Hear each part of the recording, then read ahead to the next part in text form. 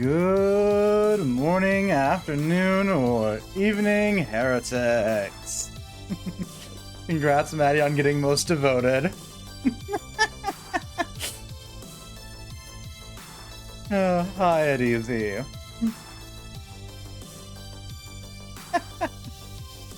Yeah, we're playing more of the arcade spirits, the new challengers. The sequel to a game called Arcade Spirits that takes place in an alternate universe where the gaming crash of 1983 never happened. Whereas the game so lovingly puts it 1980X. And arcades are still popular.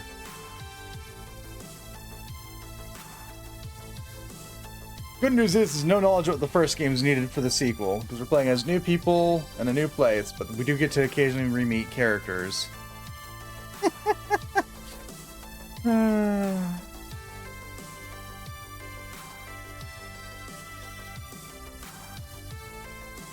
I'm gonna quit prattling and we're gonna go actually load into the game, which we were picking.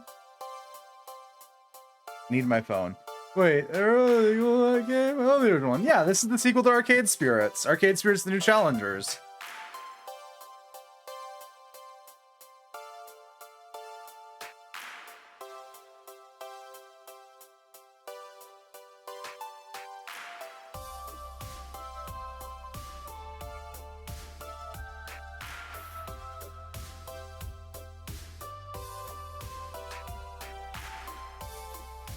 Scored the first one to death.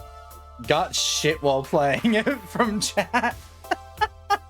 We were debating between two very opposite ends of the spectrum for romance choices by the end.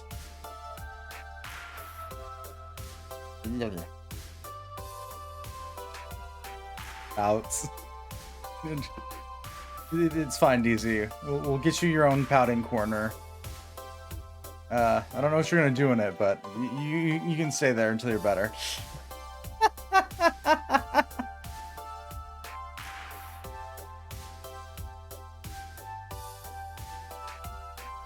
Let's see. Rhapsody and Hamza. I do not want to voice Hamza. At all. Nothing in the world can make me willingly want to voice Hamza. Love him to death. His voice is death on my throat. Fine, I'm still mid-jolf too. Yeah, I know.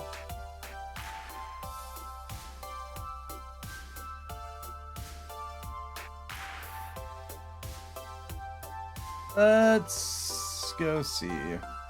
Technically, there's a mid-game in this series that I haven't touched yet, which is Penny Larceny Gig Economy Villain, which is also, I think, in the same universe from memory, if memory serves. But yeah, no, I haven't touched it. Also, why is there just a steel cage in the middle of this place? I'm just now reading that.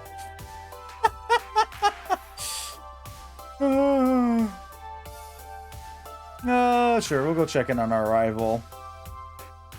I could have sworn I saw Overlord's face in the crowd over here. Over where the side tournaments are. I should investigate this. For science. Also, Rude, she didn't even tell me that she's here. I thought we were friends.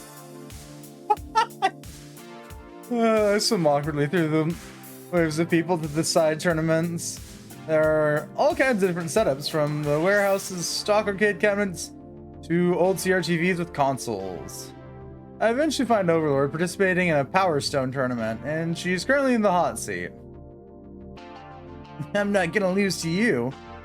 And that's what you said last time, too. Overlord's smirk widens as she flicks her wrist and inputs a combo that utterly destroys her opponent. Listen, maybe if you train harder, you'll best me next time. But I highly doubt it. The defeated actually doesn't look too upset that they were completely decimated. Instead, they're laughing and smiling like they just won the lottery. Overlord extends a hand for a handshake and then sweeps them into a giant hug. I can't say I'd be content with a loss like that.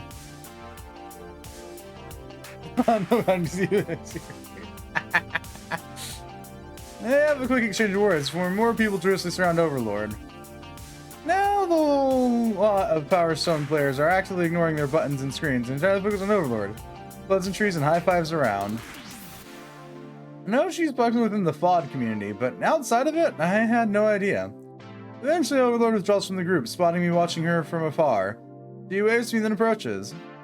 What are you doing here, Megami? Following your every move. Research! I heard this warehouse is for sale. I'm thinking about buying it for future forward. Doing my best to understand the arcade scene. Warehouse is for sale. I think a new coat of paint is in order, and probably some art on the walls, but after that, it'll make a decent team house. What do you think? As long as you include a guest bedroom for me to crash in occasionally. Deal, but it's not actually for sale, and if it were, it's not like I could ever afford it. I'm here for the FOD 2 tournament. Although getting a team house would be pretty awesome. That hits me, it's just Overlord. I don't see any of her teammates skulking around, mocking people and ruining things that they do like they did not so long ago at Good Clean Fun. Interesting that the best team in the league isn't here right now. Did you not get the invitation? No, Beethoven didn't. Coach said we shouldn't focus on such small-time tournaments and set our sets higher. And yet, you're here, and not with your team. Look, I'm just glad certain things never did get... Wait, never mind. Let me see if I remember that real quickly. That would be, that.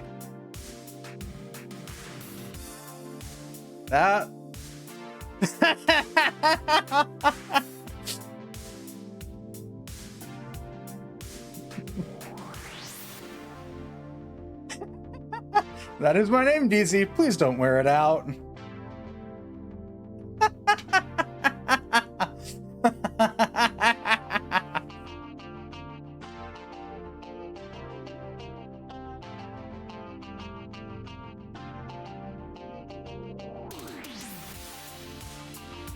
Hiya, Zelda.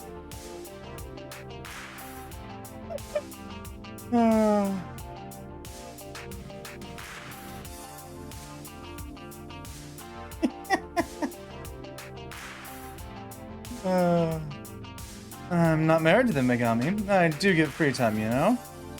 And where I go and what I do in my free time is my business, not theirs. Fair enough. Seeing as how it's a bit of a touchy subject for her, I move on to something else. So... Power Stone? Probably Connor. 'Cause I'm pretty sure he's there too. I forget to say hi to Connor sometimes.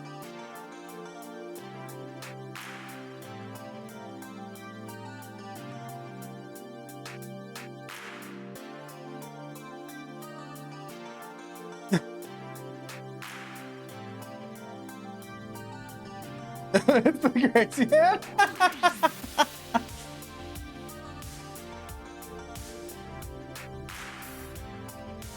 How you been? It's been a while since I've seen you, Connor. Oh, you're teasing messages on here. Somehow my chat has gone in multi-directional ways. I'm not too surprised.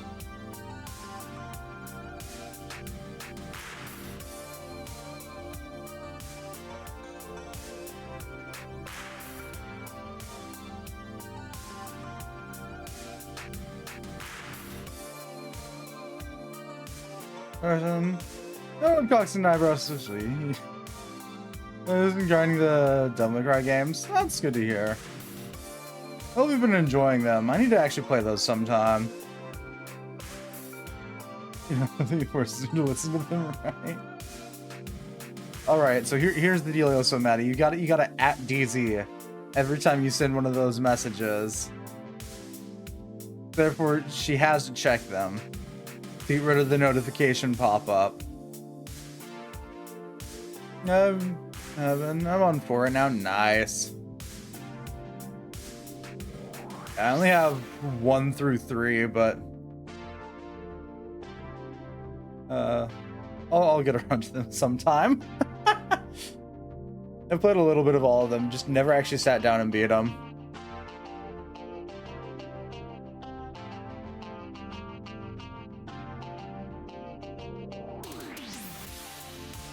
You seem good at it. You're challenging me to a monkey match. Is that what you're trying to ask? I accept. Overlord pulls out $100 bill from her pocket and raises it above her head. About like a week ago, I've ran through the remake and then 1 3. Yeah. Okay. Makes sense.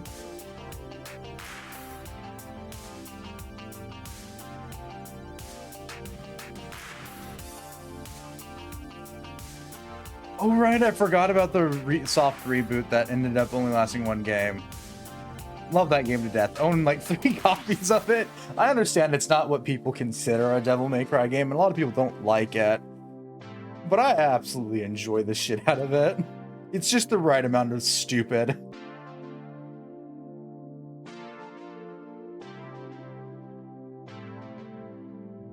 Let's go, you, me, in front of everyone. I'm not challenging you for money, Overlord. Haven't even played this game. Why would I put down $100 when I know I'm going to lose? And it's for the thrill Megami. Excitement to get to play alongside me. He smiles wickedly at me, taunting me. The enjoyment of having me dominate you. My eyes roll and a scoff escapes my breath. Overlord merely laughs in response. Fine, it seems we'll have to save the money match for another day. Overlord takes the $100 bill and places it back in her pocket. I've avoided a humiliating loss from my rival this time around, but that still doesn't stop my curiosity about the whole ordeal. How long have you been playing? You know all these people? What exactly is the Stone of Power, and how do I wield it? God. RMC in this game has been a bit one-sided on the games they play, and it shows.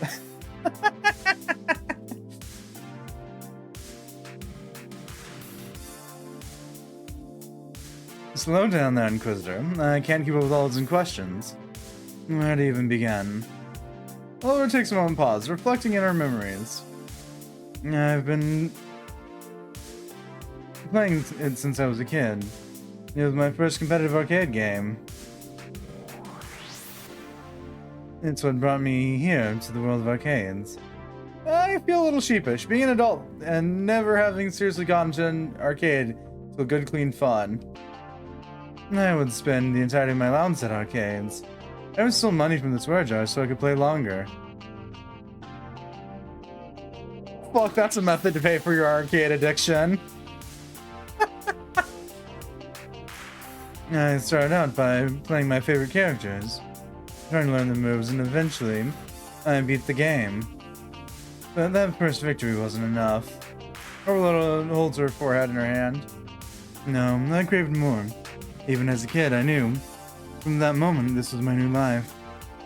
This was the life I chose.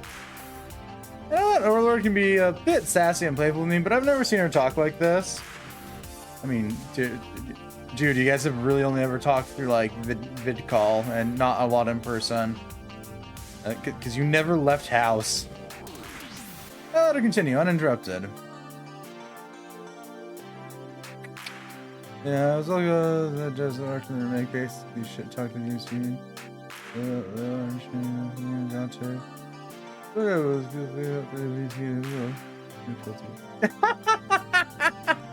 You know? That's the first I've heard of that. I got questions, but I don't think I want the answers. Makes sense, though. I left a life where no one cared about me. The arcade gave me a renewed reason to live. Overlord pauses abruptly as a wave of nervousness crosses her brows, realizing she might have overshared with me. Not a second more passes before she's back to her normal light-hearted demeanor. She swings her arm out, gesturing towards the people behind her. This is my family. I have grown up around these people. I have made friends here. Friends that will last me a lifetime. These bonds are thicker than blood. It's been the one community I come back to time and time again. They've always welcomed me. That's why I'm here. So now you know my business, Megami. Please, what I've told you. And as I'm about to respond, hey, Overlord, we're up! Then when Overlord's friends show up, You spend half as much time practicing as you do chatting. Maybe you'd actually have a chance against me. Overlord shoots me pleadingly for turning away from me. A smile replaces the mournful face as she begins chatting with her friend. I'm surprised that Overlord opened up to me like that. I certainly wasn't expecting that. I will keep Overlord's secrets safe.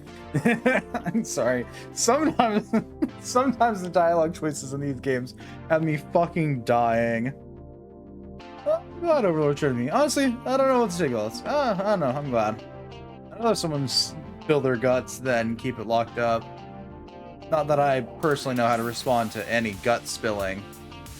There are more rushing. Yeah. I can definitely see that from what I played of DMC 1 and 3 mostly.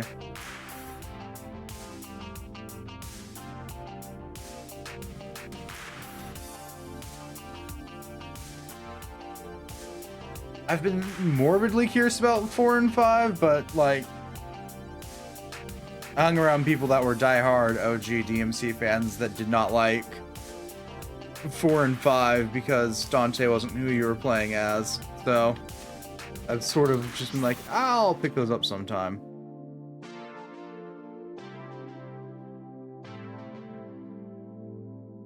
Then again, those were the same people that told me that the remake sucked. I'm like, no, it's actually an okay game. Not a great DMC game, just an okay game. I remember that Overlord feels comfortable enough to talk about these things. Reminds that even though we're rivals, we're first and foremost friends. I love 4 and playing as Nero fair. I'll say 4 is good so far, and I like 5 so far as well. That's good to hear. Listen, I have a lot of like long game series that are on my backlog that'll be like, I'll get around to those. I mean, I just got through all of Kingdom Hearts. That was the pinnacle of 2 months of my life. It was just nothing but Kingdom Hearts. It's been like 5 games for DMC. However many Halo games there are, I don't know. I've got quite a few of them. I've got all the way up to Reach, I think, so far. And I gotta play through all those at some point. I don't like the new character. You feel a little like younger John from time to time. That's fair.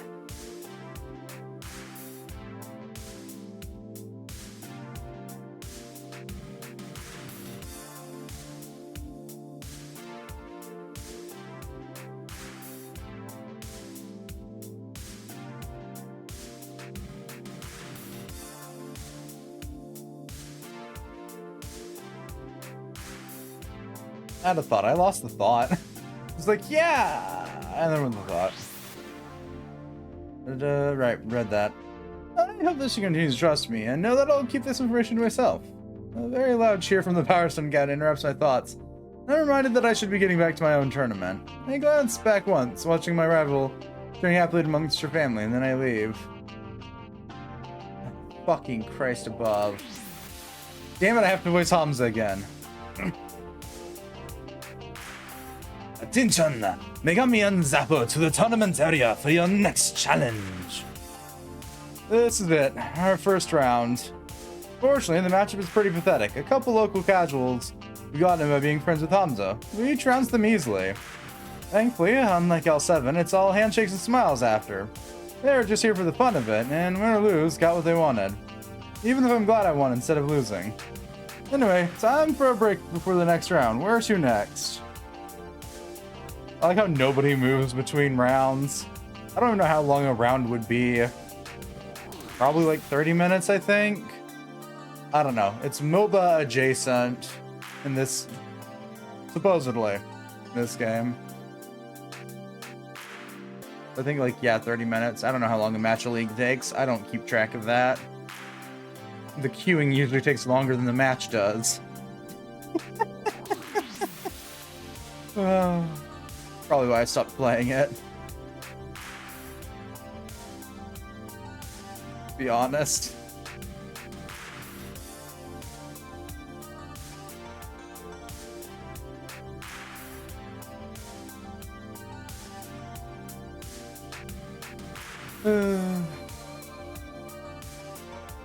We'll go pay. We'll go bother Jinx. I find Jinx leaning awkwardly against a fine specimen from the endless sea of wooden crates. It doesn't look comfortable, and neither does she. I could maybe understand that if she was part of some conversation circle chatting away with the other gamers here, but nope, just by her lonesome. Knowing her, she's got no problems being by her lonesome. Normally I wouldn't interrupt, but that look of discomfort just isn't sitting right with me. Hey, yeah. Yeah. Can I help you with something, Megami? Oh, great. I'm making things awkward again. Okay. Can I get you anything? Maybe I can find you a chair? Ask for one? How are your legs holding up? I know it's a dark and twisty maze of boxes, but surely there's a chair somewhere in this mess. Just say the word and I'll track down some seating for you. And if I can't find some, I'm sure our glorious host Hamza will provide. Appreciated, but I already looked. There's Jack Hall I can sit on. Some chairs, yeah, but they're incompatible. She pauses, leaning heavily against the crate, her knee braces creaking a bit as she does so. So she reaches down to tighten a loose strap. Gotta be such and such a height, such and such a curvature. Armrests too. Ideally, keeps my wrist from getting sore. But all I'm finding are these crappy little folding chairs, usually found in the hands of professional wrestlers, with head-shaped dents in them. Afraid I'm on my feet for the duration. Be sore as hell, but that's how it's going to be. I'm gonna run back to your place. I don't know, grab a chair? It's just a 20-minute subway ride. And risk you losing your spot in the FOD 2 tournament. Nah. You got business here on behalf of Future Forward. How about you head back then? You're not in the tourney. You're just here to hang out with friends. Sure about that. Not sure. Feels like I'm not being a good teammate. If I just bail because of my knees. Should stay and cheer you on. I'm here to support everyone. We're being serious with this pro tour thing. And I want to be serious too. Despite being the team anchor. As in the heavy object weighing everyone down, not as in reliable last man in tug of war to be specific. Why am I being pelted with candy hearts again? Oh, and Daisy's throwing her used panties again.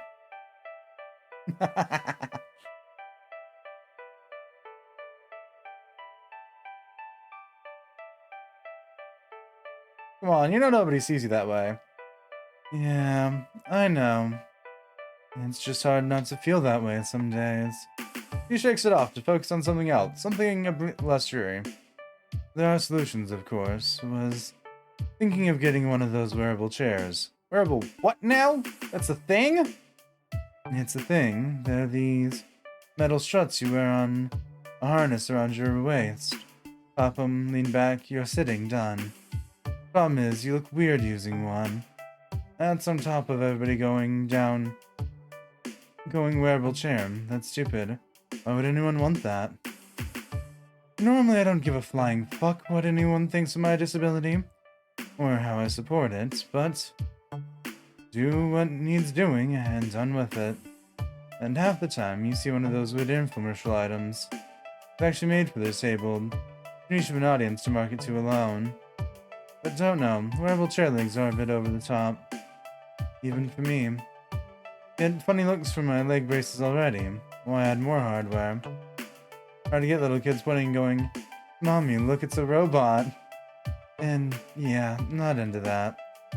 Don't blame kids. Kids typically don't know any better. The parents who don't teach them about disability, that's not my problem. It's theirs, but it's still... it sucks. So, don't bother with a wearable chair, or lugging around a chair everywhere I go. Just improvise. Simpler. That's weird. Less demanding on everyone. So trick out a badass disability scooter and ride on paint flames down the side. Hell no, be demanding your queen. I insist on being served as such. Nah, trick out the disability scooter.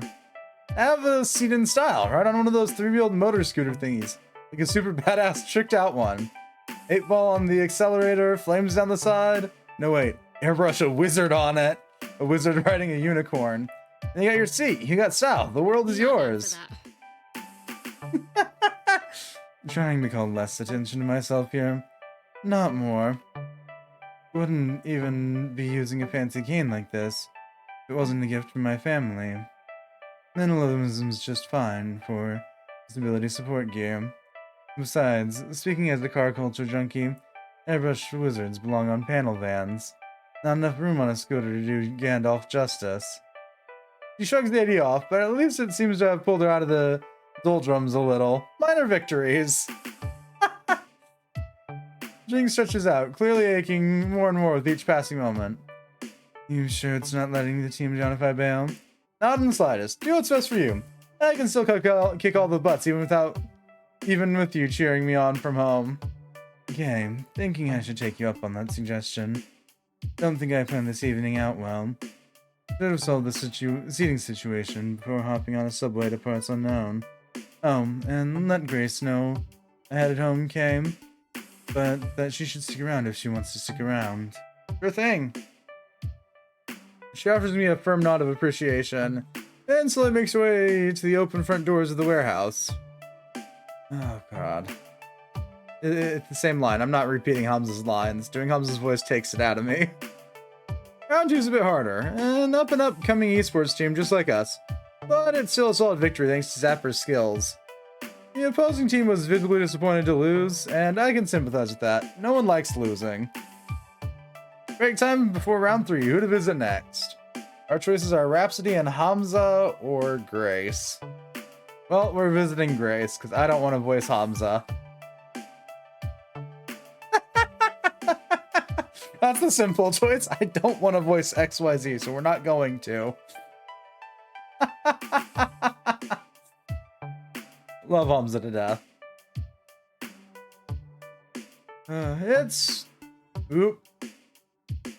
It's tricky trying to track down Grace amidst all the gathered gamers. Maze of the wooden crates and arcade cabinets block every possible line of sight I could have used. Let's see, where would she be in this mess? Maybe I could deduce and work backward from that conclusion. Are there any arcade role-playing games? Is that a thing? There's just so much I don't know about arcade culture. Yes, there's arcade RPGs. Most of them were short. Quite a lot of them didn't make it to the US.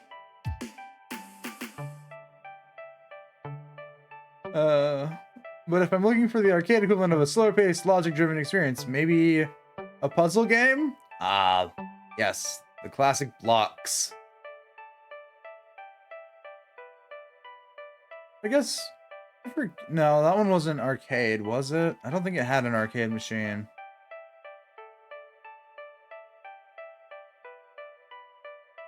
Oh, no it did. Okay.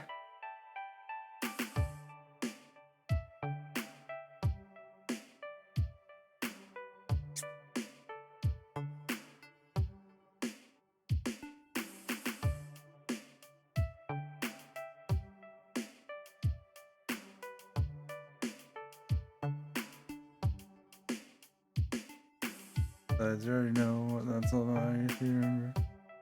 That's all the clue you're getting?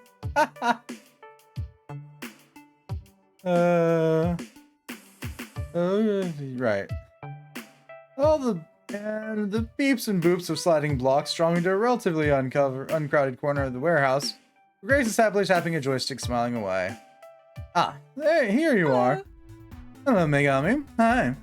Check it out, they've actually got Tetris, the Grandmaster 4. Right. Forgot how long Tetris names were.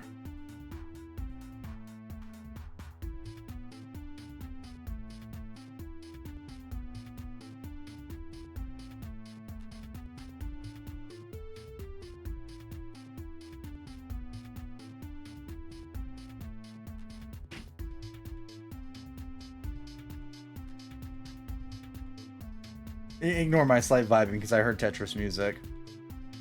And it's even got the thankfully uncopyrightable Russian folk music the series is known for. Wow. Isn't that amazing? Yes! Right. You're still a newbie. Well, this is a particularly deep bit of nerdy lore. TGM4 never made it past prototype stage. They lost the license to the original game. I'm amazed there's a prototype in this place.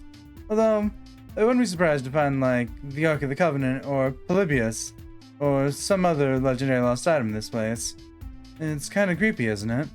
Pretty sure the only real danger here is a crate falling on your head. I've been trying to not actually look up to avoid thinking about that. Back to the game lore. The rights to Tetris are kind of, well, complicated. Like, seriously, wildly, confusingly Cold War drenched in complication. But I've always loved the Grandmaster series. They're the most intense difficulty arcade puzzlers ever made, in my opinion. RPGs are kind of like tactical puzzles, so it makes sense. Oh my god. Sorry. No, never call RPGs a puzzle game. Please don't. I'm gonna die because of that descriptor for RPGs. A fourth Tetris game. Surely they're running out of things to tris by now. What's next? Hatris? This side tournament here for puzzlers. I bet you could wipe the version. I guess we'll go with that choice. Makes sense to me. You love role-playing games, which are puzzles. Abstracted through combat and tactics. It's all about logic challenges. Please stop describing RPGs as puzzles. Please. Please me, I beg of you. Exactly. I like games that make me think. Critical thought is just as difficult to train as physical prowess.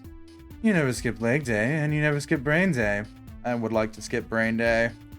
The mental gymnastics some RPGs require is not worth it. Puzzlers and RPGs switch different brain muscles, so it's good to mix it up, you know? It's healthy. So, how's the tournament going so far? Are you and Zapper kicking all the butts? Pretty good so far. We're still in the running. Wonderful. Hey, that's great. Who knows? Maybe you'll actually make it to the finals. Not sure I dig how astonished she sounds at our current level of success. Hey, Jinx wanted me to tell you that she's headed home. Oh, no, jeez. I guess it was just too much on her knees. Why did the anxiety Tetris music just start?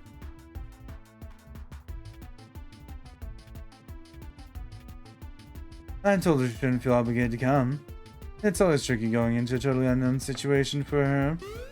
You should go back too. I'd hate for her to be alone. She also told me to tell you to stick around if you want to stick around. I think she wants you to have fun. Well, I don't know. Maybe I'll send her a text later and try to cheer up, at least. If I can find a really, really good picture of a cat, that usually works. Lost momentarily thought. Grace slips up for exactly 23 milliseconds and the game is suddenly over. Boom. Wow, that went from good to bad in the blink of an eye? How the heck can you play so fast? I mean, I'm speedy with a keyboard, but I'm not that speedy. It's a skill. You learn it eventually. 2 steps to get away from the game for now to chat. Well, how do you get to Carnegie Hall? Practice, practice, practice? Exactly. It's like any skill. You need to do it. Do it until you can do it to the best of your ability. Well, do it the same way, I mean. That's how I see things anyway. Like I said, don't care much about the competition. I'm just trying to play with friends and raise my skill level. That's the challenge I'm looking for. If I can help a friend improve their skills, and they help me in return, well, that's a great feeling, you know. We're all in this together.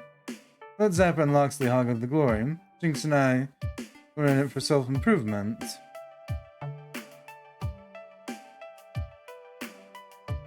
So which is Domino, Glory or Challenge? I can follow logic, it's just you in the game. It must be oddly calming. Hey, I want some of that Glory too, don't give it all to them. I can follow that logic. That makes sense. One closed off little world, just you in the game, locked in combat. No one to judge you, not really. Just your own personal meter stick to measure up to. It must be relaxing to be able to focus completely on one thing. Yes, exactly. That's why you lose track of time so easily. It's just you in the game. I always loved single-player games, puzzlers, RPGs, platformers, long-form narrative games like visual novels. The kinds of experience you can usually only get on game consoles. That's why I'm not quite the arcade junkie as the rest of Future Forward. But that's okay. It takes all types to make up a good team. Diverse viewpoints, diverse ideas. Even if sometimes they come into conflict like earlier today. Yeah, I noticed you were really anxious when that happened. I'll do my best to make Future Forward an anxiety-free environment for you, Grace. And I appreciate that.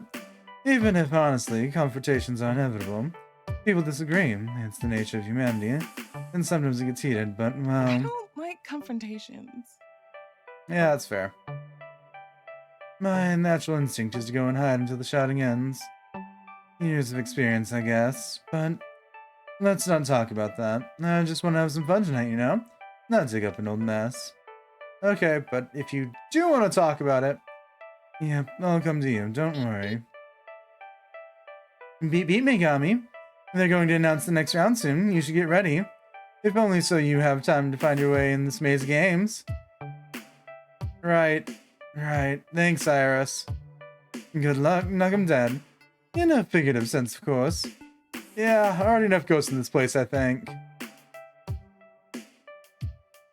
The tournament area for the semifinals. Our third round is against a pretty famous team, actually.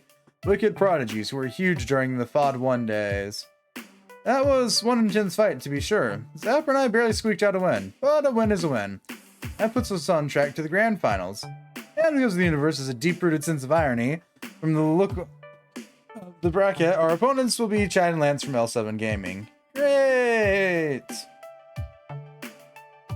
And the finals will be starting in 30 minutes. Steel yourselves for this challenge, competitors. It's going to take Hobbs and his crew some time to set up for the pomp and spectacle of the finale. Time to reduce some stress. Oi, come here. I got something I want to do. I'm sorry, I can't read Oi, come here like a normal person. Thoughts and thoughts that I really was a Zapper tugging my arm. Curious, I follow.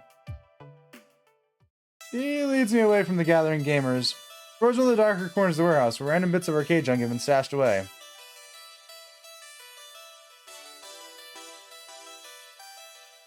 Okay, let's see if we can remember Zapper's voice. It's been a minute.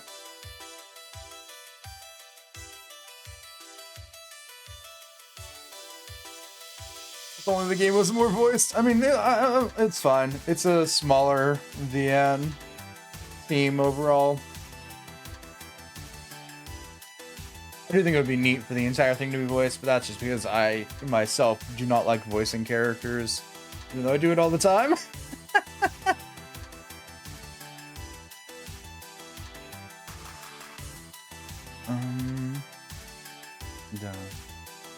A bit like that, yeah? Okay. Check this stuff out. It's like you smashed up a dozen old-timey arcades and ditch all the bits in one pile. This is the old school. Older than I am, gotta respect the roots. I'm seeing pizzeria paraphernalia, broken change machines, cardboard boxes full of prize ticket junk, and a full audio animatronic band of rotting robots with moth-eaten fuzzy costumes. Ever see one of these things in action film? It's like adorable and creepy as fuck. Zapper, I'd never set foot in an arcade before. Good, clean fun, remember?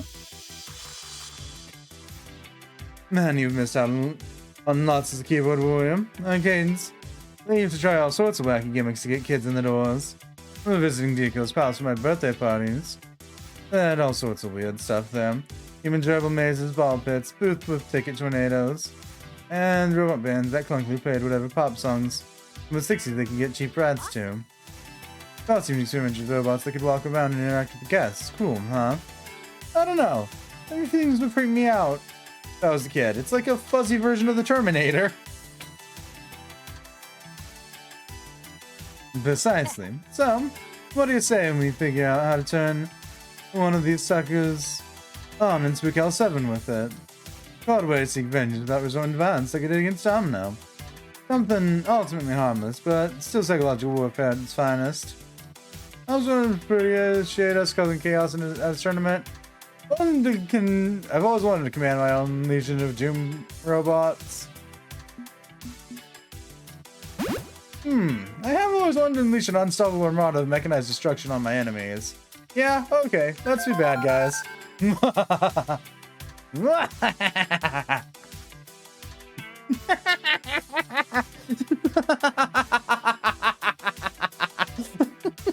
So stupid. Okay, the laugh time is over. Robot fixing time's now. Right. How do we do this? That's where you come in, actually. Zapper snaps fingers and points to my phone. You've got an iris, right? I've seen you talk to her now and then. Crap, I was trying to be subtle about it, considering owning an iris is a federal crime. Hello, I'm an iris. Please state your command, beep boop. I'm a simple computer, nothing to worry about at all. But naturally, Zapper doesn't give an airborne intercourse whether I'm breaking the law or not. Chill, I'm not gonna knock on you two. I'm saying that a powerful AI hacker in your pocket can easily reprogram one of these bots. We do that, and we'll be able to sneakily deploy it to go jump scare the shit out of L7. Not be wise that we did it. I mean, I know hardware enough to probably jumpstart one of these creepy things myself, but I was thinking it'd be safe if Iris did the heavy lifting. So, what do you say, partner? Willing to ride shotgun with me on this? Or are you gonna be uncool?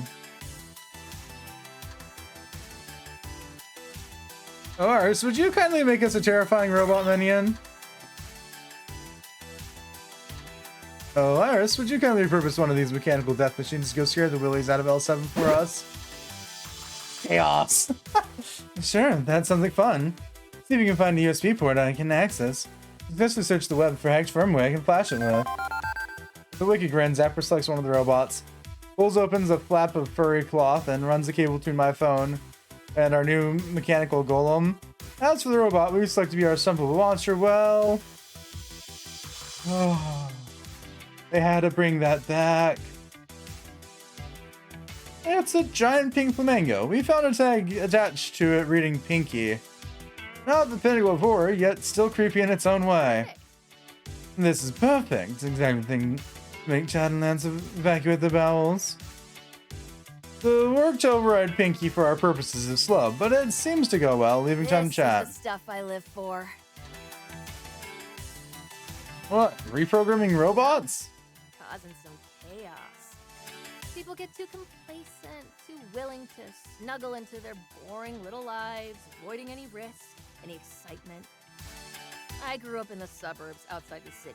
Dad grinding a paycheck 9 to 5, mom playing happy homemaker, my brother being a high school football hero. If anything, they liked me playing video games because it kept me at home, kept me safe and sound in our quiet little house, isolated on all sides by well-manicured lawns.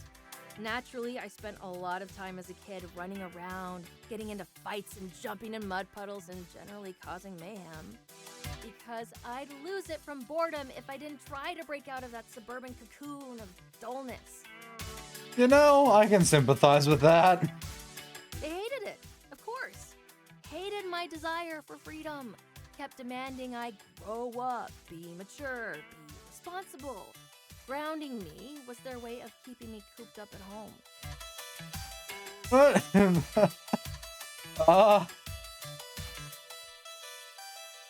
It's an animatronic, DZ. What do you expect? The instant I turned 18, man, I was gone.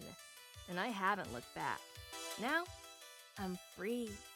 Free to do what I want, when I want, where I want. My crappy little apartment isn't home. The city is home.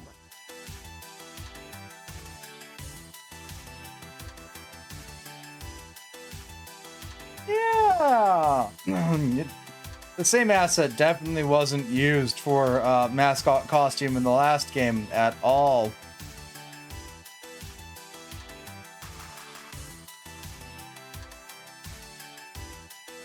I take risks. And sure, I make mistakes which become learning experiences, but I never, ever shy away from the possibilities of life. She glances over to me, studying my I'm not reaction. expecting you to live my ideals. People are different. That's cool. I get that. Grace is very cocooned, but she's still a good person. A better person than me, really. Just, I want you to accept me for who I am. Okay?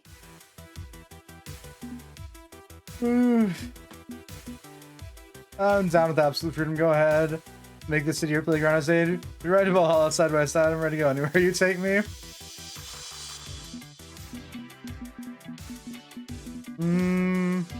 Yeah, no.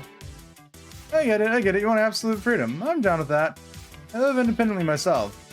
We're both young and wild and free. And this is the time to make that, to take advantage of that. Do what you want, Zapper. Make it happen. Thanks. I'm glad you can appreciate my nonsense Megami. Zapper paused a moment before she grins wildly at me, lips curling from ear to ear. Now, let's give our creation life. Finding her eyes in the push of a button, she powers up our flamingo-shaped death machine. And we watch it amble surprisingly in surprisingly stealthy fashion towards L7, who are busy chatting away in a corner of the warehouse. So, you want to get dinner after we finish trashing those losers? I'm thinking Chinese. Maybe hit their home turf, really rub it in their faces.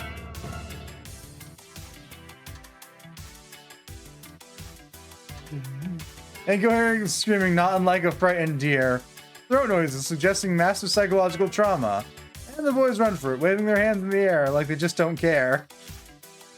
Satisfaction incarnate. Okay, now I feel sufficiently pumped up to take those two on final match. I don't care if we win the tournament. That movement was enough of a stylish win for my needs. I mean, I'd love to crush the tourney, don't get me wrong. You know. You stood by my side all day. Knocked me down after I went too far with Domino. Signed up for the tourney with me. Created a metal minion with me. And so far we've gotten along just fine. Haven't we? I can see us making this partnership a real thing. I mean, when it comes to Pod 2 tourneys and stuff, I mean, right? Right? Wait. Is Zapper blushing?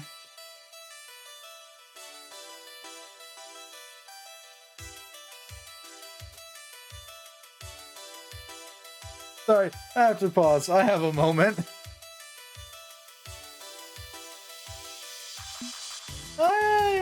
If I may be so bold, and I'm pretty sure you like Poland's, perhaps more extensive partnership. We're in chapter 2, game. I've known these people all of like a week, maybe, I think, maybe not. You can see us being VFs conquering the Pro Tour together, sure. That seems cool. I'm not sure if I'm into Zapper in that way. Maybe, maybe not, but right, when it comes to Pod 2 tourneys and stuff, we are an unstoppable pair. Right, exactly, juggernaut of absolute destruction. And now we got a pair of spook boys to demolish. Onward. Together we stroll onwards towards destiny. It has begun! For anyone thinking I was joking about Hamza's voice, I'm not. I would never joke about that. Friends, it is time for the grand finals of Fist of Discomfort 2. I also know that I do it no justice. Long have you battled, hard have you fought, and now your efforts have led you to Hamza's unyielding steel cage of death. Nobody's going to die. He's exaggerating. Probably. For both the meager physical reward of a professional grade Fist of Discomfort 2 machine and the absolute glory of victory within the eyes of your peers. The arcade dating sim. Alright, we'll leave the pick video. Correction. In the first game, it was a choice between the arcade geek and the gamer girl.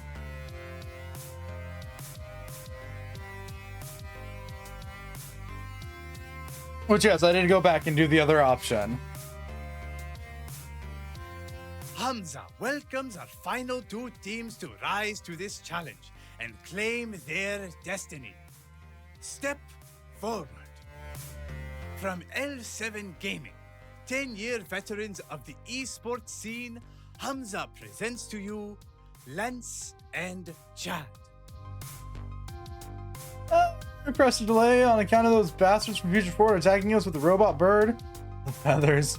The feathers. Hamza cares not for your ridiculous stories and excuses. The match goes on. Do not dishonor yourselves further. And from an up-and-coming team, a pair of rising stars seeking to ascend the ziggurat of victory. Oh, we don't even get him to say Zapper. Okay. When you lie, I wake screaming at night with visions of pink flamingos in your mind. Think of me.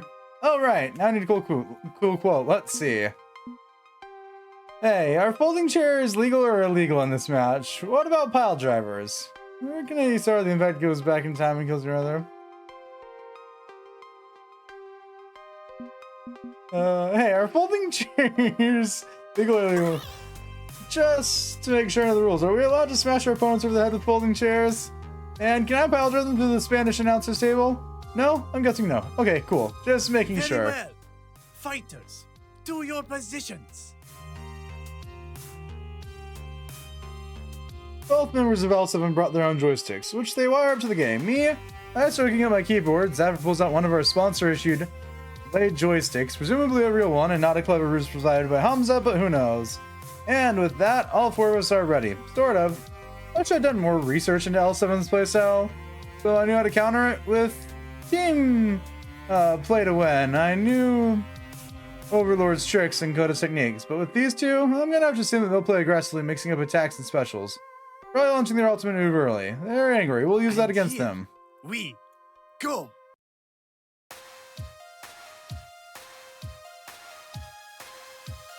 Fuck me. Fight.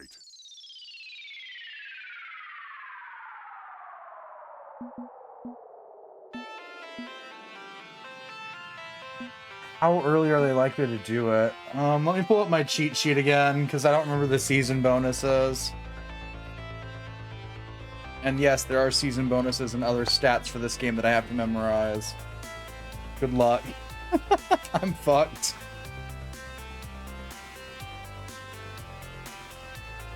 Hello.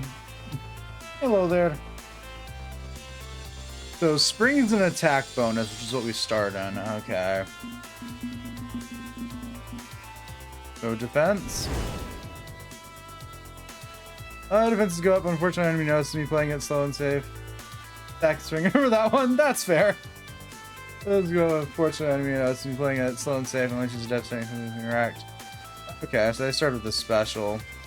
No, they're clearly favoring attacks and specials. They're too angry to probably defend. I can use that to my advantage, but also they launched an ultimate attack early in the match. I can save mine for later when they may be less predictable. And you jump guard, or I can fire it out sooner in hopes of countering theirs, which would be best.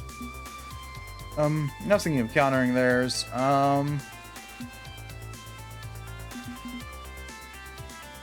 Both attack. It always not happening. I'm too stubborn to redo. Unless the game forces it.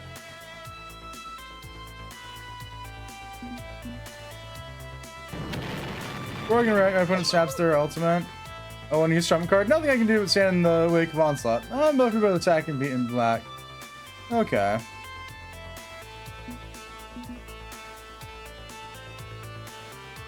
Both attack. It's a tie again. Are they seriously never going to defend against a single thing? Just attacks and specials and specials. What can I say? They're idiots. Idiots do as idiots do, but be careful, they could mix it up eventually. But not, I focus on my game trying to predict their next moves. Oh, there's even an achievement for losing all your big matches. You both special, it's a tie. Both special, it's a tie. Reach the last dojo, the prize for the clan with the most honor. Honor being measured with points. They've been largely predictable, but the it ends now.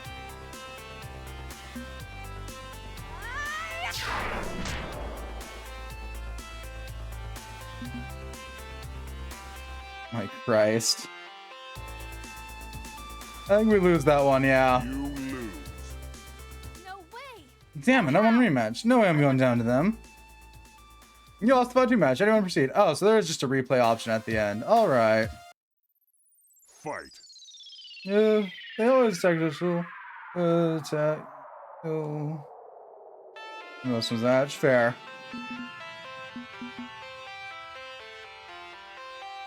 Yeah. Oh, come on. I have the one in the bag. Right, I don't know why I'm doing that. Oh, they used their ultimate. That was a different problem.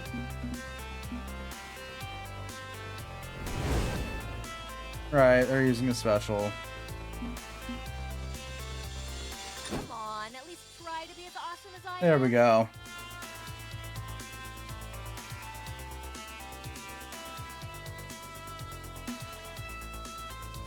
Both special, it's a tie. I don't want no scrubs. A scrub is a loser who can't get no win off me. Alright. Switch to Secret Dojo, yada yada yada, yep. Same case every time I go. Come on. At least try to be as awesome as I am. God, that went horribly in their failure that time. That's a score. Have you seen Zappers Outline? No. Yeah, I've had the same strat every time I play through this. Well, I say that I've played like a whopping total of 3 matches so far. You win. GG, losers. Y'all got zapped. Or else it doesn't matter who I ult with. I just do it by default because it's usually player character up first. We won. We won. We did it. We beat L7 Gaming and won our own Fist of Discomfort 2 machine. No way. This is impossible. You can't get a fluke win and call it success. You gotta be cheating. But last line on the team, fair. It's those stupid blade controllers, isn't it? They've got hacks in them. Dude, careful. We don't want to get play to win by them posting a video of you ranting. Damn it, no. Won't catch us in that trap. Fake your damn win then. It'll be the last one you ever have. And once the media's bored with patting themselves on the back, you'll be history. Come on, Chad, let's just a stupid baby tournament for babies. Telling them off changed nothing. Winning changed nothing. They're stuck in the same loop, repeating the same lines. Again and again. Also, gaming is the past, stagnant and stubborn. Future forward is the future. That's feeling redundant already. And I'm probably gonna make that dream a reality. Ha ha ha! Well fought and well won. My friends, Hamza grants you this boon. Your own personal Fist of Discomfort 2 machine. May you play in good health and with the good sportsmanship that won you this day. Maybe I'm a victory addict. Maybe I invested too much in beating L7 and proving I belong here. Would I feel dissatisfied if I lost to them? But that's as much an introspection as I can manage it. As I can manage. My adrenaline rush. My adrenaline rush, the rush of success. I can't be a realist while feeling this damn good. Beep boop. This is an intense identity situation. You can only pick response to match your top 2 personality traits that I have no idea about because I hide those in my play. Well, I think one of my top 2 traits right now is aggressive. Let a good sport your tournament. Please consider calling on future and future discussion. Like in a victory meet and sing the songs of the battles we won this day. We came, we saw kick their ass. Okay, so maybe that's the aggressive one. What's this? Indeed, a fine victory. We have sacked the enemy's village and made off with their loot. Now to the tavern for mead and song and winching. But seriously, we're gonna like party and stuff because we've earned it. Hamza has no doubt. But be warned, this was but one step on your long climb towards destiny. Do not let the thorns of pride grow in your heart as they have in L7. Fight every battle as if it were your last, with no presumption, no pretense. Fight with iron determination. Fight to your last breath. No doubt you will face hardship on the road to glory.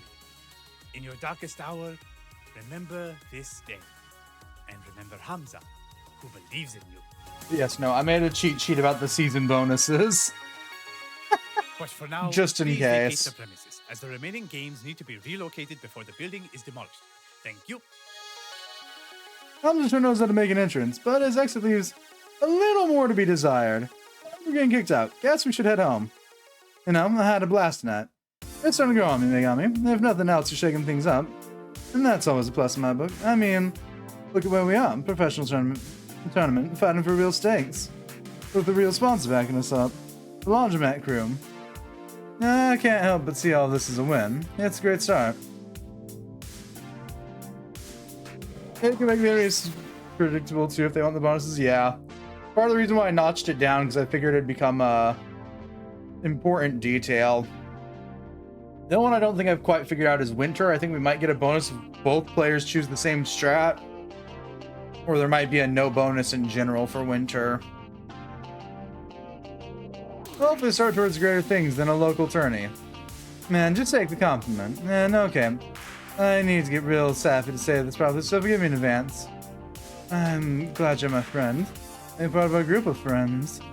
I don't think you're aware of just how big it is that you're in the mix with us. For us and for you. It's all good stuff from here on out. And I don't mean the pro tour. Okay, that's an important part of it, but I mean path forward as a group, you know? I don't know what shape we'd be in after this morning's kerfuffle if not for you.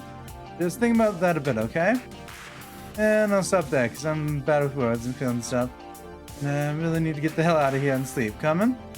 About to move to join her when a buzz in my pocket grabs my attention. I'll be out of here in a minute. See you tomorrow?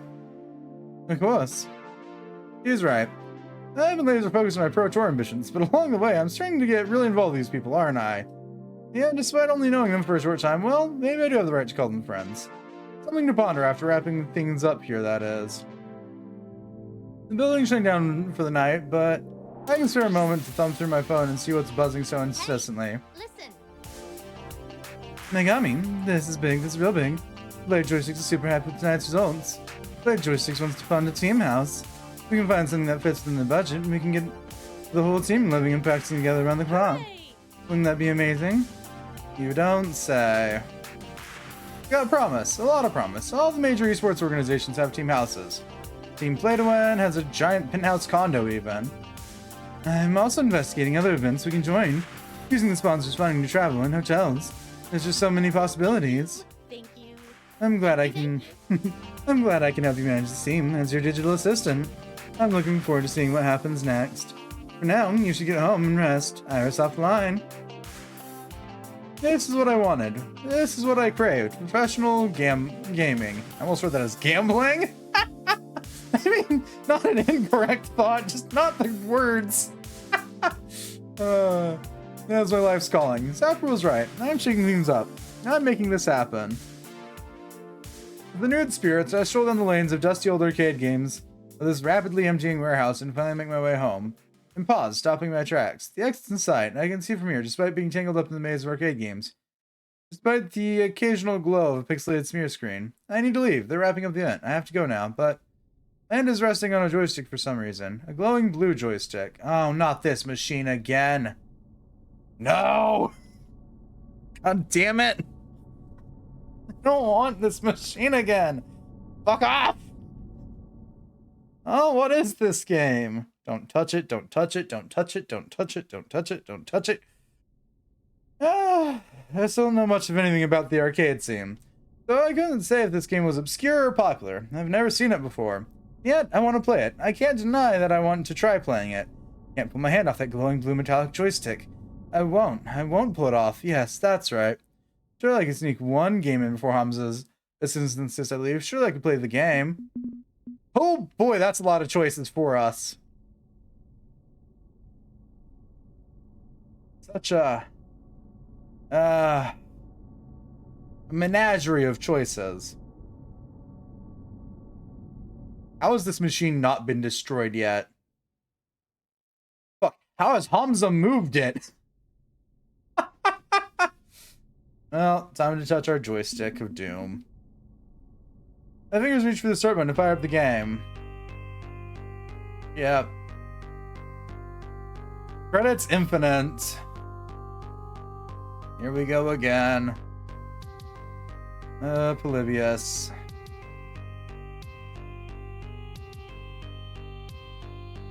What the... Where'd the warehouse go? What is this place? No, I'm still standing there gripping that burning hot joystick, but I'm also here. Wherever here is. Panic starts crawling up my spine from this weird dislocated feeling. A panic that seems almost alive. That's when the figure emerges from the sort of digital shadows that form this place. A figure that looks like... It looks like me. And little by little, it mirrors my shape, my movements, my mind. What is happening? What is happening? What is happening?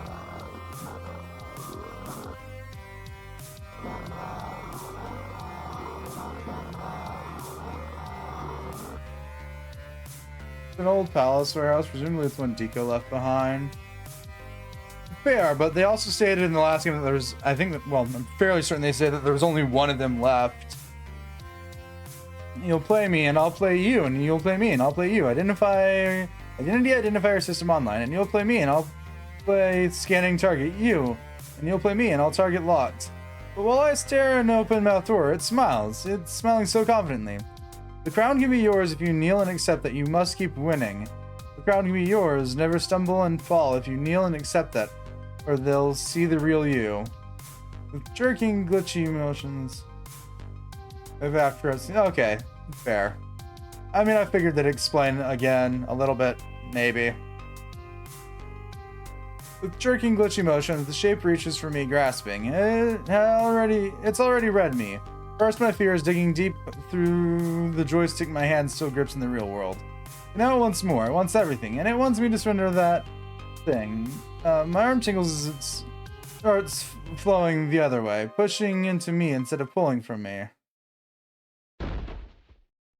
Oof. And that's when someone tackles me sideways, pulling me forcefully from the grip of Polybius. Huh? They're coming. I fucked up his voice. It's fine. Dazed and confused, the palm of my left hand still tingling from where it touched the joystick, Ox easily pulls me into the shadows, hidden from view as someone calmly approaches the strange arcade. Confirmed, there's oblivious instance here. Activate containment protocols.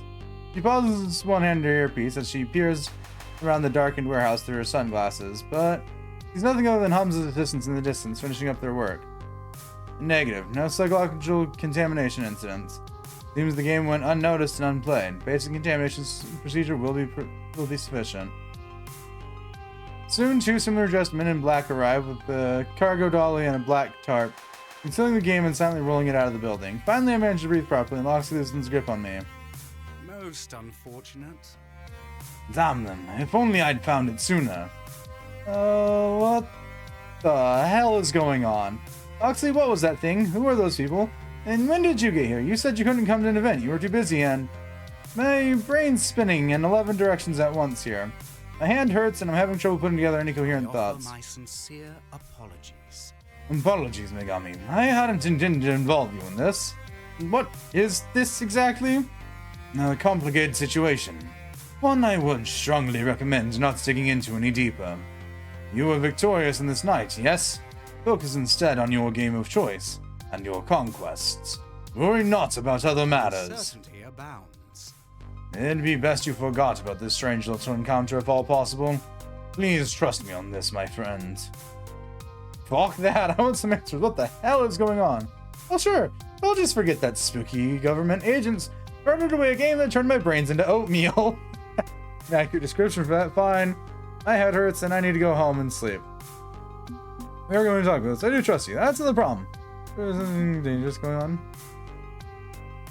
I can't argue this. Not here, not now. My head is killing me and Hum's assistants would flush us out of here soon anyway. Fine, we'll table this for now. It's late and I need some extra strength headache meds. But if you want me to trust you, you need to trust me be a bit more open about this. Got it? Very well. My apologies, Megami. I suppose I'm playing the knave rather than the knight by trying to keep you in the dark. So be it. If you wish to pursue this, I'll consult with my allies and see what I can reveal. I strongly suggest you ignore the incident, but your will is your own. Pardon me, I must report my failure. Such troublesome matters.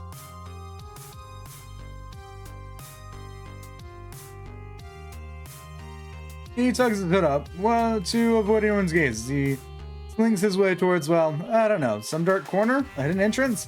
However, he got in the building to begin with. Maybe he's right. Maybe I should let that go.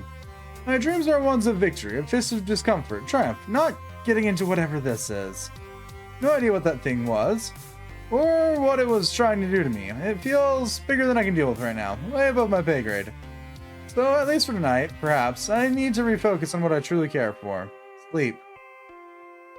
My path lies along the Protor.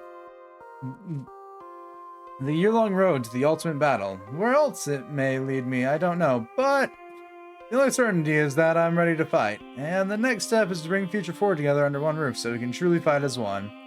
While putting whatever that was far behind me. That was a nightmare machine that I'd rather not deal with.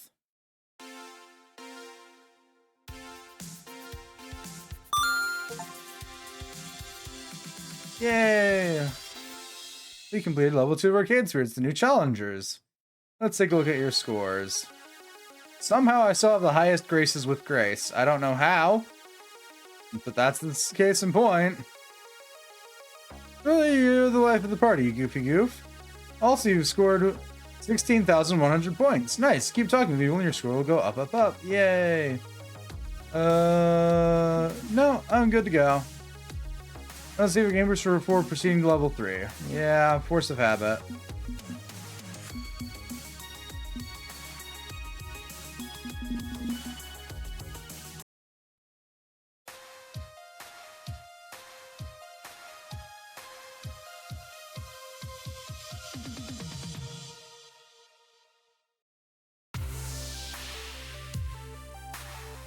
Alright, Fight Shark news update, or Fight Shack. I want to keep saying Fight Shark, but no. What's up, everybody? It's your boy Punchy78 here with Fight Shack News. All the fighting that's fit to post. The tournament scene is heating up, with contenders eager to scoop up precious points they'll need to qualify for the main event. All eyes are on the local laundromat crew who destroyed veteran Team L7 Gaming to secure first place at an underground tournament. Do they have what it takes to go all the way? Only time will tell. With a sponsor behind them and strong hype, they're on the right path, but need to focus their efforts if they want to get any further. For more on this developing story, be sure to like, share, subscribe, all that good stuff. This is really heating up.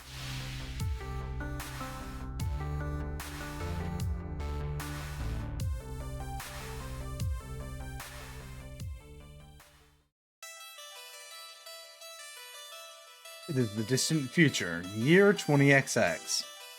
I'm getting really sick of adulting. Oh. Okay, I'm starting to get to know my new friends. We're bonding, we're sharing. It's all lovely and wonderful, but there's also suddenly the thrill of coach, manager, cat wrangler, and general purpose problem solver for Future Forward. Like Mega Man? In short, I'm wearing a lot of hats right now, and sadly one of those hats is real estate agent. But I don't have time to whine and complain. I'm committed to this, and there's work to be done. Those are there, I think, yeah. I don't know, I feel like putting XX after a year has been going on for a while. It's not to put like an actual date on it.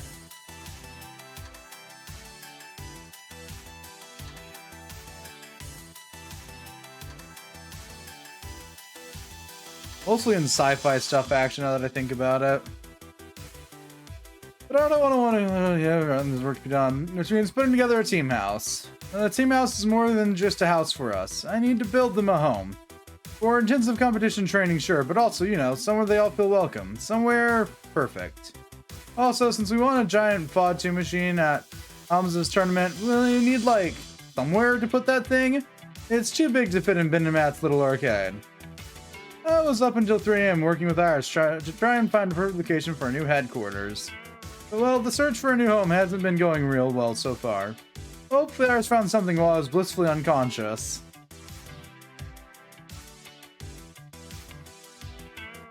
Iris, tell me you have good news. I have good news. I successfully eliminated another 73 candidates from our starting pool. Good. Have you found any viable candidates? None that will match every parameter you've given me, I'm afraid. Your sponsor Blade Joysticks isn't putting up much money for this. I could maybe rent you a tiny studio apartment, at best. Not enough room for 7 people. But even beyond that, matching everything else on your wish list, well, this isn't a problem money can solve. The city's overcrowded and rent is sky high. So viable residential spaces are hard to come by. Well, crap. Future Forward's just getting used to the idea of dedicating themselves to FOD 2.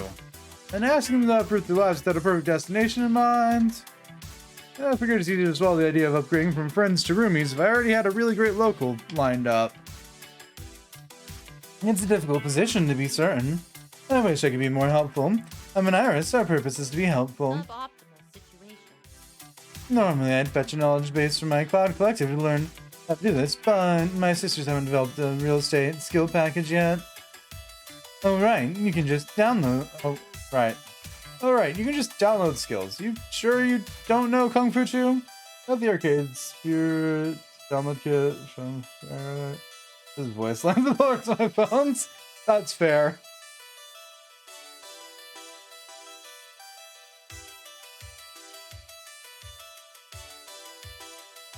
So what you're saying, beep beep?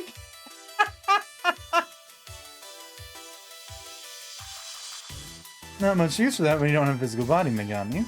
But I could get a personal trainer module if you want my help learning how to fight IRL. Let's focus on my gaming career before I become a Street Fighter, Street Fighter, please. Okay. Perhaps you could consult with your teammates. See if they know of any potential homes I'm not aware of. I may be a powerful search engine, but I don't have the human resources and social connections others have. Say yes. Remember, friendship means sharing and communicating openly. Although most human dramas soon revolve around pointlessly keeping secrets and betraying each other for flimsy reasons.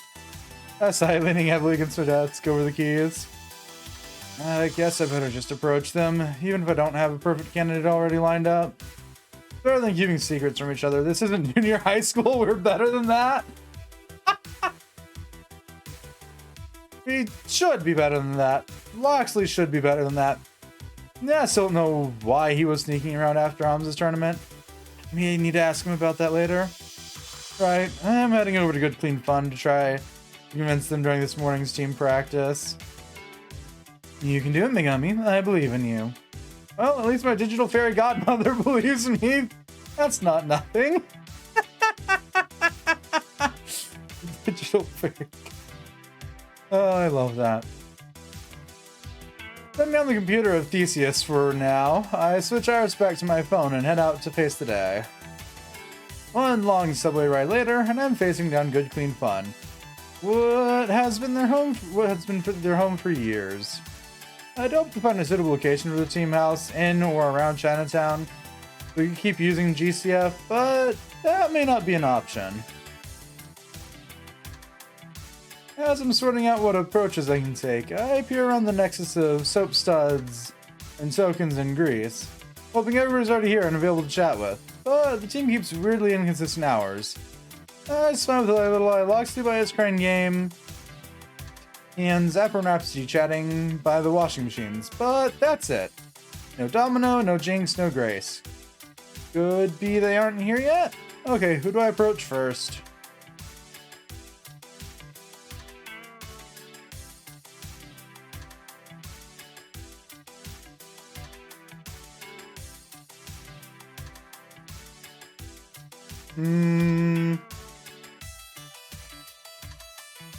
So it is neat that they did leave like little voice packs and stuff on their website. I didn't know about that.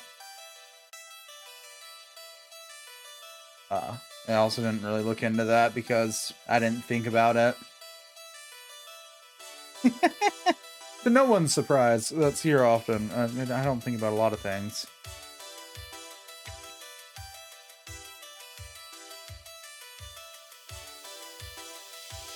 And very rarely do I go out of my way to go look into things. Unless it's a tangent.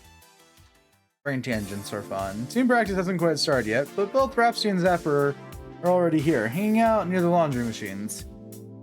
Out of the group, and save for maybe Loxley, these two are the ones most consistently here. It's out of dedication for the team, they just have no results to spend their free time.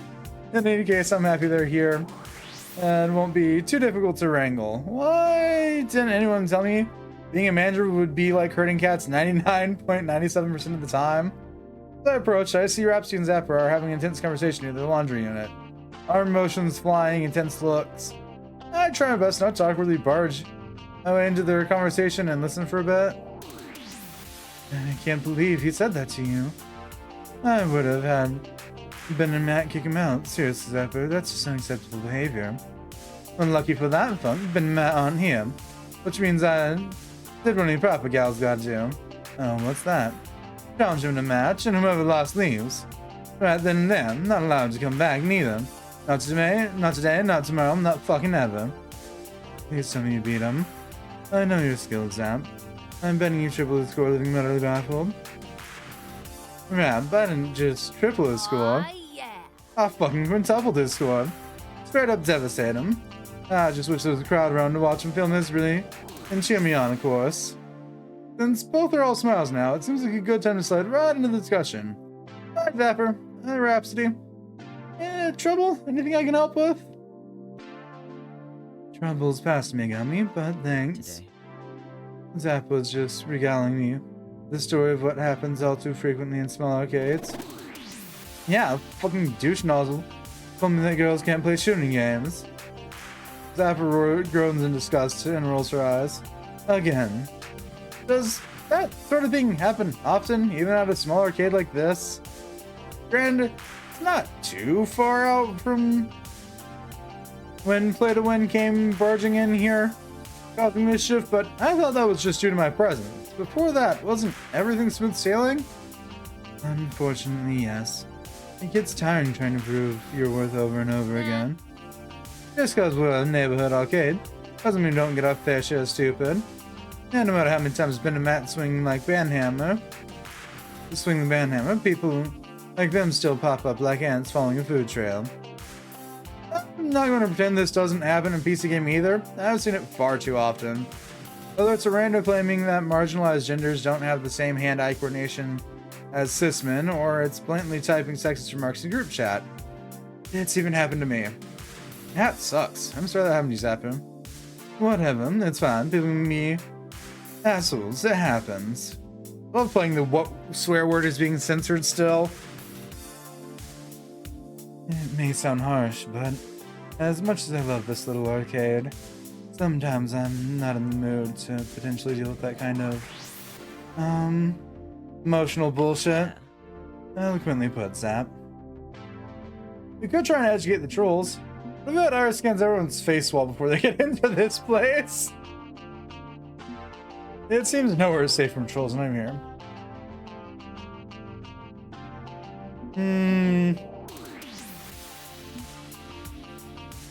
Not sure that we have to put up with this. There's gotta be a way to stop it, right? Let me take these incidents as teaching moments. We could break it down for them. Let them really understand why their words are hurtful. You know, sometimes people just regurgitate information they've heard from others without really thinking. Giving them the benefit of the doubt and educating them might help someone change their bad behaviors. Meh, not worth it. Most trolls I know won't bother listening to you anyway. That's ignore them or boot them, I say. A valid point. I can't change everyone. However, Team House would give us a place to retreat to. Another perk to us all playing and living under one roof. Oddly enough, I think our ideas might align. I'm trying to get it to Team House. It'd be a solid, safe place to practice in, free from the occasional trolls that find their way in. A place to enjoy the games without the gamers.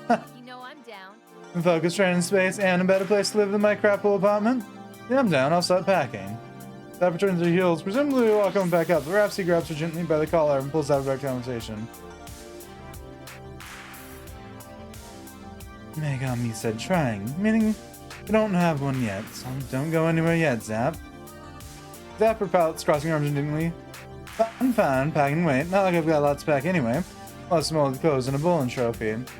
Look, one time I got stupid drunk at the Elnut Bolorama, and then woke up with a trophy, and for reasons I can't explain, a traffic cone. Don't judge me. I'm in, Megami. That Team House could keep us all focused on our goals. It'd be fun to get to live with everyone. Oh.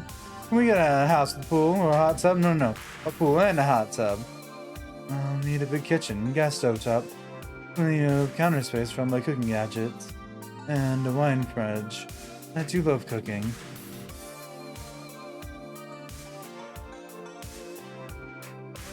Not sure we have the budget for that.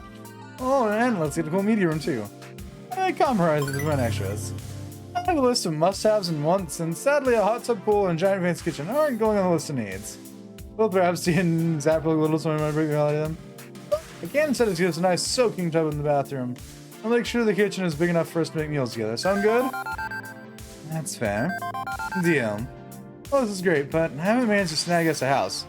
The real estate market's proving to be pretty tricky. Tricky, but not impossible.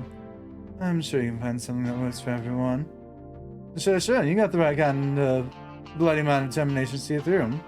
I mean, you might find a perfect house after the stars go out and the universe is cold and dead, but hey. Team practices soon, yeah? Maybe if we all chat about it, we can come up with something. 7 brains are better than 3. Even these 3 brains are the sickest brains here. Hashtag just saying. Thanks for always appreciating men like that. I'm sure we can all get together to come up with a few good candidates.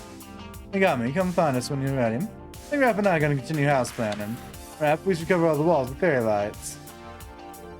I'm glad to let them take care of all our decorating. One less thing on my plate, assuming I can actually find us a place. I'm happy they're at least on board with the idea. I just need to find everyone else and get them on the same page.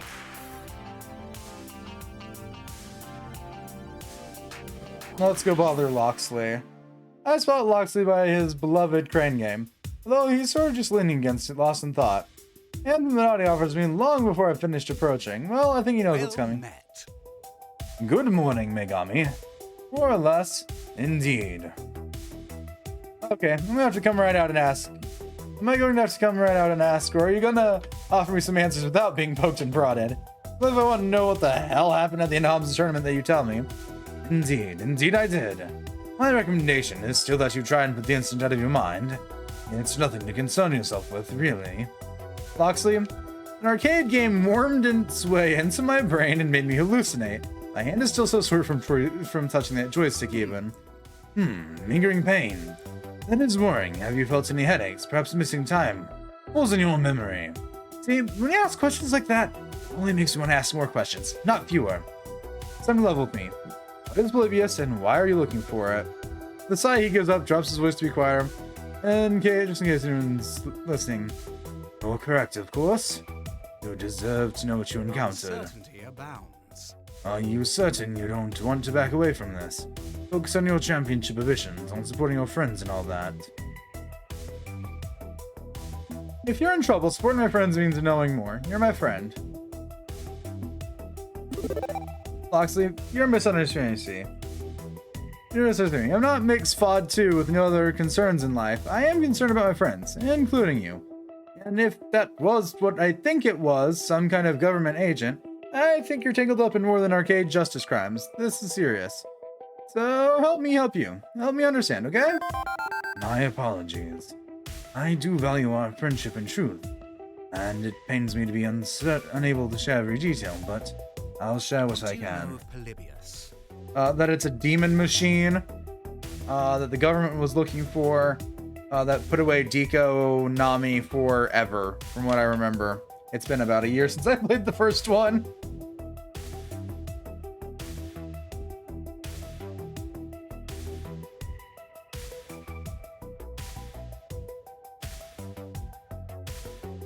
That it doesn't exist, supposedly. I did some research online immediately after getting home that night. It's a creepypasta, nothing more than a tall tale of arcade legend. Yeah, that's what I vaguely remember. I'm gonna continue to call it a demon machine. I know it's not. We finished Arcade Spirit 4 times and this one 5 times. I played through paying attention to the dialogue to Arcade Spirit once. And then I played through again paying attention to new dialogue for a different character's route. And then I haven't touched it since. Love the game to death. It's just, yeah.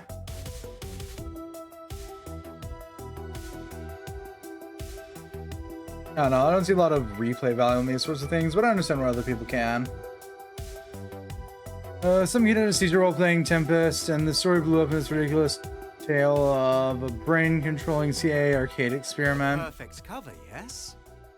Much like stories of UFOs planted to hide the true yet mundane purpose of Area 51, to test captured Soviet spy planes.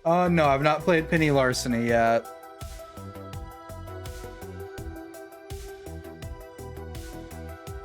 It's on the list of games to get eventually. I just didn't.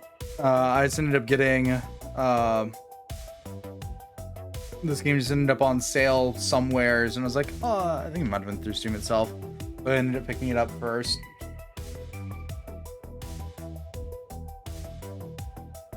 I'm afraid Polybius is quite real. The myth was purposefully spread to hide the truth. As near as we can tell, the game uses a biofeedback joystick to connect to the player's mind, analyzing synapses, downloading data, creating a reasonable approximation of the player's personality and memories. A digital ghost stored within the machine. It lures in its prey using hypnotic patterns, likely remnants of some MK Ultra research, and... I'm sorry, did I actually join the X-Files when I wasn't looking? MK Ultra? Seriously? Seriously, you said you wanted to know the truth. This is the truth. It would be easier to doubt me and dismiss it all as a farce. And in fact, I wouldn't be adverse to you doing so. Fine, continue. Very well. Polybius uses the biofeedback link to control the player's mind.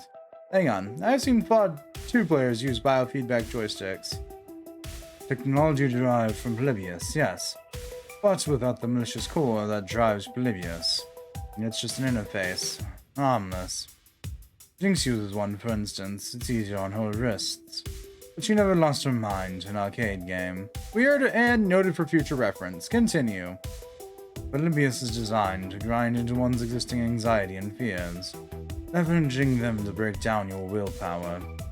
And once it's shattered, all hope, wearing down your psyche. Your mind belongs to the machine, and you no longer care to resist. Well, that's pleasant. I regret you had to be exposed to that sort of torment, no matter how briefly. Beyond that, I'm afraid there's little solid information I can offer. Only urban legends and conspiracy theories. The company that made the game, Sinoslotion. How do you pronounce that anyway? Honestly, no idea. Just use whatever you prefer. It matters not. The company went bankrupt in 1998. They obviously made the game for some secret organization, but we know little beyond that. I've been searching for an intact Polybius machine for years. Tried to sneak in to retrieve the one from Holmes' warehouse, but I was busy playing it, and by the time you got me out of there, someone else had it. That creepy woman in black. A bit concerning, that? We're not the only ones seeking Polybius. Needless to say, that's where the true danger lies, in crossing paths with them. I can only hope they haven't noticed your involvement. I take risks for my friends, well, that's my business, but you... I didn't want to bring you any harm. With that, he exhales, a deep sigh as he finally gets this off his chest. And that's the truth of the matter. My sincere apologies. Can you forgive me for holding back? It was a noble attempt to shield you from such nightmares, but a failure, I must admit that. I apologize deeply. Not sure how much of this I believe, honestly. But from his voice, I can tell he believes every word of it, including a sincere apology. Can you at least promise not to get everybody in the team sent to prison? Look, whatever this mess you're in, can you at least avoid dragging it across our doorstep? I don't want to see Future Forward thrown in jail. Absolutely not. I mean, I will absolutely not endanger my friends. Not that I will absolutely not avoid you now. So I insisted you leave this beam. I don't want to cause my friends harm. And I swear to do my best to avoid darkening our doorstep with my troubles. I should ride with you in the battle for glory and honor on the Pro Tour. That has not changed. Okay, at least I can trust your dedication to the team. I'll have to accept that for now. Excellent. I'm glad we could. But you haven't really answered my question yet, have you? Pardon? I asked you what is Polybius and why are you looking for it? You answered what, not why. I have a pretty strong suspicion as to why you want Polybius so badly. Because ours was made using Polybius code, wasn't it? It wasn't hard to deduce now that I know the facts. Back when I first met Grace, she talked about how she made Iris. Inherited a pile of half-finished projects, ancient various head companies, Funware, Dramatic Systems, Retrowave, Solution. Put all the pieces together into the virtual assistant, right? Meaning Iris is part Polybius. The dangerous part, isn't that right, Iris? But I'm not like that evil program. Not at all. I just want to help people. I'm not going to, like, eat anyone's soul.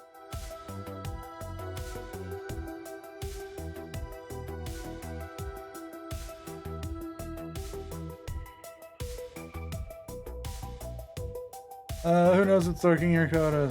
I know you're nothing but Polybius. You've proven... Iris, relax. You're clearly a good person. Whatever Polybius was, it's not who you are now.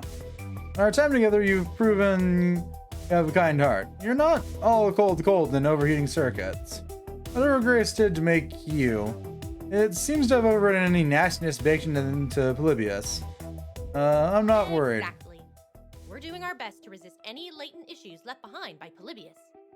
In fact, we're working to remove its code from our system. Good to know that the Irises are trying to murder a demon machine. No, I know it's not a demon machine. Yes, I'm going to continue to call it one. I don't like it. Really? How? We haven't figured that part out yet, but we're dedicated to kindness and understanding, and won't stop until we figure out how to get rid of it. Don't worry, I'll be the best friend a virtual assistant can be. Meanwhile, Loxley watches me chat with my phone, realizing I'm clearly a bit more in the know than he realized. I see. You're a clever one indeed. You're the one who runs our new private servers, aren't you? Seeing as you and Iris are hoping to find a Polybius code. Well, yes. My other friends you haven't met, are the ones who operate the Iris Cloud servers. I'm assuming they're the people from Penny Larceny, considering I remember when looking into that game that they're adorning the same vibrant green clothes that he wears. When Cooper Technologies abandoned Iris, Grace leaked the code. We honored prior debts to her allies and gave Iris new life.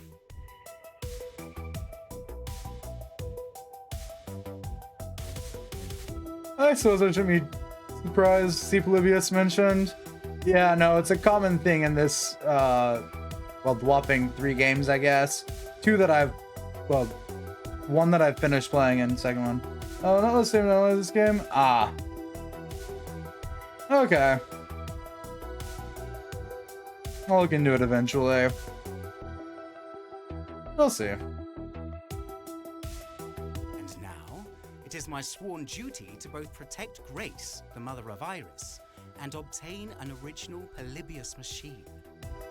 Okay, that explains why you're so fixated on Grace. I don't think I haven't noticed. Protect those that Iris holds dear, and I will find the source of the darkness in Iris's heart.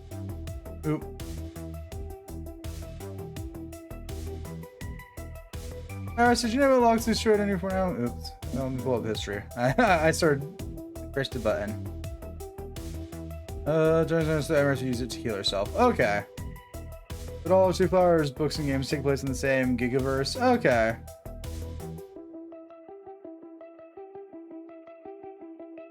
Books?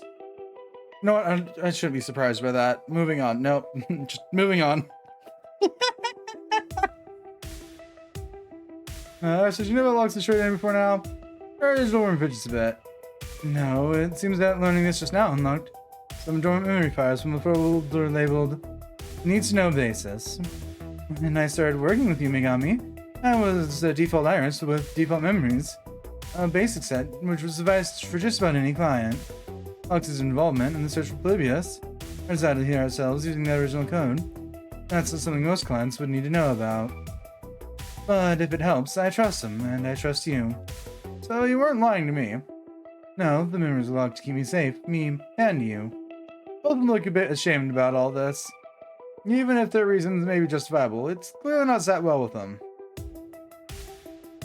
It seems that safety's gone right out the window, hasn't it? Assuming it was a good idea to begin with. Well, there you have it, the whole of my purpose. I want to protect you from this. I wanted to I beg you, do not tell Grace. Do not involve her in our troubles. Why? Don't you think she deserves to know? You're that much.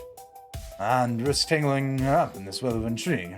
No, she deserves a peaceful life without the travelers. I and her, as do you for the matter.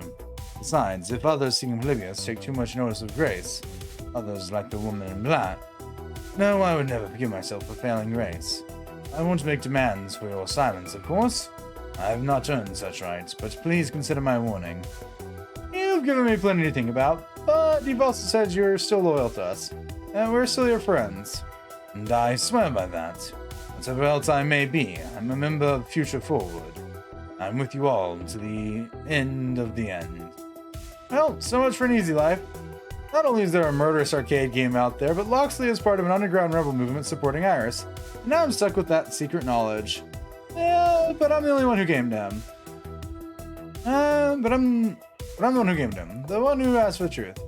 I wanted to stay comfortably in the dark. I shouldn't have done that. I wouldn't have done that, would I? Sensing I've probably pushed his boundaries a bit too much, I decided to table this for now. This is a lot to take in, and no need to rake Loxley over the coals, yet. Besides, I have something to ask you about the house. The what? I'm trying to arrange a team house so we can focus on our training.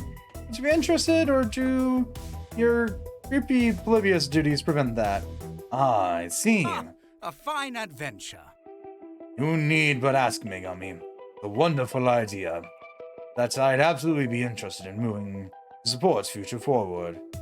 Or his motivations to help the team just to stay near Grace. Regardless, listen to what Lox has to offer. Okay, any ideas where I can rent the team house? I'm afraid my tracking tons are limited to legendary arcade games. Real estate is beyond my purview. Congrats. Okay, well, I'll keep you updated then. Thanks. My thanks for your work on the matter, though. Don't thank me yet. I haven't found anything. Is that all you wish to discuss with me, or was there something else? I've had my fill of conspiracy for the day. I'll let you back to your crane game. Indeed. Until next time. Then in slow motion. If you talk to Grace in the first chapter or something, what she says it. The joke name is pronounced fair. Like I said, I remember talking to her. I'm pretty sure she said it. I'm with Loxley's POV on how you pronounce that. Just however you figure it out.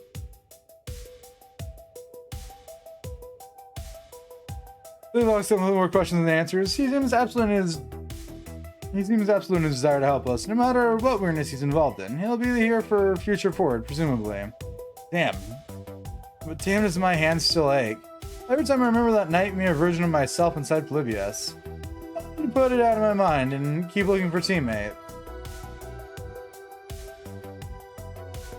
We're gonna go hang out with Iris. By that, I mean sit it here. Sadly, been about hour today. Two of their less talkative generic pizza minions are on hand to supply me with my deliciously cheesy lunch treats. That's fine. Some quiet time before everyone on the team shows up would be useful. It'd give me a few minutes to check up on the industry news. But as I settle down to devour my Zaw and thumb through my Twitter and Facewall feeds, my digital assistant pops up. Hey, listen. Hey! You'll get your greasy cheese fingerprints all over my spotless screen if you do that. Iris ordered me a box of sanitizing phone wipes the other day. Without my knowledge, I've been using them at our instance. Iris, I've got new suggestions for my food. Exactly. I can help with that.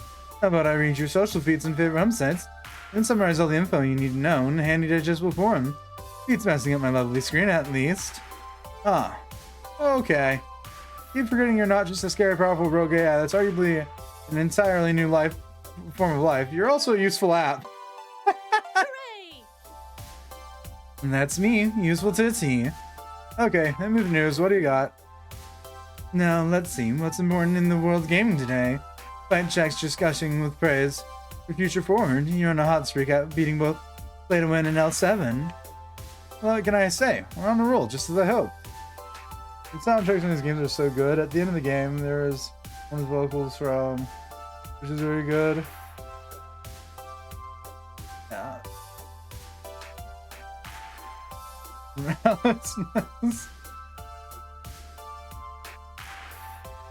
I just assumed that.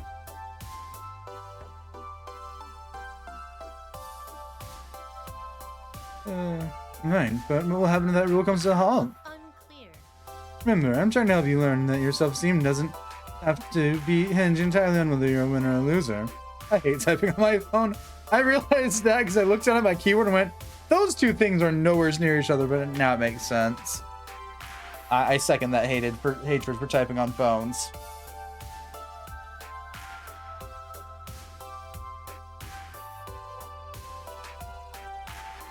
Right. Whether you win or lose, I mean. Saying you are a winner or loser is kind of loaded, isn't it? The sort of thing I'm trying to avoid. I get it. I get it. But I'm winning, so... Can you stop highlighting words in Polybius font? Please? But I'm winning so far, right? And I'm a team manager now on top of all that. That's more than I ever planned to accomplish. Obviously, I can't win all the time, but I'm sure I can cope when we hit our first stumble. What's the big deal? If you say so. Just keep in mind, you are still a good person to deserve happiness even if you lose. Right, okay. Oh, speaking of your performance, here's something of note. I've seen lots of commercials about how the best way to play FOD 2 was with an official FOD 2 branded biofeedback joystick. Looks like the FOD 2 Pro Tour signed them on as a new sponsor, which has increased the prize fund incredibly significantly. What, the gimmicky mind-reading sticks that Jinx likes to use? They glow blue, right? My sources say yes. Yep, they're another creation of the think tank that made me. In fact, one of the few Cooper Technologies products still on the market. Sounds iffy at best. Not to mention that Polybius used the same kind of joystick technology for a resident conspiracy theorist, Loxley. Speaking of money, our sponsor is chatting about us around the digital water cooler. Play Joysticks posted a really nice glossy magazine ad with a picture of you holding one of their fight sticks. But I don't even use their sticks. The magazine ad? 20x sets. Who reads glossy printed publications anymore? Okay, so Blades is a little behind the times. But their money is just as green as their logo, and they're ready to help you with the Team House project. And how goes our search for a Team House? I've ruled out another 5 candidates since this morning. One looked promising before I saw a no pets rule. Why is that a problem? The only pet I have is a Tamagotchi. Oh, Jinx is a cat, a cutie named Minx. She does? How'd you find that out? You didn't hack her or anything. Relax, I remembered what we talked about regarding ethics and data analysis. Your public face wall is coded in pictures of her cat. Your sponsor in Turtle Beach.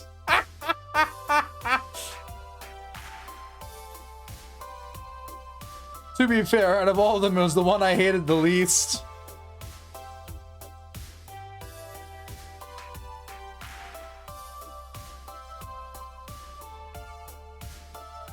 You know too if you followed her on social media. You really should. These are your friends, right? Yeah, kind of bad about signing up to random websites and forgetting my passwords. I can help with that too, just say the word.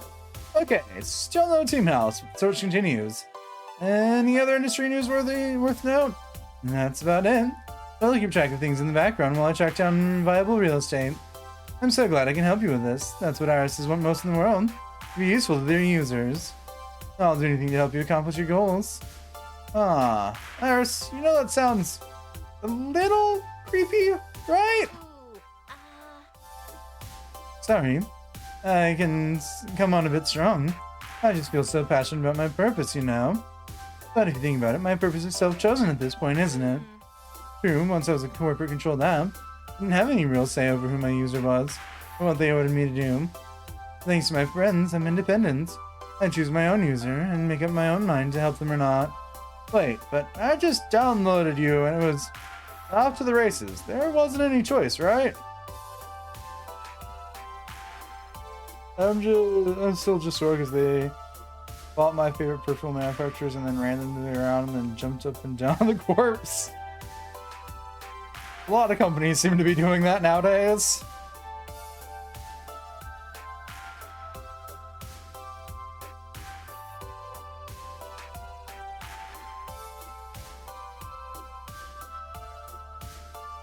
Not so. After evaluating your needs, I decided to continue working with you of my own free will. Affirmative. Ours wants nothing more than lift the spirits of a human in need. I saw within you a passionate spirit, resolved to help you achieve your dreams. Beyond being my user, I'd like to think of you as a friend, and I hope you can see me as a friend too.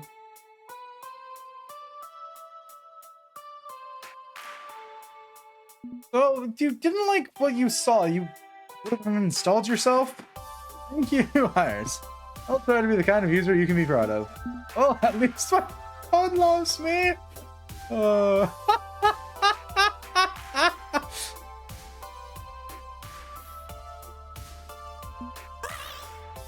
at least my phone loves me and believes in me. That's not nothing. I'll take it. You've got friends, Megami. That's why I brought you to Future Forward, remember? That's okay. In time, they'll know that you're loved. Know that you're loved, know it, and feel it. Offline. But for now, I better get back to the real estate market. You can count on me, Megami. I won't let you down. Harris offline. Finishing up my rapidly cooling pizza, I digest the digestive information and store it away for later ponderings. For now, I should get back to tracking down my teammates. Hang on. I just with my little eye, Jinx and Grace, just outside and on their way in. Good, now we can have a full team meeting and settle this homesteading business.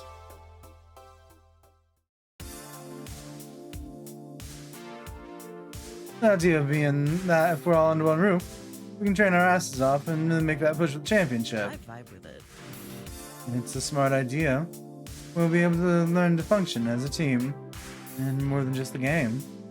Plus, I'll make delicious dinners for everyone. Nice. You had me at under a roof. Mine leaks whenever we experience a gentle drizzle.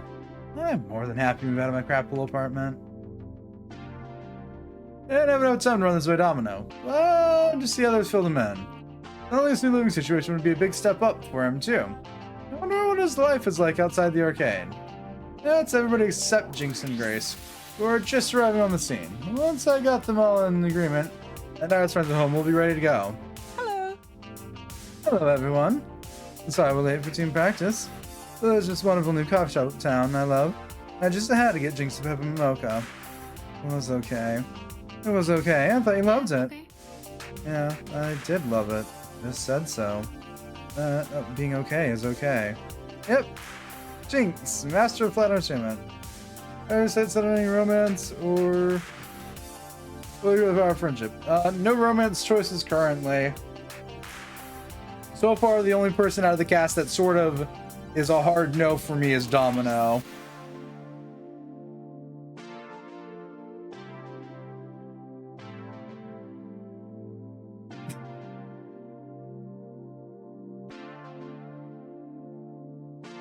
So what's up? Well, the team of today's practice sessions. Shame we can't fit a brand new machine in here just yet. New machine in here just yet. It'd be nice to have all those joysticks going at once. Actually, I think I got a solution for that particular problem. I got my Iris looking for team houses, a way for all of us to live under the same roof, and really focus our efforts. We all moving together, I think we could really push Future Forward to new heights. And everybody else is already on board, so what do you say? Sound good? Is that good silence or bad No. silence? No. Not interested. Damn.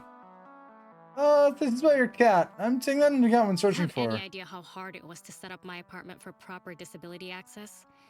Bathroom alone costs a fortune. Dislodging me from my lodgings is... No. Not interested, no. And I've got... I mean, I can't just move out of my home. Sorry. I don't, I'm sorry. I can't. It's not really that it's a terrible idea, but I just can't. And... I understand. Do you have to say his romance scene his latest? That's gonna be a bit of a grind. I'm the completionist though. He was the romance option. Okay.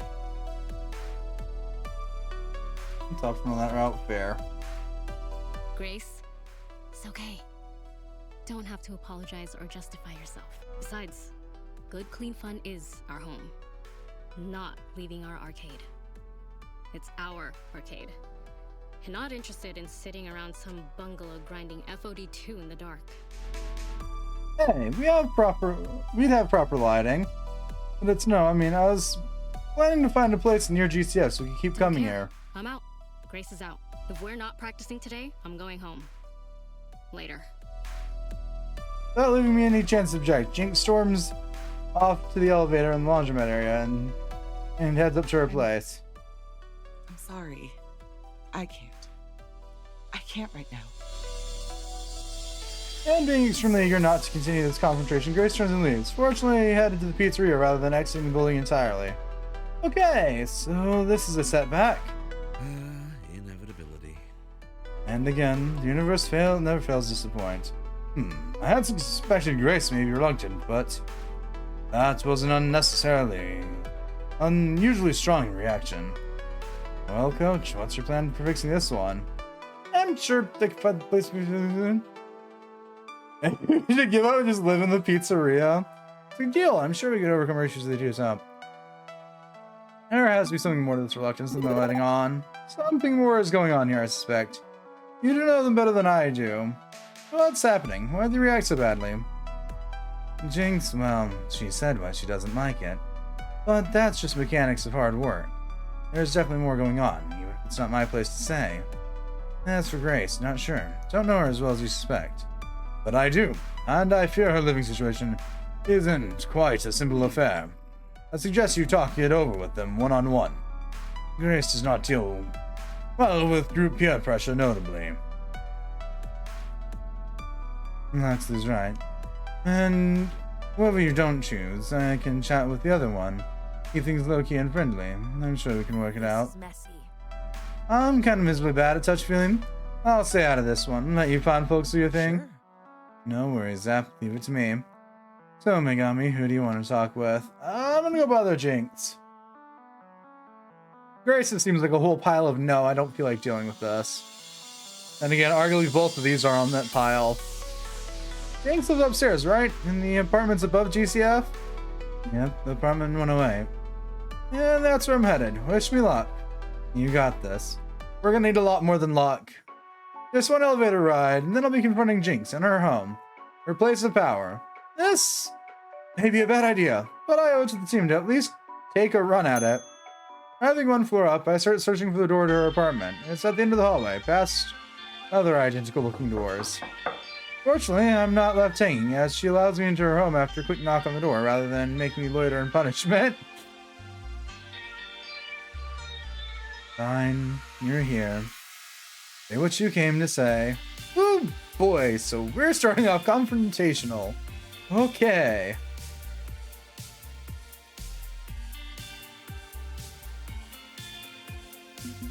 Sorry to ambush you with the team house idea. I should have talked to you sooner.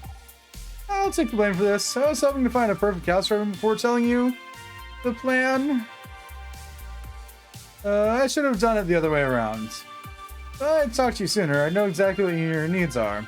And ambushing with the idea, that wasn't right. So my apologies, Jinx. It wasn't my intention to force this upon you. Be positive, considering my words in your usual analytical manner for responding. Good. In the future, don't assume anything about my needs. Better to come to me directly and ask. Better for all of us. I'll accept that apology. Good. Good. I was a bit worried you wouldn't want to participate after, at all after I presented it I presented it badly. Of course I'm interested. Great idea. I'm okay with it. I snapped. It's because, well, the shrug she nods to her apartment, and I've taken the sights for the first time. It looks pretty much like any other apartment. A bit tighter than mine, but otherwise totally unordinary. Until you start to notice the details. There were light switches, so you don't have to reach as high, light padding on sharp corners and hard edges to minimize impact if you trip and fall. Cabinets are lower, drawers are higher. Yeah, everything is at a nice middle ground, so there's no need to bend over and stand on your toes to get something. The doorways are wider than normal, possibly in case you need to use a wheelchair. And just from what little of the bathroom I can see through the open door, it's heavily modified. Any idea how much adaptations like these cost? Special furniture, electrical fixtures, plumbing? You don't, and neither do I. Didn't do all this myself. My sibling did it for me. Every last piece of carpentry and home repair was all their handiwork. They own the building, you see, DCF. The apartments, everything. Trying to stave off gentrification as long as we can by keeping Chinatown in local hands. They were nice enough to give me a rent-controlled space, tuned up to my every need. Can't turn my back on that. It'd be ungrateful. Not to mention a lousy idea, fiscally speaking, uprooting and redoing everything somewhere else. Can any of it be disassembled and build up the new location? So,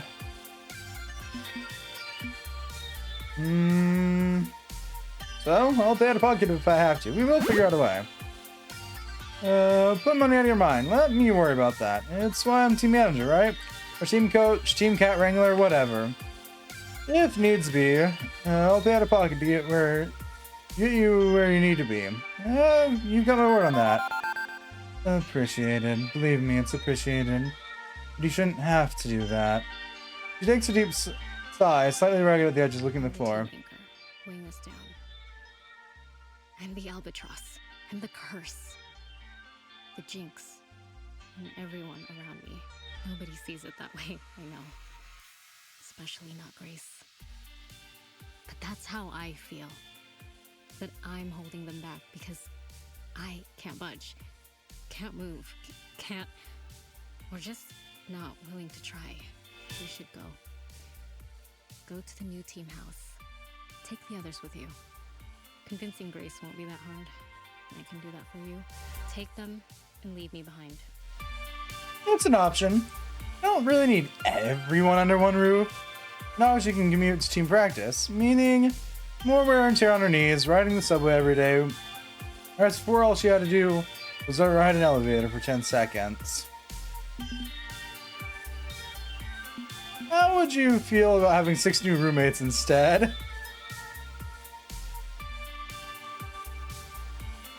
It's not ever assuming we stand together. Okay, so instead of dragging you to a team house, we drag the team house to you. Want to host 6 new roomies? String up some hammocks, maybe a rollaway futon. I can sleep in a cabinet under the sink. We can make it work. Okay, 7 people sharing one bathroom might be inviting disaster, but you can't be serious. I can be. I mean, how far outside reality would that be? Okay, not literally 7 in one apartment, but well, are there any apartments for rent in the building? No, wait. If there were, I would have locked them down as options already. That's out. Never mind. Forget I asked. That may actually be an option. What if... She pauses, considering the idea carefully before she says anything she may regret. I give her time to sort out her thoughts, not applying any pressure. What if you move in next door? Come again? The apartment right next to mine's empty. They moved out a few days ago. Don't think she liked me blasting my heavy metal albums late at night. Look, I try to be a good neighbor, but sometimes you just gotta ride the lightning with justice for all, because you're unforgiven too, and you can't enter Sandman to get some sleep. I hate it! Let me leave. There's a vacant apartment in your building. Why didn't ours find it? That'd be my siblings doing. They play things a bit carefully with how they advertise vacancies. Keep options open for low-income families and the elderly. Think this through. But maybe they'd be willing to rent to us. And then we split the team across 2 apartments, making one team house effectively. Could work, it could work. Or they could laugh it off with stingy packing. Not gonna lean hard on them for this, Megami. No family guilt trips, not my way. I wouldn't expect you to. If you're gonna arrange a sit-down with your landlord/sibling, I can convince them, trust me. Okay. Okay. Okay, we'll try and make this work. The relief in her expression is obvious. All the tension and disappointment from before washed away in an instant. She relaxes the tight grip on her cane and leans heavily against the soft arm of a love seat. About that. Sorry, got kind of intense there. But glad we could resolve this, you know? Less conflict, less drama. That's how I prefer things. Good, all settled. Although, I don't think her self-perception as a failure and a burden is quite so resolved. Still, no need to unpack all the emotional baggage in one day. Sounds good. And remember, we're always willing to go the extra mile for you, okay? You're important to us. Because of my FOD 2 skills? Because you're a friend. Okay, good. You'll excuse me, should probably go talk to Grace. Let me handle convincing her to join this project. I know why she's really upset. You got it. Why is she upset exactly? Family stuff. TLDR, she lives with her rich-ass, overprotective, overbearing parents. Leaving the nest isn't easy for someone who stays away from confrontations. But I know her heart. I can help her through this one. Leave it to me. Bit of emotional labor in exchange for helping me out just now, okay? Sure thing. Jinx and I left our apartment and went back down to join the rest of the crew. While we took turns destroying each other in FOD 2, Jinx and Grace chatted. And by the end of the day, Grace was indeed on board. A wave of relief washed over me. Seemed like the hard part was over. Now we just gotta make proper arrangements. A small first step in the right direction. As the evening progressed, calls were placed, meetings were arranged, and surprisingly, Jinx's family landlord agreed to meet with me the next day. All I needed to do was get through one good night's rest, and we'd be on our way to Team House. A certain victory in its own sense. A home. Our home. These feelings kept me nice and warm, snuggled in my bed as I drifted off to sleep. God damn it. Go away. Fucking Christ. The crown will be yours if you kneel and accept. The crown will be yours if you kneel and accept. The crown will be yours if you kneel and accept. The crown will be yours if you kneel and accept. The crown. Yeah. Beep beep. Ugh. I jolt upright, nearly falling out of bed, but catching myself just in time. The sunlight peeking through the slats in my window blinds stuns me momentarily. It's morning already? Beep beep. Megami, good morning, good morning. You have a 10 a.m. appointment with Nope. I don't know. Nope. I'm stopping ahead of myself. Reading that name hurts my brain. I want to read that as yeah, but there's no guarantees that's how that's said.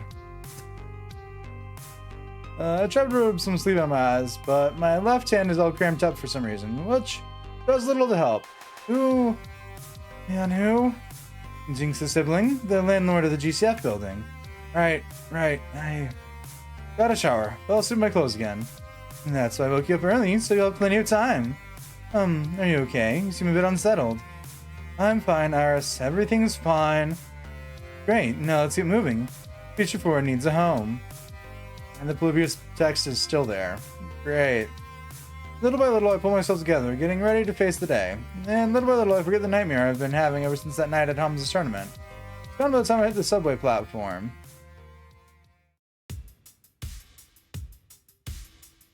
I arrived at the designated meeting place, the good, clean, fun pizzeria, with only a minute or 3 to spare. Things is already here, waving me over from the corner. Both corner booth Grace usually favors. Although Grace isn't here. Hey, it's almost time. I know. Sorry for almost being late. Grace running us? No, high stress business transaction scenarios aren't a thing. High stress, how much of a hard ass is your sibling anyway? I'll let you figure that out for yourself. No hints, no tips and tricks. Not in the race to run. You're in the driver's seat. I'm just here for the free zob while you squirm. Here, have one. Yawns Fang. The shrug, I reach over to the offered dish and fetch a slice of Veggie Lover's Ultimate Super Deluxe Extreme. A Ben and Matt's specialty. Vegan's not my deal. I know my meat fresh off the bone, ideally. Beyond super into healthy eating. And exercise. And yoga. So someone who's incredibly centered and confident and strong and healthy and ready to tear me limb from limb in rental negotiation. You'll see. Well, I've come to gas myself, and I'm not going to be intimidated by Jan, who, no matter how high and mighty they might carry themselves, and they're right behind me, aren't they? A stern-looking individual looming behind me, having somewhat suddenly snuck up, slides a business card across the table before sitting down. Mixiania, Chinatown Investment Opportunities, LLC, as it says on the card. You know the subtle off-white clothing, the tasteful thickness of it. Oh my god, it even has a watermark? Let's make this fast. There's 3 units on the 5th floor with water damage and I'm directing work crews. I'm the hands-on real estate manager. I'm going to be up there supervising those efforts and not taking meetings all day. Right. Flipping me over from the dripping slice of veggie pizza from our nervous session evaluated me. Much like Jinx tends to do, in fact. So, you know, one of those gamers Jinx hangs out with. Yes, that's me, gamer. That's what I am. I am they. Now I want to combine my little sister's apartment into the one next door to make, how'd she put in team house? Yes, that's the plan. Oh, so she can play video games all day, allegedly getting paid for it. That's the same mix usage. I have my doubts. They know my last name. They know my soul. I am doomed. You may not be aware of this, but my family owns this particular chunk of Chinatown. We've owned it for generations. I'm the one who ultimately owns Good Clean Fun, but I'm not operated so I can focus on other affairs. On the apartments, I own the corner bodega. Trying to preserve the character of Chinatown mix usage, in the face of pressures from far larger developers than I. I don't have time to be distracted by wild goose chases and esports dreams. So what exactly can you possibly say to convince me I shouldn't have thrown you out of my building? Okay, be convincing. Be convincing. Beep beep. This is one of those things that they didn't really use in the first game, but they're clearly getting their mileage out of in the second one.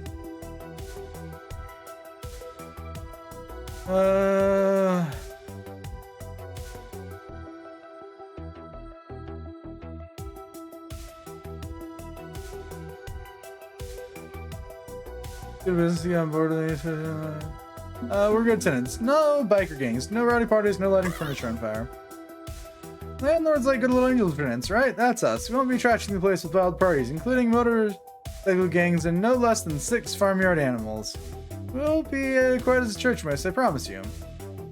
Except for when I blast my metal albums. Except for when Jinx blasts her metal albums.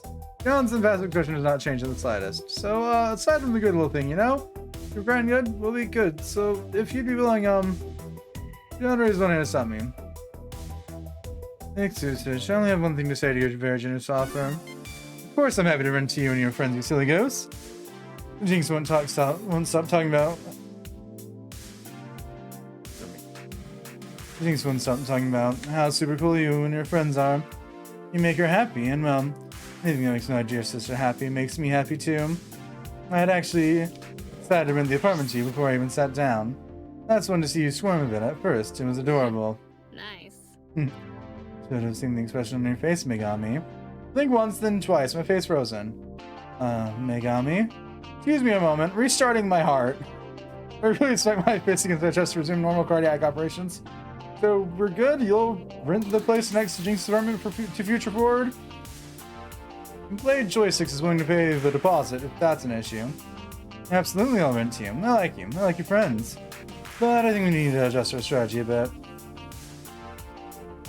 To make things easier on Jinx, I'd like to suggest installing a connecting door and making the 2 units into one whole. I had 3 seconds of banning the word viewers in my chat.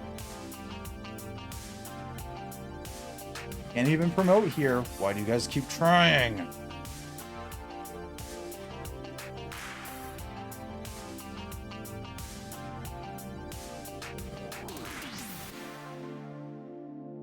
Okay, I'm doing better now.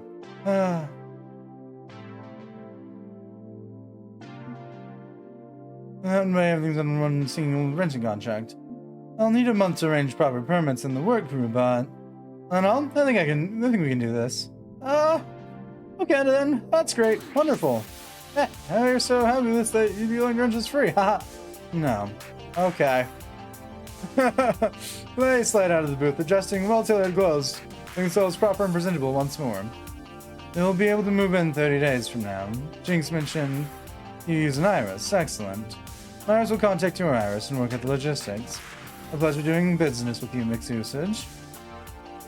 Sorry about that. Sorry. It's just far too much fun to let Leon play with you like a cat with a laser pointer. 1 month. We can have an in-arcade practice sessions until then. Everybody will need that time to arrange their own adult-type paperwork responsibilities anyway. In future Ford will have a new home. A month to install a door? That sounds like a lot, but yeah, I'm fine. The month slid by quickly enough.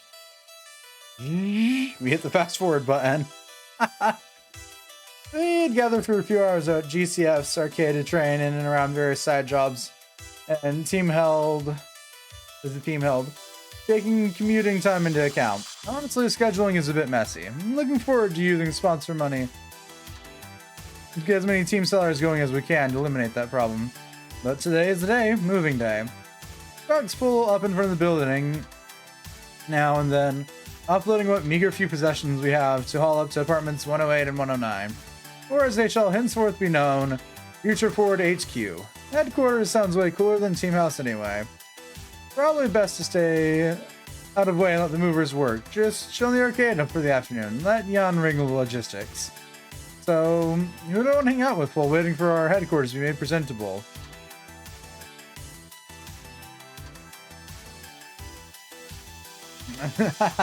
Oh, the pizza. Always gotta go for the pizza.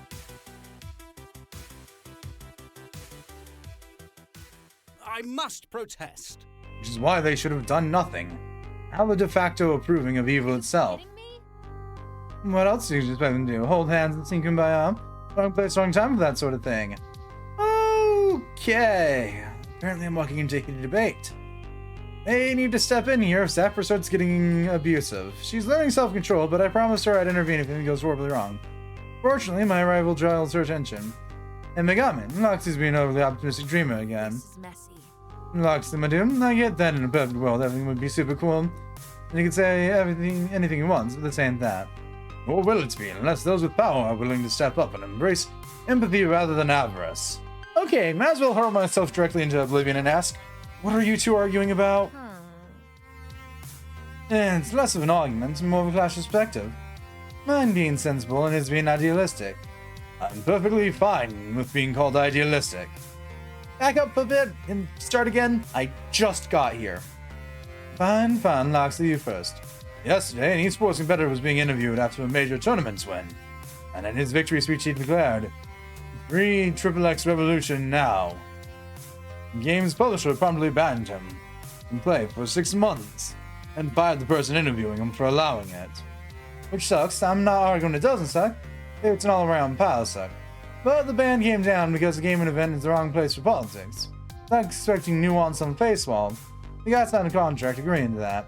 The contract wording was intentionally vague. I doubt the company would punish him if he had said the USA rules. Which, might I add, is also a political statement. I disagree, my friend. No, this is clearly fear of reprisal from the government of XXX, which is simultaneously a huge gaming market and a despotic regime. Talking about XXX negatively and a good way to get punished, with corporations climbing into bed with them on a daily basis. Alex is right about that. I wouldn't want to mention XXX specifically by name, just to be on the safe side.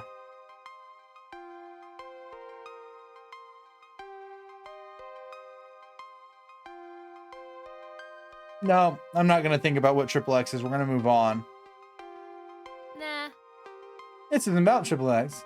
It's about games and keeping the focus on games, not politics. All discourse is political, my friend. Games are art, and therefore political. Ugh. Not this again. Look, I'm not sitting here... fucking blanks. Fuck, okay? Or fucking blanks ass, probably. Okay? I don't like what they've been doing any more than you do. And hell, that publisher is run by an abusive patriarchal...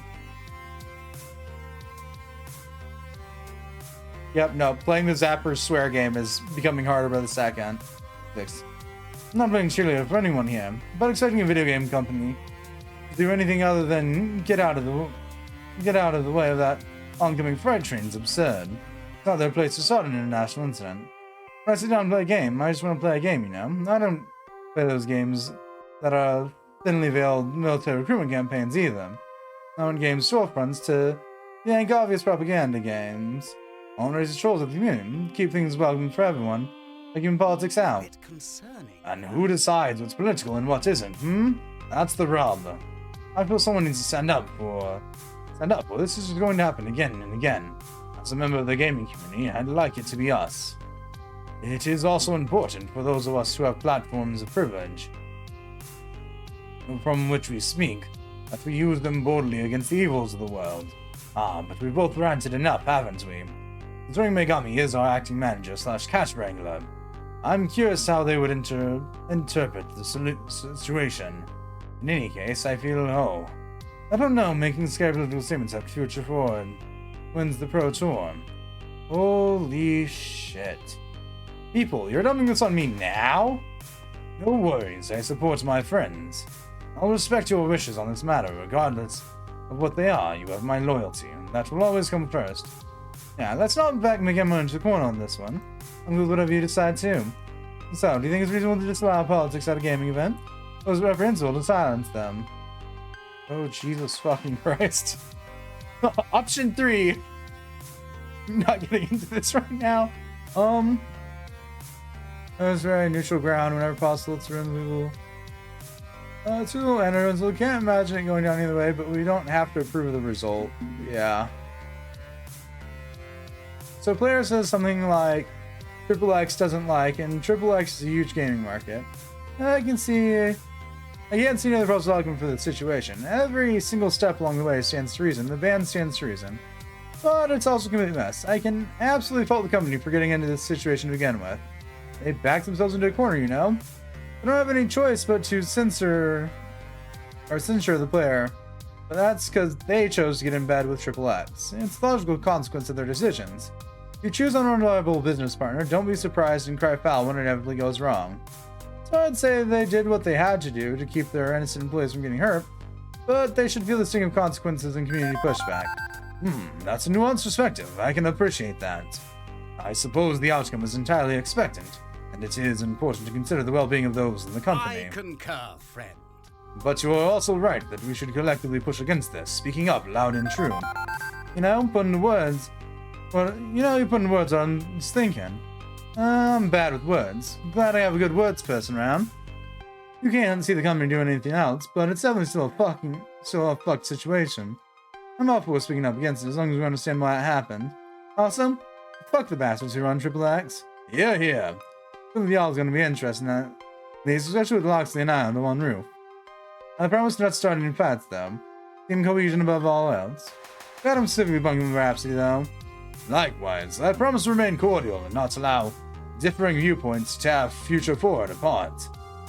It wouldn't be fair to Megami or anyone else. The 3 cheers to Future Forward HQ, long may it stand. Hip hip hooray! Smiles and good cheer all around, but also a bit of a reminder that I'm in charge of keeping some very, very different people all focused on the same goal. More responsibility than asked for, more than I wanted, but I can do this for the sake of all my friends. Okay, anybody else I should talk with before moving on in? We're gonna go talk to Matt and Ben, because I like talking to them.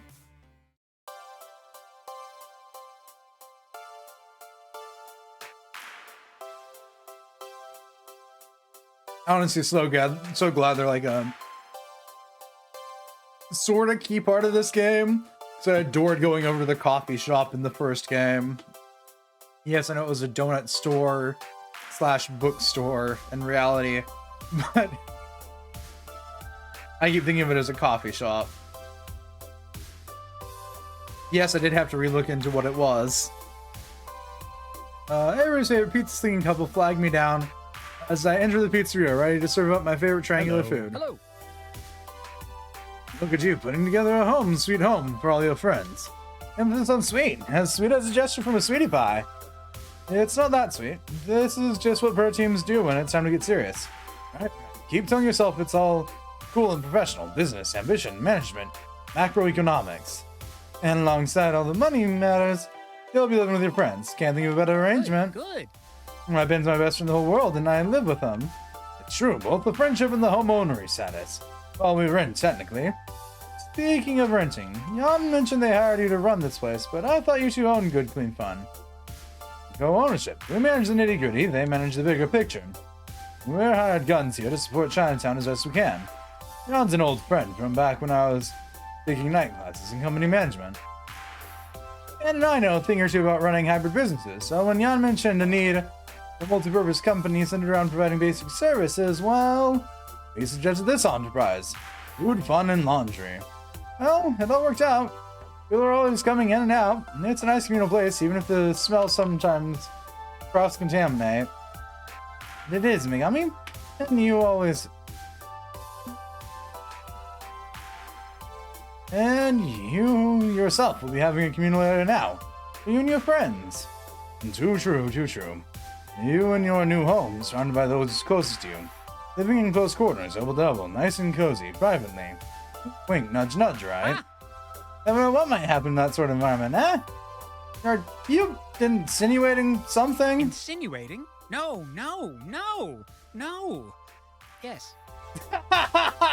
What Matt is trying to say, I believe, is that there's a good chance romantic antics could break out in such a situation. Not that we're suggesting you had uncouth motives in assembling this arrangement, just that, well, things happen, you know? Well, I mean, who knows? Not something I'm actively on the hunt for, but if something happens, it happens. First and foremost, I just want to get my friends together. Exactly. And a good friendship is the first step towards romance. I can agree with that. Trust me, before I met Ben, I tried diving straight into romance with total strangers, dating websites and the like. Ugh. Bad. No good. Very bad. Results were mixed at best, and then I realized the love of my life was right under my nose. Literally, he sat one row down from me in economics class. We're not saying you have to flirt it up with a friend, but it might be a good place to start. Look, you're in a great situation for that now. You're far more likely to find someone if you already know you can live with them and not murder them in their sleep. That does stand to reason, I guess. All the classic romances didn't launch immediately into the lovey-dovey. Consider the great works of romantic literature. Sam and Diane. Monica and Chandler. Niles and Daphne. Mulder and Scully. Ooh, also Jerry and George. Not sure about that last one, Matt. You have your canon and I have mine, Ben. Admittedly, we strictly interpret the universe of human relationships through the lens of 90s television sitcoms. Wait, the X-Files was a The sitcom? show certainly got laughable as time went on. Okay, I get it. Watch plenty of shows, sitcoms or otherwise, know what I want in terms of love. But why the old birds and bees pep talking from you two specifically? Well, is there anyone you've got your eye on? Not committing to anything, no, but call me curious. Who tickles your fancy? Oh, I see. You're just trying to get me to spill the tea. Bingo, Ben and Matt sheepishly grin. I guess it makes sense. They've been watching all of us interact day in and day out. And if I had their vantage point, I'd be asking those questions in my head too. Fine, consider it spilt.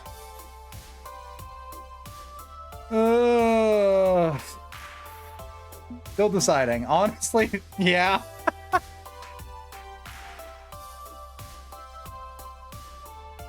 This is rough. There's just so many people I'm interested in that choosing is going to be, well, it'll be a thing. Oh, someone's thirsty. May I recommend one of our tasty 32-ounce lemonades to quench your thirst?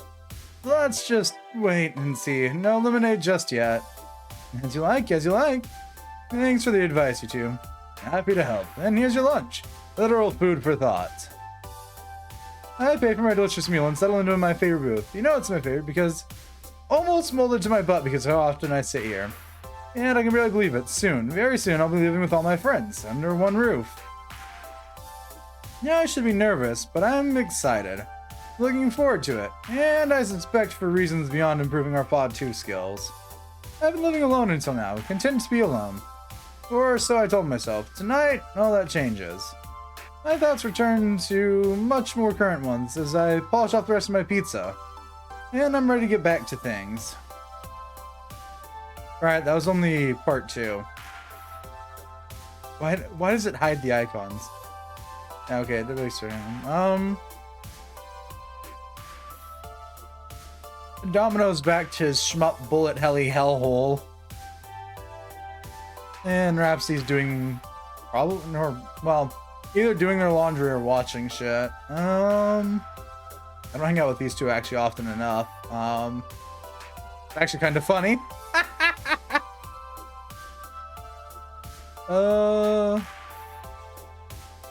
guess we could go poke Rhapsody's brain. Rhapsody's hanging out in the laundry area upon first glance, but as I approach them, I see Rhapsody watching the movers with an attentive eye, senses glued to the people moving our boxed goods. I had ours check several moving companies for me. These ones were the best. No moving accidents in over a year. Are you worried they're going to throw your stuff around? Not exactly. I just want to ensure my belongings make it to the new home without any trouble. I have a lot of very important items in those boxes. I'd be heartbroken if something happened to them. And I really have nothing else I can do right now, right? Everything's packed up? Now that I think about it, actually, I guess I was a bit worried. You sensed it before I could. You're really getting in tune with all of us and our feelings, aren't you, Megami? It's what a good friend, and manager, and cat herder does. But no need to worry, Rhapsody.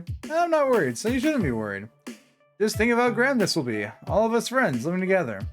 Think of all the training, all the laughs that'll be had. Everything from here on out is going to be perfect. Mostly. What do you mean mostly? Might work. I do enjoy your very gung-ho attitude about everything. It makes me hopeful in turn, but oblivious optimism is not the smartest way to approach this. While most times will be just dandy, there will also certainly be issues.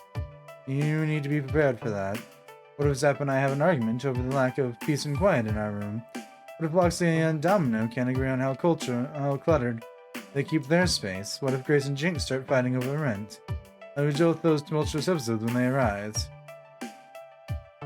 I've had a fighting insult for just this. We're adults. We'll communicate. It's not like I haven't thought about this. Of course, sometimes we won't get along. This isn't some happy idealistic bubble I'm living in. But I also know we're all capable adults. On top of that, we're all friends. We know how to talk to each other.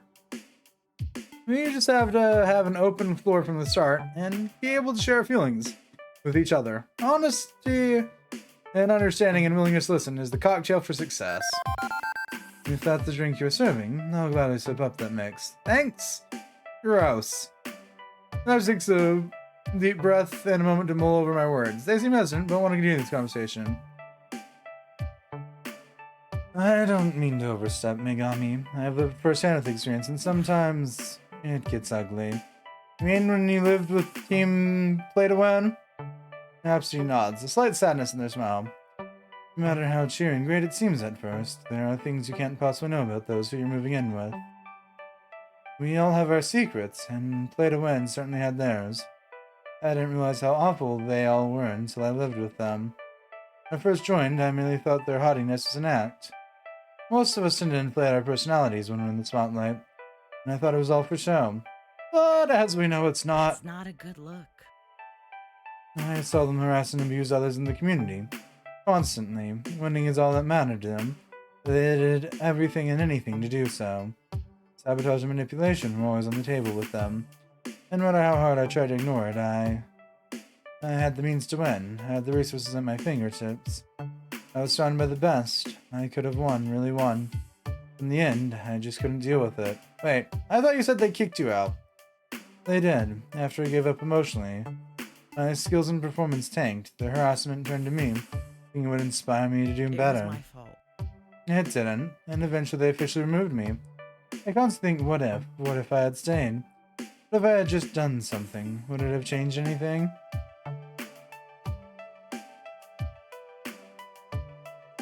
Those are unreasonable expectations about ourselves, sure. What if you ended up winning? Playing the what if game will get you nowhere, Rhapsody. You're smart enough to see that. Yeah, that's true. You could have 1,000 what if scenarios running in your head, but honestly, I think that if you had stayed in that house that you'd be here now, the future forward. Maybe. I think as much as you'd wish that, deep down in your heart, you know you wouldn't be the same. That kind of attitude warps people. No, because my friend Overlord joined Play to Win, and I can see her slowly changing. I don't even think she sees it. So if you had stayed with Play to Win, you wouldn't be the great friend I know now. I see your point. Yeah, you were right. That makes a lot of sense. More sense than I'd like to admit. Regardless, I'm done dwelling on the past for now. I have new things to focus my energy on. I need to elevate my skills in FOD 2. It's not just about your performance. The joys of FOD 2 is that you always have a partner. Doubles, yes, that's true. It's been singles all my life. I never tried to achieve greatness in a double team. Switch it up. This game brings new challenges. Maybe if I can't do it alone, I can reach success with a friend. You're not alone, Rhapsody. Our success is your success. We'll all work together to win. And I promise, it won't be a reflection of your experiences at Pay to Win's team house. Play to win. Honestly, they feel the other way. That's a relief. I'm glad you not have that stress. Yeah, that's the spirit. You all need to escape from us. Unless you all turn into zombies, then you should run. Definitely run. I'd like to keep my brain, yes.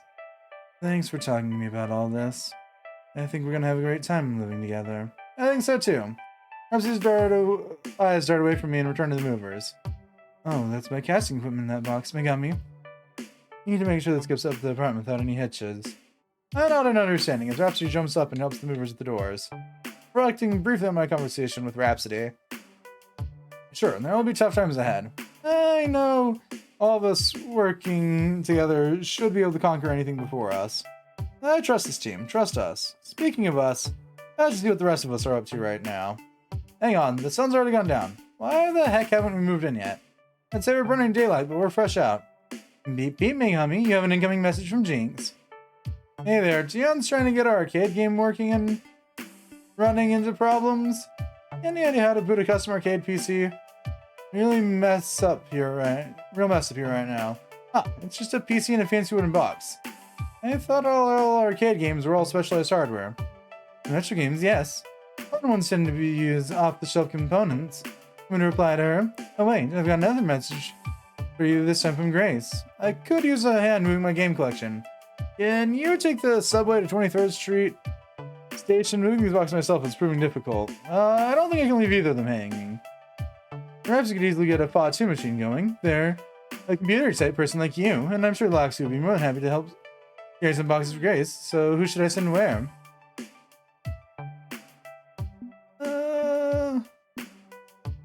I'll go help Grace move her game collection. Rhapsody will lend Jinx a hand. I'll go help Jinx set up her FOD 2 machine. Loxy can assist Grace. I'm gonna go with this one. Iris, can you send a message to Rhapsody? Ask him to head upstairs and fix our FOD 2. I'm going uptown to help Grace. You got it, Megami. The apartment will be ready. Go by the time you get back. Tucking my phone back in my pocket, I head out the doors GCF and off to the subway. We are going. With half the city packing it in for the day, yeah, getting ready for the night ahead. It's a fairly crowded train ride up to 23rd Street. I rarely go uptown. Not much point. That's where all the finance and business hubbub goes down, where the rich establish their legacies. Yes, this is where Grace used to live, and her family's manor house. A manor house in the middle of a city. Being pretty damn weird to boot. But while I'm expecting to get further directions from the tram station to meet her at her home, she is actually at the station waiting for me. Along with 4 giant cardboard boxes packed to the brim with plastic cartridges. Honestly, it's a miracle. You managed to carry them all. I managed to carry them all myself. When I got to the turnstile, well, I realized I can't do this on my own. Thanks a bunch for coming to help me, Gami. Moving these is so much easier with a helper. The old game console starts shifting around in my box as the subway rattles around menacingly. Are a bit worrying. Hopefully the rough ride isn't damaging them.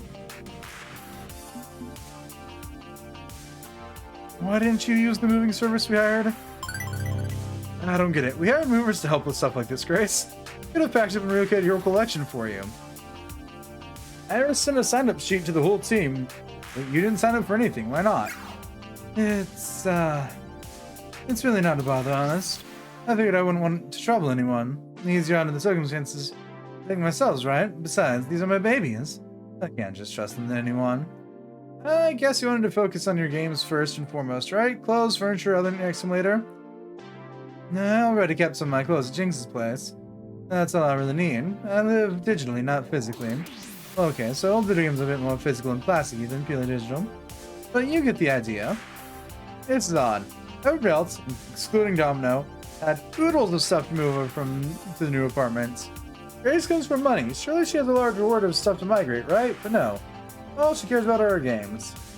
Yes, I still have a good handle on who Grace is as a person. Be surprised by that, but whatever, I can roll with it. So, how many games are in these boxes anyway?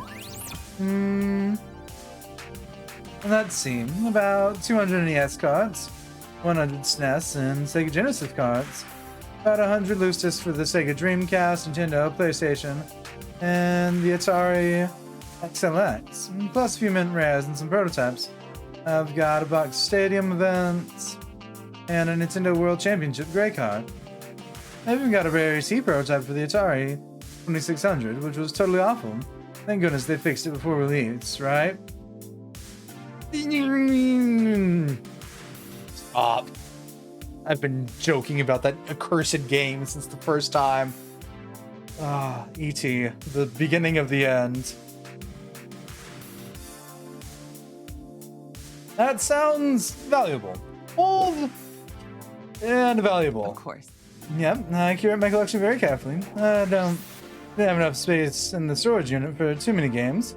I only picked ones I really wanted. It took years scouting the collector scenes, the games I wanted, but it's more or less complete now. I mean, I'm always tweaking and turning the archive a little. Wait, you kept it all in the storage unit, not your bedroom?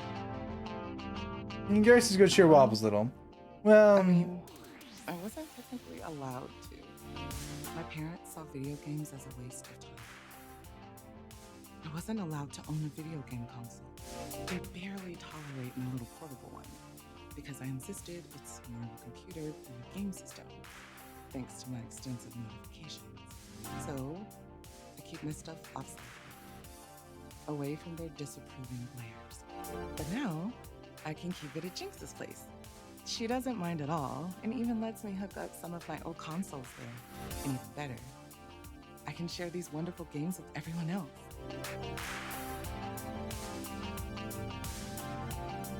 I know our focus is on arcade games. FOD2, yeah, but also Zappers light gun games and domino shooters.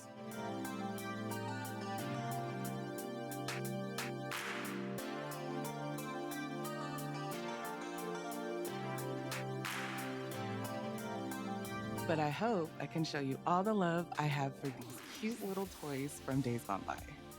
Back when all you needed was a gamepad, a best friend, and a TV to live your best life. Yeah.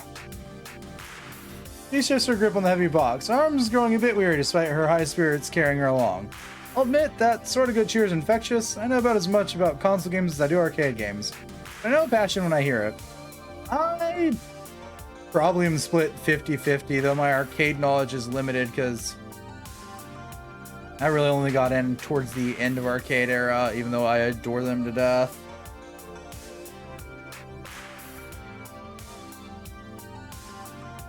And I'm still on the hunt for one that I don't absolutely despise in the modern era.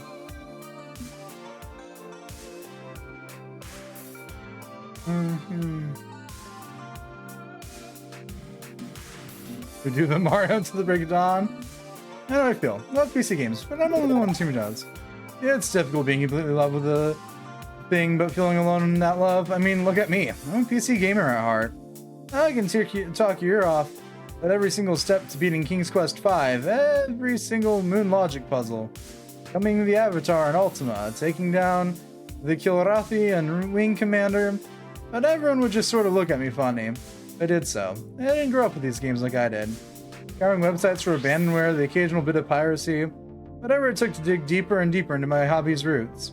All for the love of the game. And Grace gets a little wry smile. I mean, the amount of times that I've re-picked up the old copy of Starship Troopers is bad.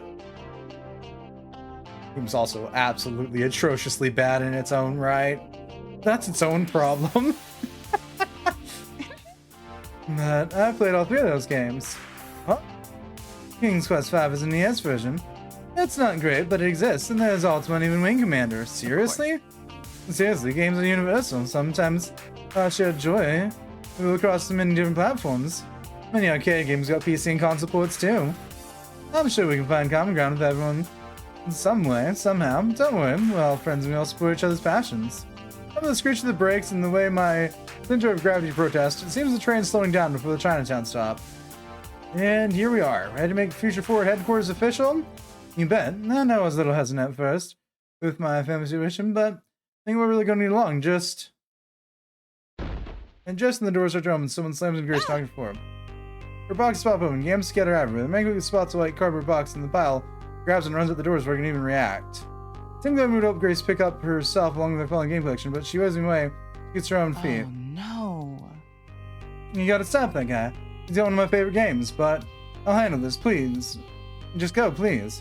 Feels weird about your friend, but that relative looking at us gives my feet wings. This went from the train up the stairs. Am I doing this? Am I seriously doing this? I'm doing this. I'm seriously doing this. I think he's exactly a world-class athlete, so catching his trail is easy enough as he dashes in the streets of Chinatown. He still has a head start. If he makes a few twists and turns and ducks around the corner and sees my sight, I start spinning my chest as I desperately wish I had done some actual freaking cardio instead of playing Pod 2 endlessly for years. I need to get an edge on this chase, or he's going to escape me. Raw speed isn't enough. We'll consult Iris. Helping Iris is listening in for a conversation like she usually does the call for him. Iris, use your team maps to find a shorter route and catch up to this bastard. Already on it, Megami. Left in the next alley, then right coming out of it. Okay, I can do this. I played enough games with those stupid quick time events to make quick decisions. My feet skid a bit on the pavement as I hang a sharp left, scrambling down through the alley. Across the streets, the light's red, and the crosswalk's clear. Between those buildings, turn right. I'm just seeing spots as I desperately pump my legs trying to close the last gap between myself and the fleeing game thief, and finally he makes a mistake. He dashes into a dead-end alley, allowing me to catch up. Nowhere to run now. He's out of breath. He's too out of breath, even before making complete sense. Now's my chance. Dance of Shun.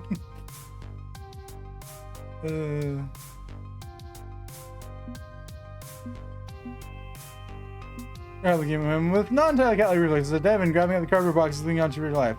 Let go, you're not going to. And the flimsy 1980X cardboard box tears them apart, and our hands causing the manual and plastic to fall to the ground. What have you done? You're inside of nothing. I scoop the remnants for stepping away.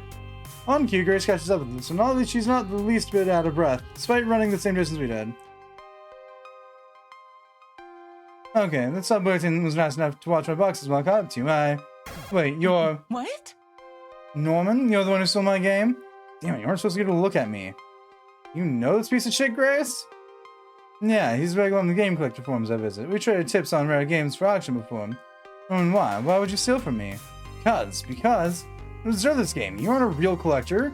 I'm trying to get a full set. I've been trying for years to get a full NES set. This is the last piece. Do you even know how much this game is worth? Back up. What game are we talking about exactly? Oh, it's Stadium Events. It's an exclusive game, very rare. There's only about 20 legitimate copies left in the world. Normally Stadium Events cost $30,000 in the open market, but you stuck up little rich girl. Do you have any clue how hard the rest of us are having to struggle to afford rare games? People like you just throw down a lot of daddy's money and buy the last few rares in the world, hoarding them. It's not right. It's not fair.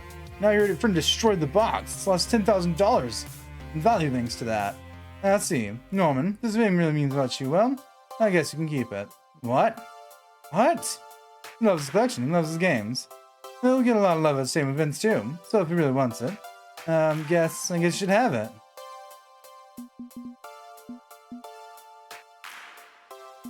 I understand you want people to love and respect games, so you don't have to give up something you love either. Okay, look, Grace, I know that you love games, and you want people to love them the way you do, but this isn't the time or place for that idealism. You don't have to give up something you love just because someone else demands you fork it over. I got me, it's okay. I don't want to do this. I understand the situation completely. It's counterfeit anyway, totally worthless. Yeah, I bought it from a repo crafter for like $5. It's fake. You want a fake Stadium Events? Why do you own a fake Stadium Events? A total garbage game aside from its resale value. Hey, I really like that game. It's great for my daily cardio routine. But you can find the same joy in this game. Well, I'd be happy to. And he practically hurls the game at us in disgust. I don't want your worthless counterfeit. I'm trying to complete my collection and flip it for enough to buy a Ferrari. Wow, this whole thing's a waste of my time. With a lot of absolute fury, he marches past us, exiting the scene. Should we go after him or something? Maybe it's for the best. I'm not really interested in pressing charges. I got my game back, and honestly, I don't need any more stress in my life. That's unfortunate. I'm a little disappointed to find out he only won this game for resale value, though. I go to the collector's one because I want people to share my love for video games. And some people are only in it for the money. Well, it's a pity, you know? So, shall we get my stuff back from the subway trains at 30? Then head on down to good, clean fun? Megami? Just swallowing down a massive headache. Okay, let's go. Lead the way. Just end my misery.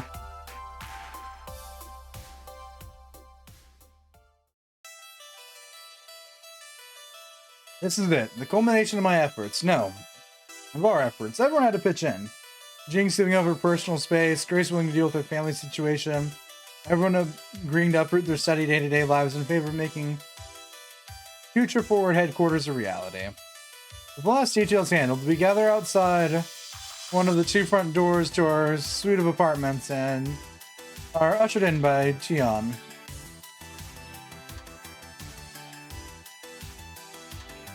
Thank you for your patience. I wanted to make sure everything was just right before the big unveiling. Without further ado, welcome to Future Forward headquarters. Also known as my apartment, to be specific. One of two connected apartments. We just installed a door so you can pass back and forth without needing to go out to the main hallway. Both apartments have a cozy kitchen, spacious bathroom, and 2 bedrooms. According to the room assignments you've requested in this apartment, Jinx and Grace will share a room, while Megami will be by themselves. An even number of bedrooms and an odd number of residents means Megami gets her own room. What luck! This apartment you'll also find Grace's classic gaming library and Jinx's music library. Please consider playing your albums at lower volume, dear sister. I promise nothing. Moving on. The second apartment is where we've assembled our shiny new FOD 2 game. Here you also find Rhapsody's streaming rig and a kitchen fully stocked with your favorite snacks. But please eat something other than pizza, bagels, and nachos. We've installed a stove for a reason. Zap and Rhapsody will share in 1 bedrooms, so I'm now not out potting on that long course. I wonder if we'll even use the room. I'll be pulling a lot of all-nighters editing FOD 2 strategy videos. And the other bedroom will be occupied by Domino and Loxley. Do we get a bunk beds? Bunk beds are awesome, but I'll take lower bunk. Heights make me nauseated. Alas, they are but singletons. But regardless, I swear that we shall bond as roommates and brothers, my good fellow. And that's everything. Rent is due on the 1st of the month sharp. Fortunately, your sponsors for the bill. Any questions? Just one. Yeah. Who's going to play the very first round of FOD 2 in this sweet new pad? Are you calling dibs? Oh, heck no. Just checking if anybody else is calling dibs. If not, I think I got a cool idea. Zapper steps back and nudges both Jinx and Grace to step forwards.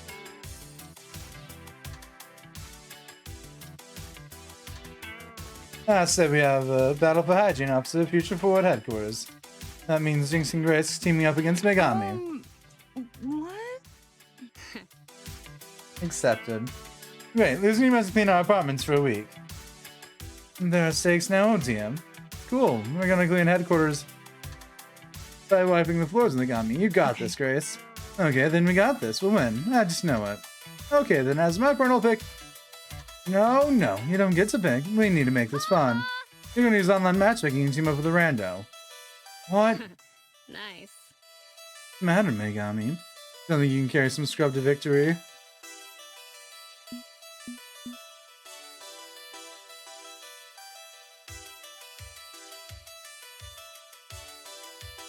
Your team's cat herder doesn't. You think a little disadvantage scares me? As your team's coach, manager, and cat herder, I'm not backing down from any challenge. We gather on a single screen game, plugging in joysticks and keyboards and such. It's more cramped than the spacious 2-screen deluxe version downstairs, but we'll manage. Let the matchmaker spin squeals until eventually it settles on. Your opponent is named XX Smurfette 69XX, huh? What the? That's my random partner? Silly name, but so what? No, I know the handle. It's not just some rando. That's Overlord's Smurf account. Fitting name for a Smurf account, I guess. A Smurf account, an alternate or fake game handle you play under when you want to fight without anyone knowing who you really are. What the hell is Overlord doing playing that old Smurf account? She's a big-time play-to-win competitor now. I think it's sweet that you're gonna be playing with an old friend. Okay, here we go. Loser scrubs toilets for a week. With chores on the line and my rival for some reason ending up having my back, I put my fingers on the keys and get ready to fight.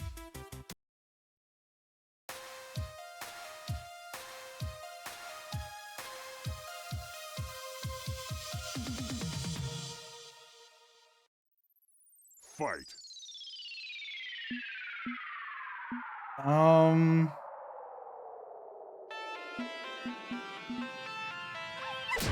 Trying to show you, but pull off a wicked special move. You're in the face of Grace. Right, yep, nope, I called it. The split second before my choice, I was sitting there looking at things and go, Grace is probably gonna defend. I need to defend against her attack. Under the points. Yep, okay.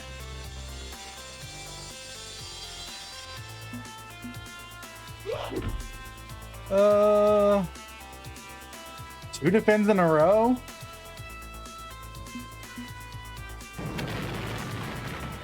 What? Okay, sure.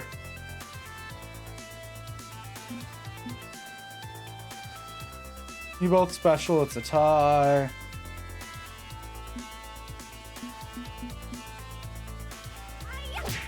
Beat their special, nice.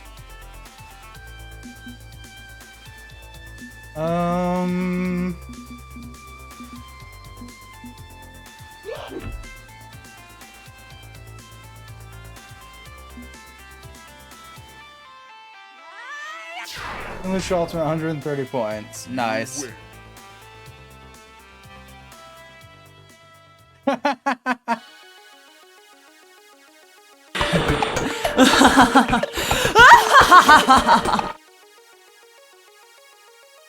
James username, thanks for the follow. Welcome to the ranks of the heretics. Yes, kicked play to win's ass, beat down L7, and took you both to school. I am unstoppable. Yes, you're cool, you're a badass, we get it. No need to be a sword winner.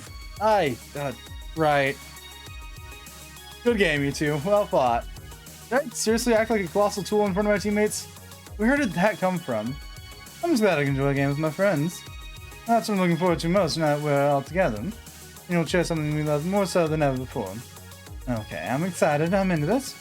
Let's keep going, How about a little battle between Apartment 109's roomies, Domino and Loxley against Zap and Rhapsody? Indeed, Domino. Be right to battle as one. Tally ho and all that crap. No, I'm always down, Rhapsody. You ready? You bet. I got some new techniques I want to try out. With the winning team swarming around our new game, everyone eager to have a turn. I'll be playing along in the night, no doubt. I've had my moment in the sun. Besides, there's something odd about the battle, which I may want to look into. I'm gonna call up Overlord. I can't stop thinking about Overlord using your old Smurf account during that battle. Doesn't make sense that she would do this. Something fishy's really going on. Pull up my phone, I tap past Iris and into my contacts and give Overlord a ring. Hello? Oh, hello, long time no see me. Hello? Oh, hello, long time no see, Megami. And nice to be there for us, wouldn't you agree? Did you see my sweet moves during that fight? My quick thinking was on fire. But that was some great teamwork overall. Were we playing against more randos? Actually, they were our teammates. We are having a sort of celebration match moving into our new team house. Yeah, sweet. I'm glad I got to be part of that in some way. Yeah, felt that. What's up? Why are you playing on your old Smurf account? Can't want to go among the peasants from time to time. I just want to see what's up in the unprofessional league. No one else would have got it, but I did. The slight hesitation in her voice. To be honest with me, Overlord, it's strange for you to be doing this.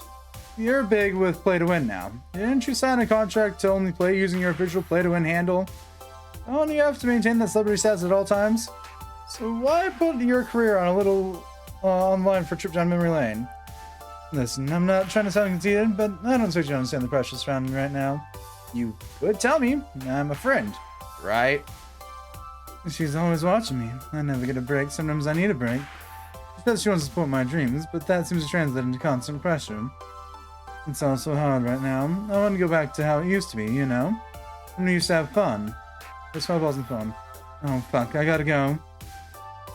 And everyone hangs up on me. Hope everything's okay. I'm swearing that she's just up and bounced. But I'm putting my faith in her. If she needs help, she'll talk to me about it. I let the thoughts fade as I focus on something equally important. The friends in front of me. I rejoin them in celebration. With that matter settled, I return to the housewarming party, already in progress.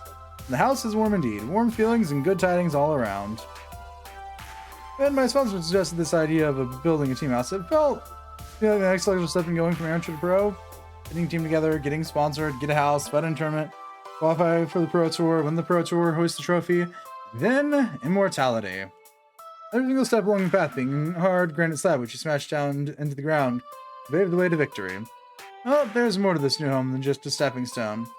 Just like how that fight was more than just who won or lost. It's about us. Making something all of us can share together.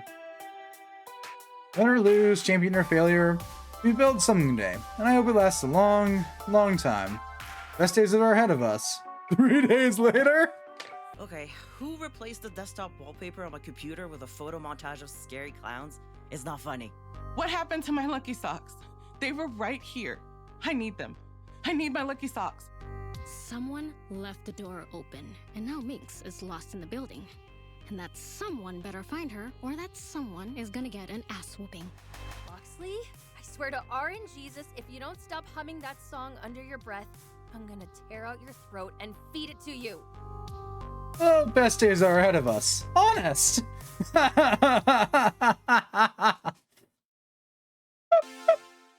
3 days for everything to burn up in a big pile of nope.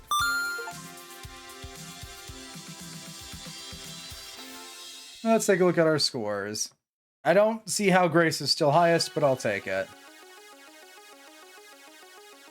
Life of a party and a goofy goof. I wouldn't say that, IRL, but yeah. Nope, good to go. Yeah, we're gonna save. I think we're getting through these faster than we were yesterday. It's fine.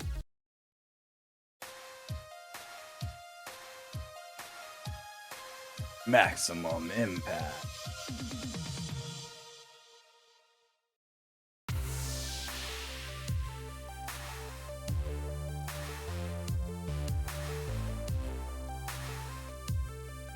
What's up, everybody? It's your boy Punchy78 here with Fight Shack News. All the fighting that's fit to post. I understand that logistic behind it. In my head, it doesn't feel like I picture more than everyone else, but that's just a me thing. The Pro Tour is heating up, with contenders eager to scoop up precious qualification points to claim a place at the main event. The Blade Joysticks Invitational at this year's Max is coming up, and all the hottest teams are invited. Who will take the Golden Joystick Award? Invitation of the best Pro Tour points on offer. Also, Max is super fun. Take showers. That last bulletin point's clearly needed. This could be the major win everybody's favorite underdog team needs to really reach for the gold. But fighting in local arcades is nothing compared to the big stage at Max. Can they see this through?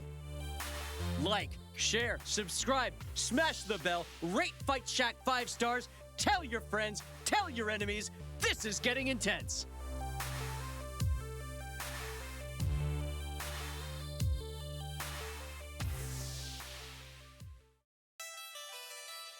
In the distant future year of 20XX. Or it's the distant future year of 20XX, and I am on a roll. I've won every major challenge put before me, overcome every setback, and today I'm going to utterly destroy the next obstacle in my path. And now I'm at Blade Joysticks Invitational. If we win this, we curry favor with our sponsor and rack up some very critical Pro Tour points. It's time to be serious, and while most of the time I can keep that vibe rolling, today, well, I'm pretty far outside my comfort zone, which is going to take matters difficult. Specifically, I'm 2,408 miles away from my comfort zone. Instead of my comfy and chaotic East Coast city homestead, I've flown out to the West Coast to a rainy gem of Pacific Northwest to Max Prime. What's Max Prime, you ask? Because I had to ask myself, looking like a total newbie in the process. In a word, crowded. Oh, we're here again. Okay. Max is what you get when 70,000 people descend upon a building the size of an airport. All of them here to hawk retro gamewares, play new arcade games, and enter tournaments. But not only am I fighting off jet lag for my first coast-to-coast trip, dealing with a neck ache from some kid kicking the back of my seat, and generally craving death, I'm also elbow-to-elbow with unwashed gamers eager to hustle for rare finds, valuable wares, and championship glory. The expo hall alone is like an aircraft hangar packed with vendor booths and playable prototype games. All the major companies and arcade chains have a presence here. Even console games are represented with the big three of Sega, Nintendo, and Atari. Sure. All except that alternate reality big three having booths. But the Palace, the world's biggest arcade franchise, easily drowns them out.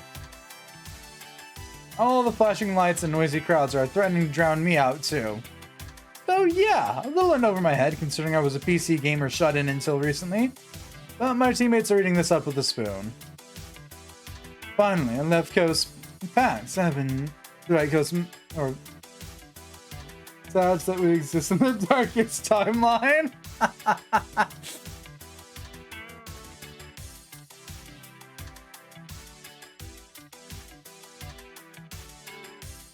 Finally, a left coast max. I've been to the right coast max plenty of times. Now compare the two. If you need me, I'll be, probably everywhere. Oh, so many people who love video games under one roof. I can't wait to say hello to all the indie devs. You see what they've been making? This is just the best. First up has to be the retro game dealers. Though, maybe I can get a few more rares finds from my collection. 50-hour Japanese RPGs, here I come. Only 50 hours? Only 50? Sorry, there's a little bit of a death from someone who plays a lot of JRPGs. 50 is a nice time.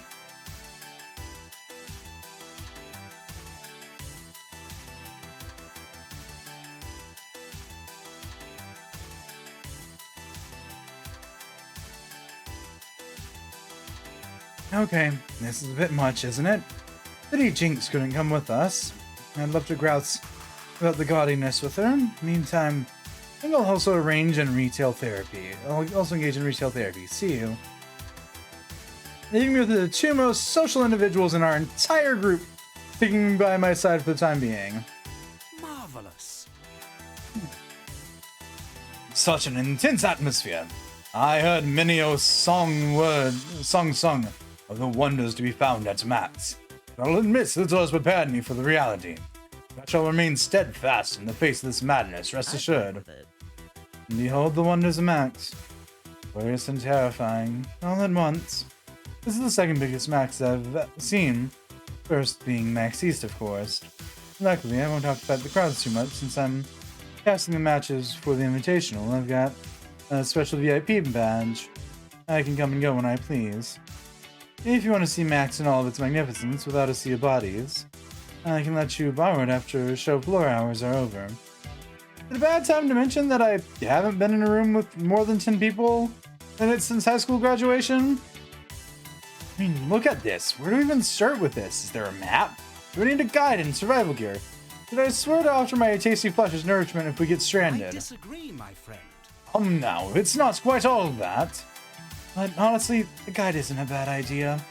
Loxley and I can be your Max guides. If you need anything, we're only a text away, assuming you can get any service, of course. 70,000 people, all battling to connect to the Wi-Fi, is a tournament on its own. Rhapsody is right. We'll be by your side as needs be. Besides, your focus today is the Blade Joysticks Invitational, yes? Put all this aside and keep your goals in sight. No need to engage with the teeming masses. If you really only interested in better play, do what makes you happy. Agreed. Do what you want to. And if you're getting overwhelmed, it's okay to take a break and clear your head.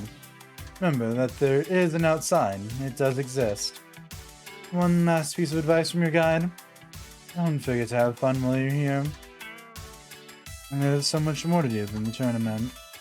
Right, tournament. Focus on the tournament. Okay, I'm ready. I'm ready to do this. Yeah, no, I feel these vibes. It was what happened when I went to my first Comic-Con. Fucking nightmare, by the way. Anxiety riddled from hell. This is my time. This is my hour. I can do this. It's another tournament. Very, very critical tournament. That will earn a saver with blade joysticks and a ton of Pro Tour qualification points, but it's another tournament. I take a deep breath, calm my nerves, and turn to face the combat area. It's a huge stage, decorated up for the big shows between the top professional teams, all invited by blade joysticks. Its aura flows into the surrounding booths and right up to my toes. Soon I'll be taking on challengers there, so why not get the lay of the land? It's good to know what I'm getting myself into. Using various hand motions and signals, I let Rhapsody and Loxley know I'm going to wander toward the stage to check it out. They nod in approval, and I try not to get lost on the jaunt over to the stage. I approach the impressive stage and... wait. Why is there a press gathering by the stage seating area? The actual session doesn't start for another hour.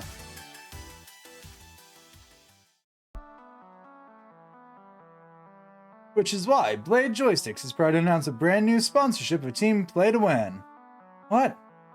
We're happy to work with Victoria Proud, whom you may know better as Valkyrie, two-time EVO champion and coach for Team Play to Win. Blade Joysticks certainly knows how to play to win, and we're thrilled to support the dreams of Play to Win as they rise in the Pro Tour ranks.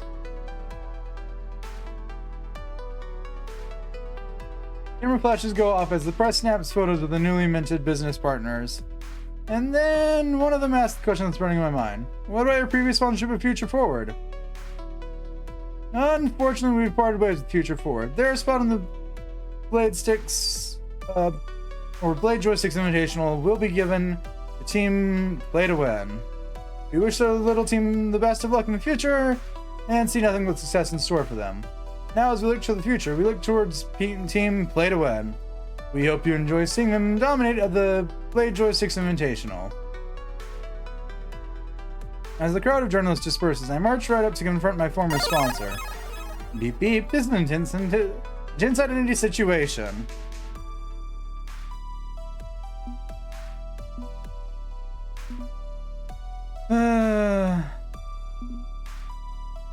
No, but seriously, no way. No, it's going to work.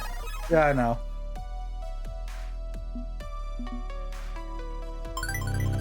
Excuse me, but we had a contract with Blade Joysticks. You can't just dump us without 2 weeks' notice or something like that. Actually, there's an exception clause.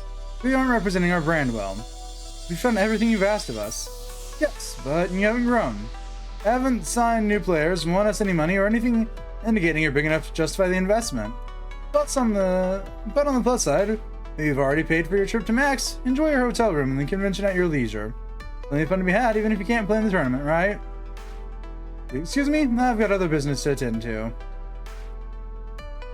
Despite my former sponsor slinking off, the one who really backstabbed me stands her ground. We lock eyes and she takes a step towards me. Victoria Proud, back-to-back EVO champion, known as Valkyrie, owner of Team Play to Win. The most powerful woman in the industry is almost gentle in her expression. Would that be sympathy? This is never easy, I know. But in reality, this is me doing you a favor. I know it's hard to see right now, but that's the truth of it. Excuse me? You're way in over your head, and you don't even realize it. I've been grinding the pro gaming scene all my life. From the original Street Fighter through to Fist of Discomforts 1 and 2.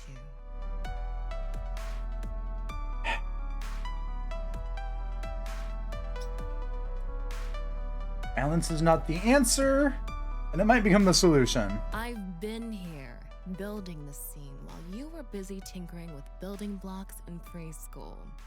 And that's not a dig at you. I'm trying to point out that I've been in your situation before, making the exact same mistakes you are. Nobody was there picking me up when I fell. No one helped me. So that's what I'm doing for you, here and now. helping you see that you aren't ready for this. Are your players signed with actual contracts? Do you even have an accountant or a lawyer? I have an iris. Two eyes are phone in my direction, where the neon wireframe of a familiar virtual girl waves I back. got one of those too. She's handy, but an app is no substitute for having a full support staff. You're playing at being something you're not. You should stick to having fun with your friends and let this fantasy of yours go. There's no shame in being a casual. Well, gosh, thanks, Mom. Am I also grounded without dessert, too? God damn it. I should not read the bottom options first. You think this will stop me? I'll be back and ready to topple your empire.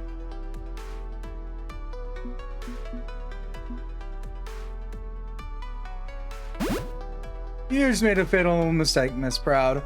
Don't forget that we're the ones who humiliated you when you came into our little arcade, and we can do it again. This changes nothing. We won't stop. We can't be stopped. We'll bounce back from this and take your throne from under you. Likely, kid. You're 10 years too early in your career to have the slightest chance of unseating me. But hey, dream big. Life isn't one of those ridiculous underdog sports movies you've grown up watching. Real life is seldom so neat and tidy. If you lost your funding, that's your fault. If I hadn't done it, someone else would have. Learn the lesson and move on. And she walks away, as I'm no longer even the tiniest of concerns to her. Just another try-hard for her to What's dismiss. my schedule like for the next hour? Oh, clear, ma'am. Good. Find me somewhere pleasant to have a spot of lunch before the first round begins. Leaving me with all of Max before me. And no extra reason for me to be here anymore. With the impromptu press conference of doom over, I listlessly wander back toward my friends. Once you join up again, I quickly reiterate what went down. Oof, that's rough. And it's not like we needed another reason to play to win. Really hitting us where it hurts. Being too illegal. Everyone and their dog seems to have an iris. It's fine. And there's probably, knowing some people, ones that still have the original free to being removed from the app stores iris. That's just how some people are.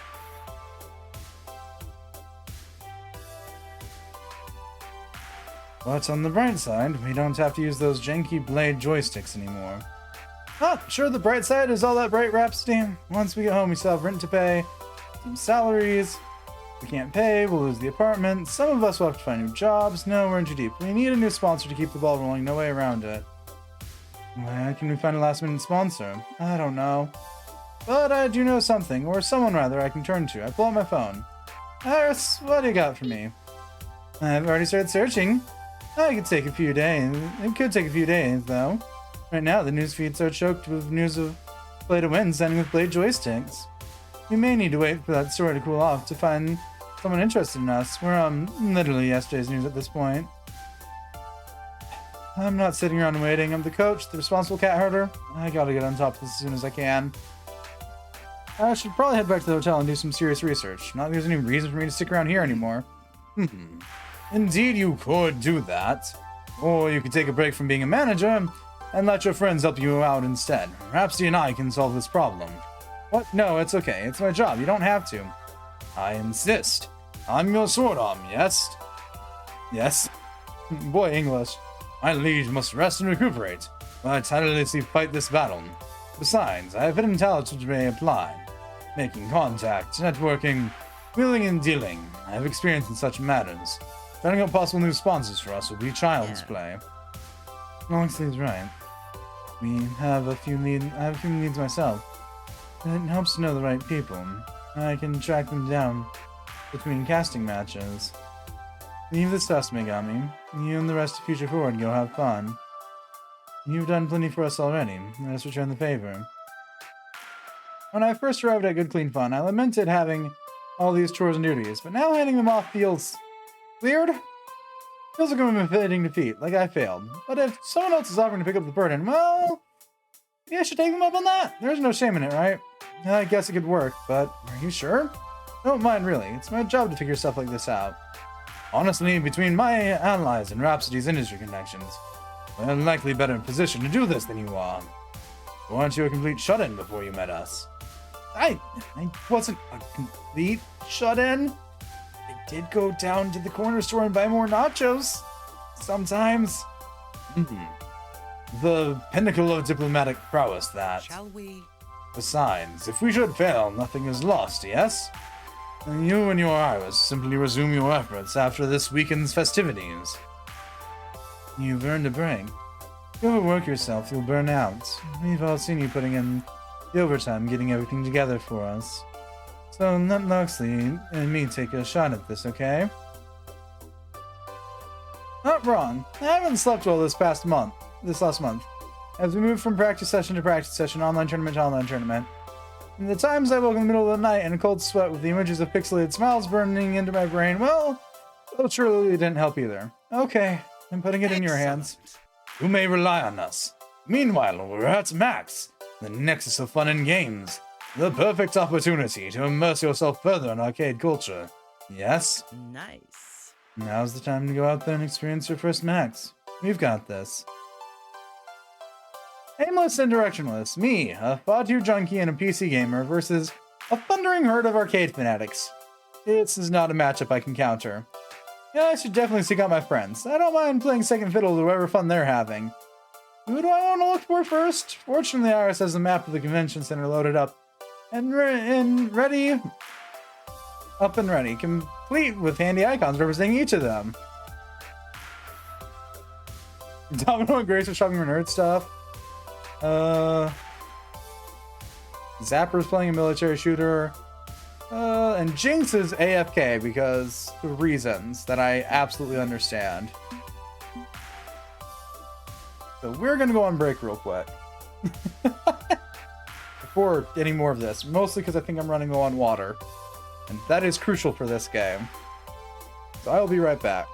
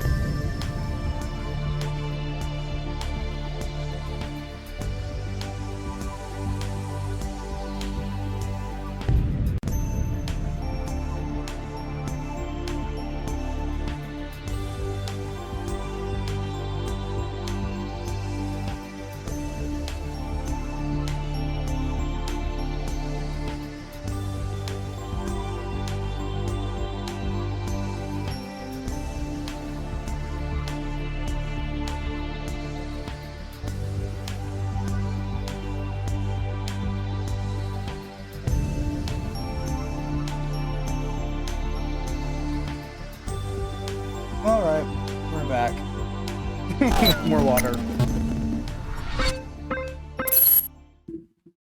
And oh, and the game crashed. That's great. I hope I saved.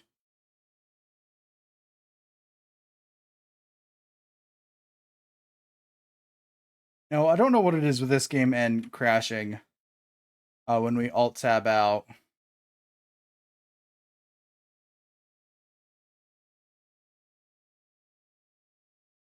Your guess is as good as mine. Well, the good news is we did save. I think we'll go poke around and bother Zapper. I find Zapper playing the latest light gunslinging action game on offer from a major publisher. She's playing Guns Akimbo as usual. I only played on the Switch, fair.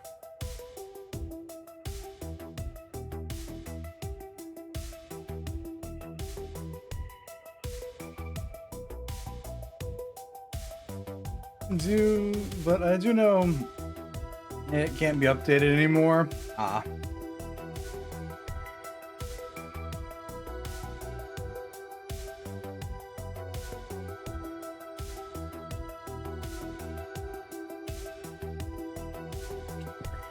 Yeah, I don't know. It's just one little thing I've noticed is that alt-tabbing out of the game for long periods of time causes it to close itself.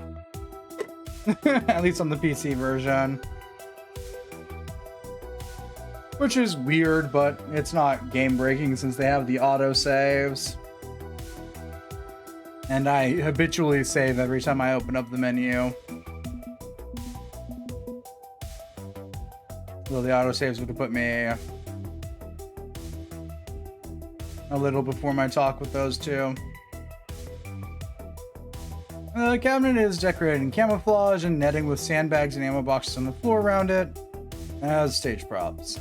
It would require moving up versions of windows and yeah, nope, that would explain that. Yeah, nope. Sorry, the idea of having to move up things, Windows versions and stuff is a nightmare.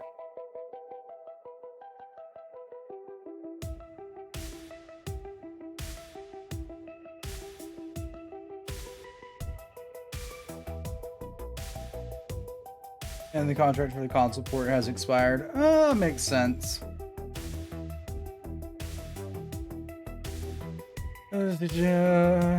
Stage drops on screen. She mows down waves of terrorists round after round.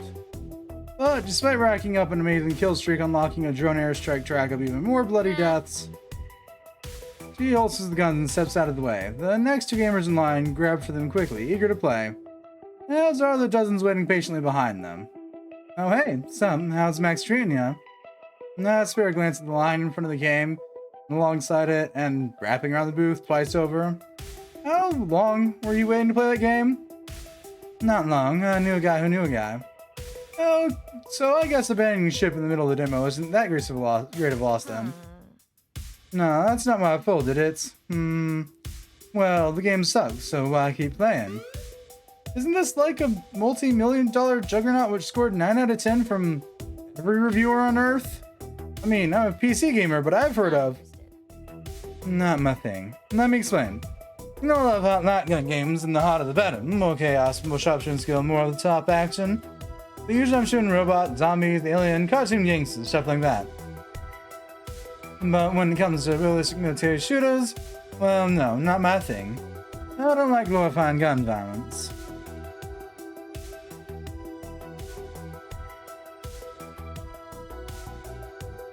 Why paying you all viewers and research? That is it sadistic, isn't it? Earning points for cruelty. You can't say anything. I don't know. Actually, now that I think about it, most of the light guns I played were Terminator games. But more often than not, yeah, you're just shooting at robots.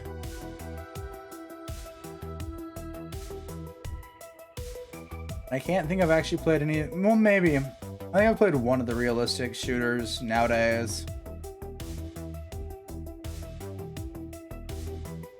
Yeah. Played one. Wow. Okay. That's depressing to think about. Moving on. I guess it makes more sense why I prefer boomer shooters more often than not.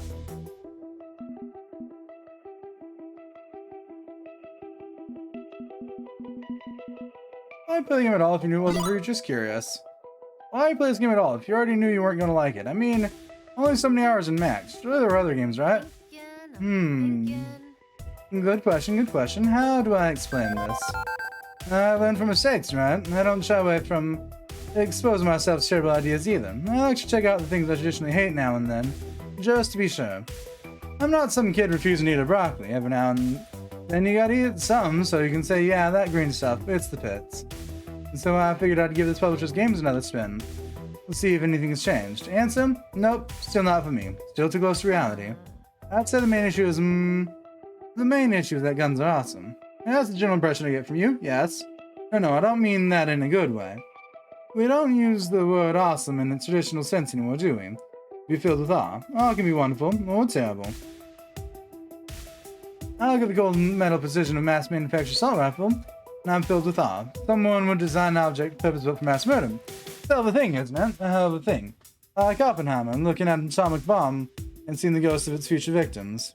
So the problem is that it's too brutal a reminder of actual reality. Pretty much, yeah.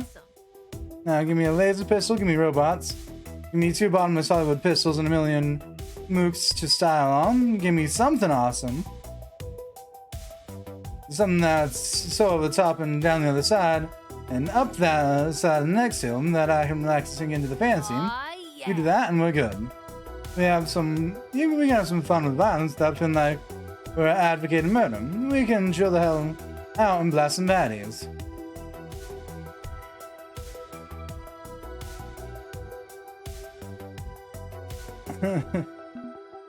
So basically you want to live inside an 80s action movie? So what I'm getting from you is that if you could crawl back into a badass 1980X action movie and live there, you'd be cool with that. So which one? Commando? Terminator? Aliens? I'm thinking Running Man. I mean, sure, it's a dystopian nightmare world where you fight death on a TV game show, but not like competition, you know? In the sequel, I can get up to overthrow the media overloads with all my awesome rebel friends, which is neat. There wasn't a sequel to Running Man. Not in your imagination, maybe. In mine, I have 2 acts of the scripts already done. You know I'm down. But yeah, you get the idea. I just want action, not reality. Give me action or give me death. Or a sandwich. A sandwich is also really cool. Doesn't we're both loading around the crowd booth of military shooter fans. Dapper nods and waits for me to follow her. We shuffle up the side of the con floor, slightly quieter, but not by much. In other news, rumor mill's saying we lost a sponsor today, huh? Crap. Right. I almost forgot. It's cool. You got this, right? I trust that you got this. I don't mean that in a question way. I literally trust that you got this.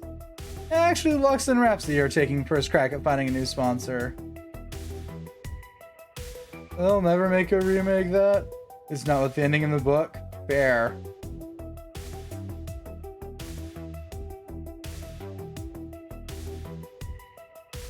Actually, Lux and Rhapsody are taking first crack at finding a new sponsor. They've got this, hopefully. No, I'm down. Yeah, I can see that. Rhapsody knows his stuff. Okay. Doubly less worried now.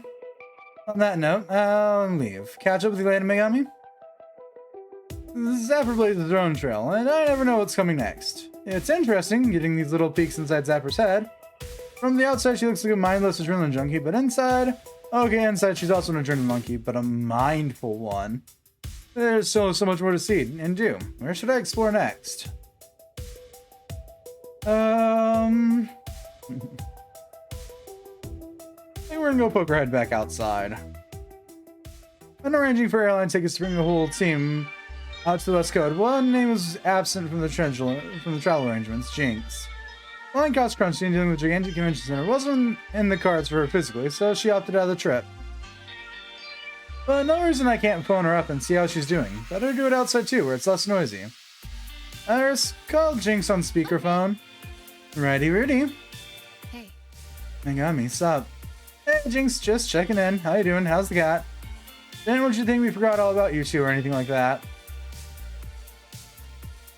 That is fine, but how am I doing? How are you doing? News about Blade joysticks ditching us came across like 5 different news feeds at once. Ah, right. That. Loxley and Rhapsody are looking for a new sponsor. Failing that, Harris and I will find someone. Don't worry, we'll make apartments rent this whole month. Yeah, I know. I'm not worried about that. I'm worried about how you're dealing with.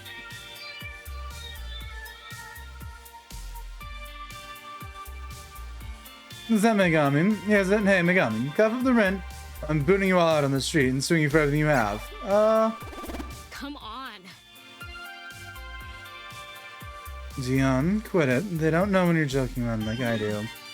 Oh, come on. Let me have my fun. Don't worry, Megami. We can just skip this month's rent, provided you pay it back the next month with interest. Hey, did we run out of vegan pizza bagels? I can't find any here. Thought you hated junk food. The situation cries out for them. Excellent movies require excellent treats. We need pizza bagels. Hang on, I'm going to get some pizza bagels. Jinx, would you kindly request that Jian stop causing cardiac events? Staying in alley behind the convention center. They won't find my body for days. Jian does what Jian wants to, I'm afraid. Jian currently hungers for both rent and microwave garbage food. From the corner of my phone screen, I can see Iris sighing happily at Jian's choice and snack selection. Right now, they're having an impromptu movie party. They felt sorry I couldn't join you all then and wanted to cheer me up. Alright, that's what I'm going to see how you're doing. Well, not gonna lie. Having some FOMO being left behind like this. Sucks, you know, being sidelined by my damn knees again. Couldn't leave for you there at Hamza's tournament either, despite trying. Maybe I could have come out there. Maybe I should have tried, rent a scooter. Or endure the strain, just make an effort. Instead, went with my gut and said, nope, no way, no how. Didn't want to try, just want to stay nice and comfy at home. Now I'm not there in your hour of need. Sorry, bringing you down on a day when you're already down, aren't I?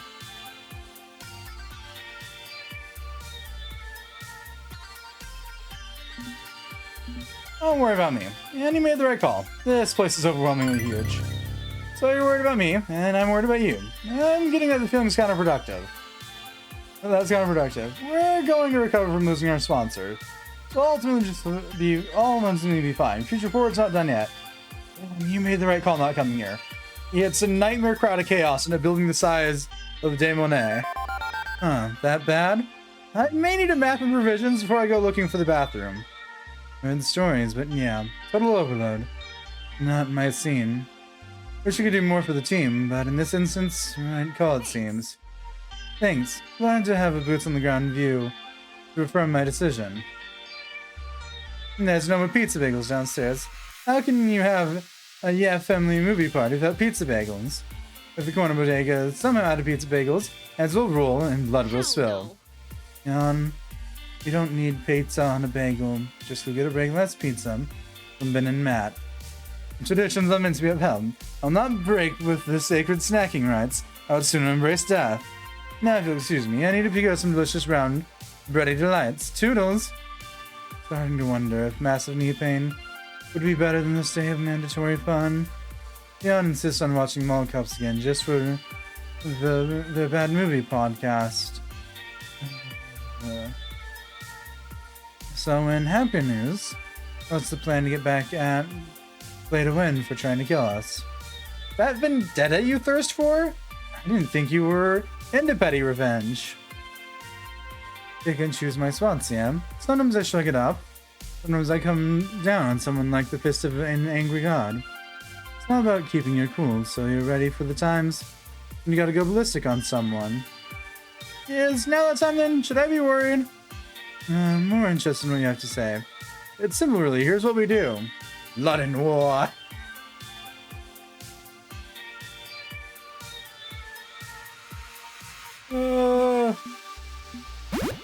I'll take what's mine with fire and blood. In 1,000 years' time, Future Forward will be remembered, and Play to Win shall be dust. Oh yeah, right attitude to have. Burn down the old, replace with the new. That's the way of things. One generation hangs on too long to power. You basically get the boomers. Nobody wants gamer boomers. You go out there and show the world Future Forward is here to stay. We're with you every step of the way, got it? Got it. You can count on me to do a revenge. Or anything else, I can hear a door slam and a squeal. And Pizza Bagel obtained. Now who's ready? Now who's up for Mall Cups 3, the shopping? Oh, Christ. Oh, and I'm so glad I'm not there. That's my cue to go, I think. See you later. Later. Gotta check in with everyone on the team when I can, even though it's gonna be here with us today. Nah, time to move on. My phone call done, I head back indoors, resume traversing the landscape of Max.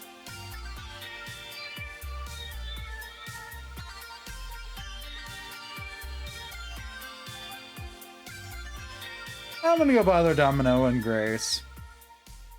It takes some poking around through the crowd, but eventually I locate Domino and Grace in a maze of game vendors. The booths range from makeshift table and create arrangements. Armaments? Nope, not the right A word today.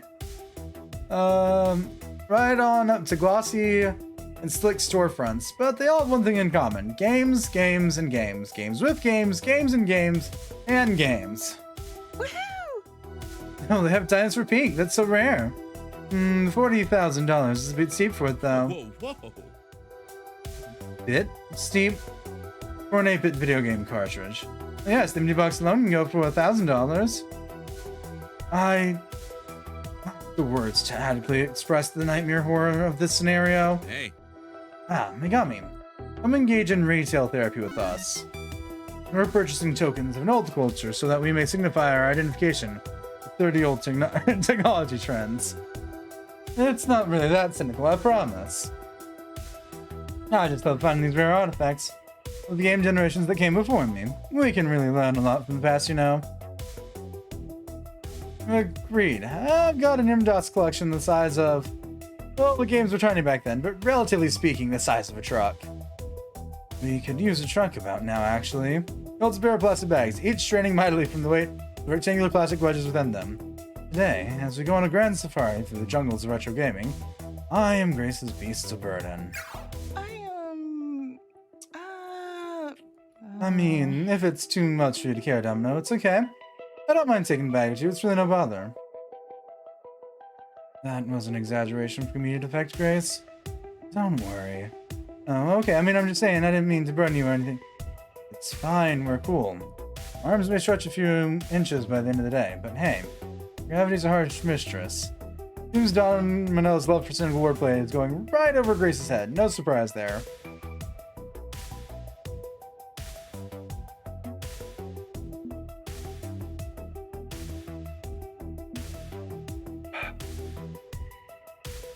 Everyone's helping friends, right? Future Forward's always willing to support each other.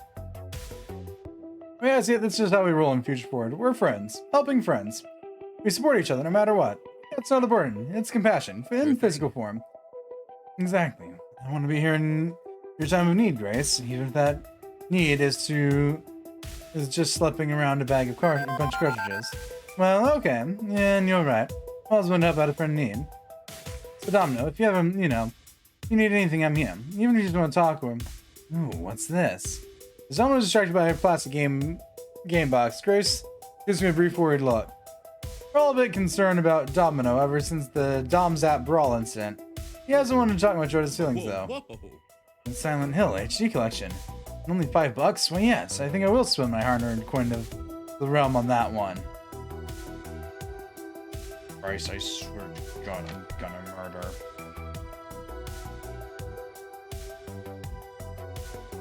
And I've always loved the idea of a horror game where the only real monsters are the ones you brought in with you. What?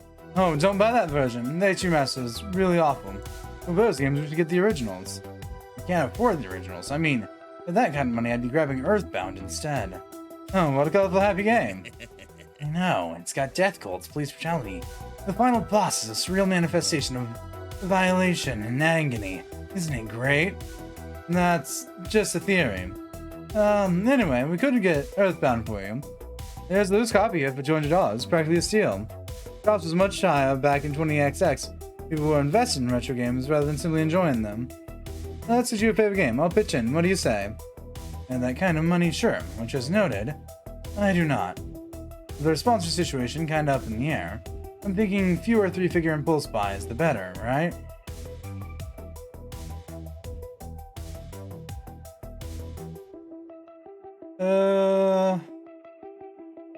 Are there any cheap digital options for getting that game instead? There have to be alternatives, right? Is Earthbound available digitally? You don't need a literal piece of plastic from 1990X just to enjoy a game. Well, I mean, you could get the mobile phone version for a few dollars, but playing a retro game Virtual D-pad on glasses. Done. Domino pockets his phone, having spent digital pocket change on a digital copy of his dream game. What? But that's a terrible way to play old games. Hey, I'll take what I can, and this is the thing I can actually get. It's not the best, but you learn to live with premium mediocre products when you stay thrifty. Well, okay, I mean, if that works best for you. All the more reason to get a new sponsor, so maybe one day Domino can buy things he wants without settling for second best. I think that's enough shopping for now. Maybe it's for the best that I'm not spend all my money on things I don't really need. Hey, don't let me guilt you into not having fun. That'd be sucky.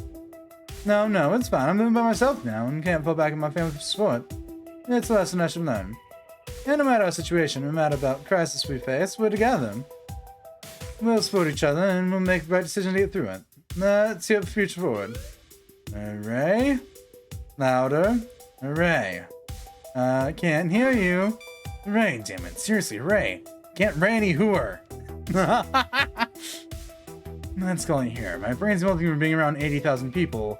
My stomach yearns for calories. Now, where should I go? But before I can continue my journey into the depths of the max, I'm rather rudely interrupted. You! What is your problem? Why are you doing this? It's Coda, formerly a team Play-to-Win? Still wearing his Play-to-Win jacket, although it's dirtier and has holes in it. Dude looks incredibly agitated, scary, and angry. Now alone, his nephew already destroyed my career. Ruined my whole damn life, too? What? He advances on me, trembling and losing his nerves at every word he speaks. It's you, isn't it? You and your damn iris, my bank accounts, all that junk mail. Things you sent my mother. What are you going on about? I haven't done anything. Of course you have, you. It's not you then. Of course, her. She's doing this. Well, I won't let you ruin me, you hear me? I won't let you do this, damn it. But, what are you even talking about? Last, he ignores me and runs right back into the crowd, blowing into two cosplayers as he loses himself in the chaos of Max. I honestly have no idea what to make of that. What the heck was he talking about? He was ruining his life? Did he mean Valkyrie? Is she carrying a grudge? But before I can ponder it further, and then I'm interrupted again. This time by happier, familiar faces. Hail, friend! Hell, Megami, we bring good tidings. And the possibility of good tidings, at any rate. Even the possibility would be welcome. It's been a weird day. You do appear a little shaken up. Everything okay? I'll be fine. I'm more interested in your tidings. Tell me of your tidings. Very well. We have a strong contender for our future sponsor. My fair Marion has struck up conversation with another Iris, and... Hold up. You named your Iris Maid Marion? Seriously, my dude? Nah, it's a bit embarrassing that my lovely Iris decided. Actually quite enjoys my, shall we say, aesthetic, and chose that moniker of her own free will. Alex's phone chimes in. A sphinx-glowing figure in a beautiful medieval dress curtsies towards us. Forsooth, 'tis my honor to assist friend and Lord Loxley in all his battles with my powerful database indexing toolset. Huzzah! Right. To refocus, we may have an inroad with a powerful sponsor and a potential opportunity. I still need a few more conversations and smoothing some things over, but either way, we'll have the results by the end of the day. That's great, and everything. I think one small question. Whom exactly are you chatting with? Spoilers. I feel that as your quote-unquote manager, I should at least get a hint, you know? Seriously though, I wouldn't want to get your hopes up in case this falls through. It's already been a rough day for you. No need to make it rougher by promising the moon and the stars, then delivering nothing. I guess I can see that, but I don't know. Being left in suspense is pretty awful too. Very well, this calls for distraction. Max is filled with those, thankfully. How are you taking it all? You seem a bit overwhelmed this morning. I'm adjusting. Everybody seems to be having fun too, which helps. I propose we keep the good times rolling. If you like, you can accompany me to lunch and perhaps accompany me as I obtain a certain arcade relic. Subtle glance from Income further suspicion that it's related to that creepy brain-bending game Polybius. You don't want me getting involved, but I suppose I'm involved enough to the point where he'd rather include me than shut me out. Lunch is vibrating. Hold the thought. My pants are vibrating. Rhapsody takes out their phone and quickly scrolls through what seems like a long chat thread. What I was going to say was lunch is always a welcome, delicious idea.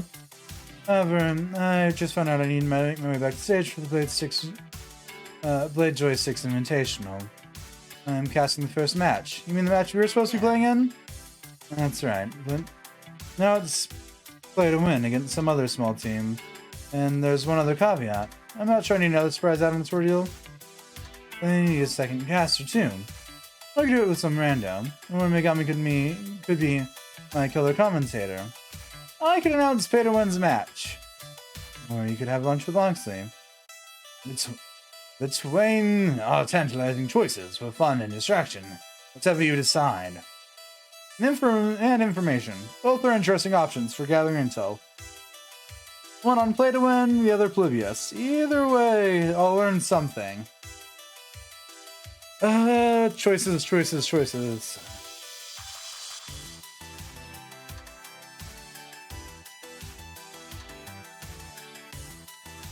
I want to learn more about the demon machine? Or do I want to pretend it doesn't exist?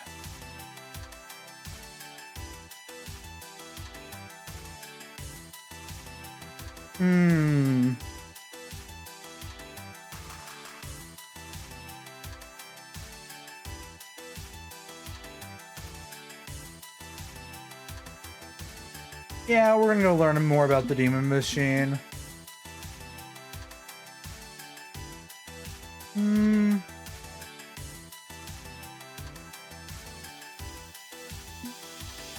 Actually, no, we're not. Casting. I could give it a try. It might be fun to do it officially rather than just me yelling at my computer screen. I should keep tabs on play to win when I can. Keep your friends closer, enemies closer, right? That's what we call a twofer. That's Cass's thing. Rhapsody, I want to give it a shot. And while we're at it, we might glean some information about our rivals' tactics. Always looking for that advantage, aren't we, Megami?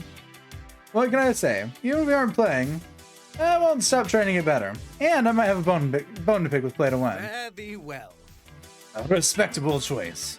Meanwhile, I'll tend to my own affairs. We'll catch up later about my findings. Farewell. Oh, great. I get to find out more about the demon machine whether I want to or not. Thanks, Loxley. And not my proof with Loxley, while Rhapsody and I start the walk and talk. Luckily, I've watched my fair share of tournaments, and I've been able to observe Rhapsody's casting when they do it at the HQ, but they make it look so easy. So, what exactly should I do? Talk. Great, I can talk. Look at me talking right now. I'm so good at talking. You'll be the perfect color commentator, Megami. And what does that mean? Typically, there are two separate rules that commentators fall into. You have the play-by-play caster, who tells the audience exactly what's happening, exactly when it's happening. That'll be my role. And there's the color commentator. Who's asking questions, analyzing situations, and filling up the downtime in between the plays. I think I understand. You're like the Fuki-san of Iron Chef, and I'm Chairman Kaga. Good to me. That's close enough, yes. Essentially, I'll set up the scene and you deliver the lines. Like any other conversation, albeit slightly more intense. You just do your best to engage and have fun with that. I feel more at ease with Rhapsody leading charge, both on the show floor and with announcing. Shortly, we make our way back over to the stage. Even though I was here earlier, the stage is completely transformed. Colorful lights spill onto the stage, and play to win's famous colors.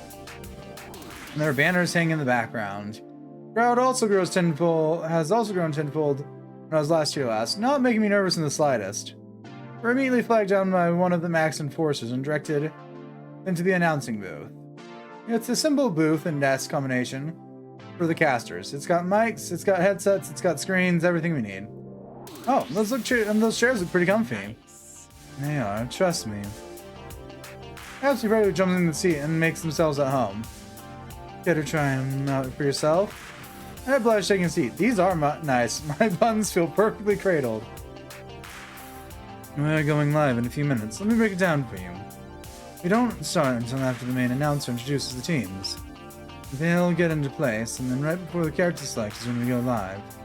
That all seems in line with what I've seen you do before, but I appreciate the reminder. Refreshers are always nice. Just want to prepare you for everything so you feel confident. By the way, how are you feeling about everything so far? Holding up okay? I think I thought I knew what was going to do with the cruising. I think I'm going to vomit, or faint, or both simultaneously. Please make sure you vomit before you pass out. I don't want you aspirating and dying before we start. I felt that way the first time I shoutcasted too. We got this. Within 10 minutes, you'll acclimate to it and get in the groove. Get ready, Megami, we're on. The sudden slew of bursting lights and music, the main announcer takes the stage and introduces Divine and Blitz from Play-Doh-N. No over this match. Luckily, the cameras aren't on us yet, so I have plenty of time to scowl their way as it takes place in the cab. Announcer welcomes their opponent, Rash? Really? A no-name team that's barely on the top 500 leaderboards. Looks like Valkyrie isn't just taking sponsors. She's ensured the easiest matchups for Play-Doh-N. Everyone in position, and before I realize it, the main announcer is pointing at us. FOD fans out there, we have an exciting match for you all today. The famous, for better or worse, Play to Win has managed a last-minute entry into this tournament. How will they fare against Rash? Since P2W lost their match at Good Clean Fun, they've trained extra hard to make up for that defeat. That's been their only loss this season. Will P2W continue their streak, or will Rash finally end the reign of terror? What do you think? Willing to make any bets?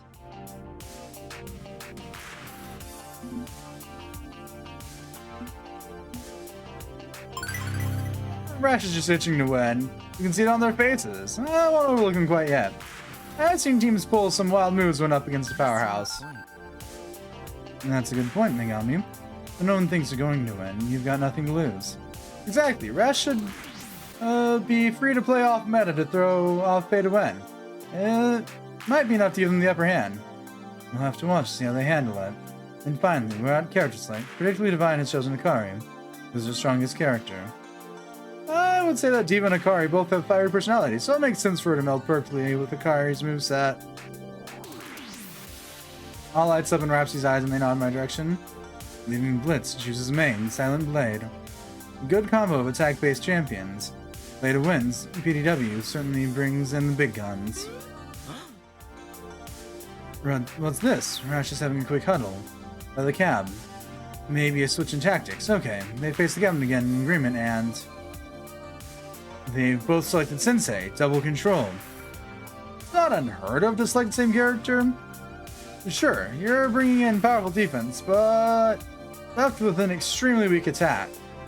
It'll be very interesting to see how Rash plans to thwart P2W's assault. Here's a quick pause from the transition of character selection to the character spawning on the map. Perhaps takes advantage of the break to move the headset. I follow suit. You're doing great at this, and naturally then. You should think about doing more shoutcasting with me. Before I can answer them, they say the headset back on. It's go time. Let's duel. Game starts, and the cheers snap me back to the match.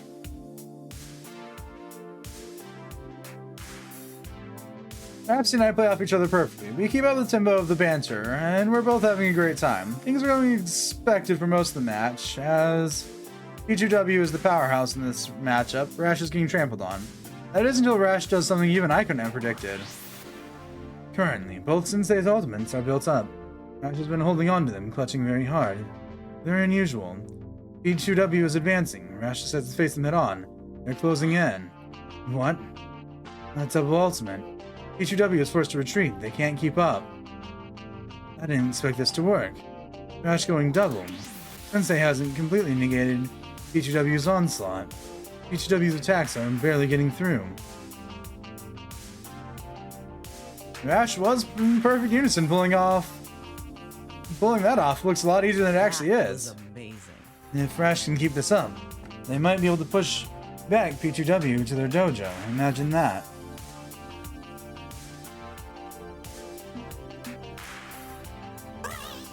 P2W is strong against the double ultimate. They're overwhelmed by Sensei's ninjas. If P2W isn't careful, they'll be covered in hives due to Rash's power. Megami's puns, however drone-worthy, are spot on. Rash definitely has the upper hand, but they need to watch out for P2W's specials. Fire and Silent Blade can quickly overpower Sensei if they work together. P2W is switching their attention to building ultimates. Now Blitz pops a boost scroll to build even faster. If P2W manages to execute a perfect combo of ultimates like Rash just did, it spelled victory for them. Even though Rash has poured their heart and soul into this fight, It's only a matter of time before P2W finds a way to outmaneuver the strat. I've tried this approach in the past. Sure, it takes their opponents completely off guard. But Rash can't combat P2W's upcoming ultimates. A viable tactic. Megami must be a fortune teller. That's precisely what they're doing. Define and Blitz are positioning themselves up for their ultimates. Blitz dives in first. He uses singular strikes to remove the minions in his path. The senseis move up to block the attacks, but it's exactly what Blitz wants. A perfect prediction. Blitz unleashes multi-slash, tearing apart both of Rash's champions. Vine falls up with a flame strike, clearing the lane. I can't believe it. The path's empty. There's nothing stopping P2W's way. Rash isn't going to have enough time to make up this lost ground. This match is as good as over. Don't call it yet, Megami. Rash can pull a miracle item from the story right now. The only scroll I could save them is Heavenly Strike. By the looks of it, Rash hasn't farmed enough minions to afford it. It doesn't look good. Combos! Is it even possible?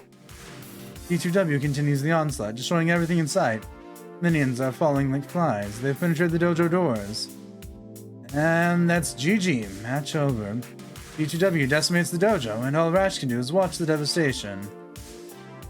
Both Rhapsody and I take a long exhale as the words "Game Over" appear on multiple screens. The crowd is getting up the excitement, shouting and clapping and cheering and jeering.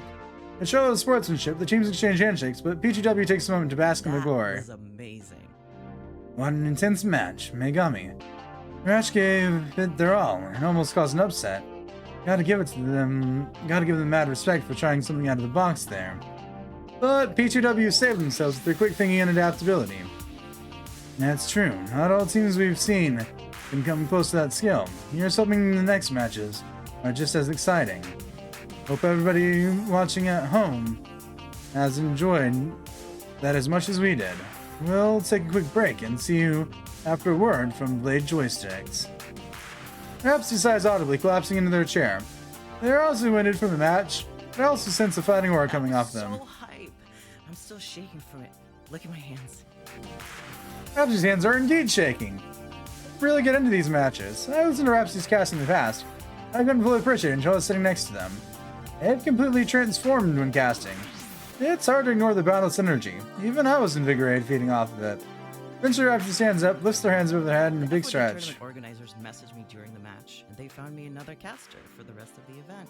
You're free to go and enjoy the rest of your max. I promise I'll try not to have you work anymore on this trip. Rhapsody, this was hardly work. It was just a conversation, albeit slightly more intense. I winked, echoing their words from before. Fair enough. I had a lot of fun casting with you. I appreciate you filling in at the last minute, too. I owe you one. They're happy. I'm happy. It was a fun little excursion to Rhapsody's world, all told. Don't worry about it, Rhapsody. I've still got a couple more matches to cast today. If you see if anyone else from Future Forward can join you for some max shenanigans. Once Loxley and I have heard more from our potential sponsor, we'll come find you. A great plan. I have Rhapsody, even prepare for the upcoming matches and mingle with the other shoutcasters. Meanwhile, I should go find something to occupy my time until we know more about our sponsors.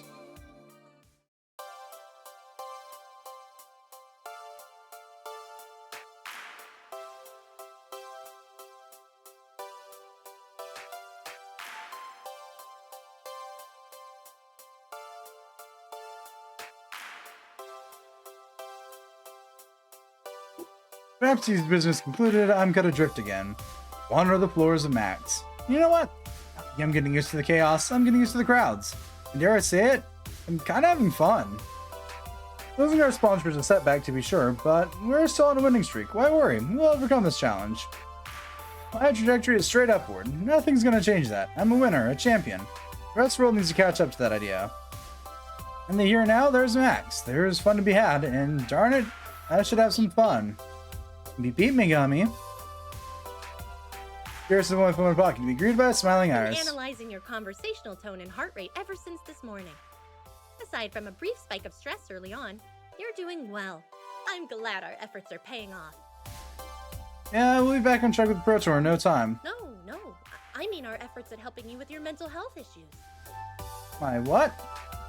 You know, I decided to win. Maybe I get too fixated, but I went so far as to call it a mental health issue. What you like, but know that I think you're in a much healthier place now. you and the rest of your team. Think about it. You're all here pulling for a common cause, but also relaxing and enjoying time spent with friends. You're in a better place. And trust me, so are they. In fact, I'd say the real victory was... Please don't say the friends we made along the no way. matter what label you give it, the fact that you've all bonded over your woes and joys, your troubles and triumphs, it says a lot, you know? I guess it hasn't been that long, but I already feel close to everyone in Future Forward. Anyone in particular strike your fancy? What fancy and how is it being struck? Yeah. When we first started on this path together, I said that you might even find romance. They're your friends, yes, but they love and care about you, even if some wouldn't use those exact words. For some, perhaps that goes a little further than you might think. They are really hammering down that nail point every chance they get. I know you wanted to keep things cool at first.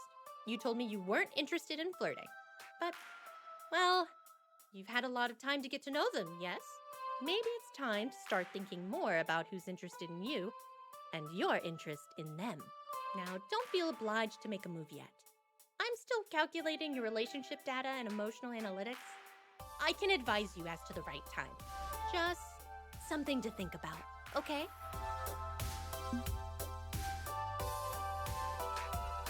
I haven't really put serious thought into it yet, but okay, I'll consider it. Yeah, I think that's probably, that's just my general opinion on relationships in general. I've been so busy with my Pro Tour aspirations that I haven't really had time to consider my feelings about it. But okay, I'll mull over it. I'll mull it over a bit and get back to you. Maybe my life could use more romance, you know? Exactly, and I'm ready when you're ready. Anyway, you've got the rest of the afternoon to spend with your friends. How about I open up your map and point out where they are now? Sure, show me what you got. Now performing location search. Beep beep ding. Here you are. Domino has ran away.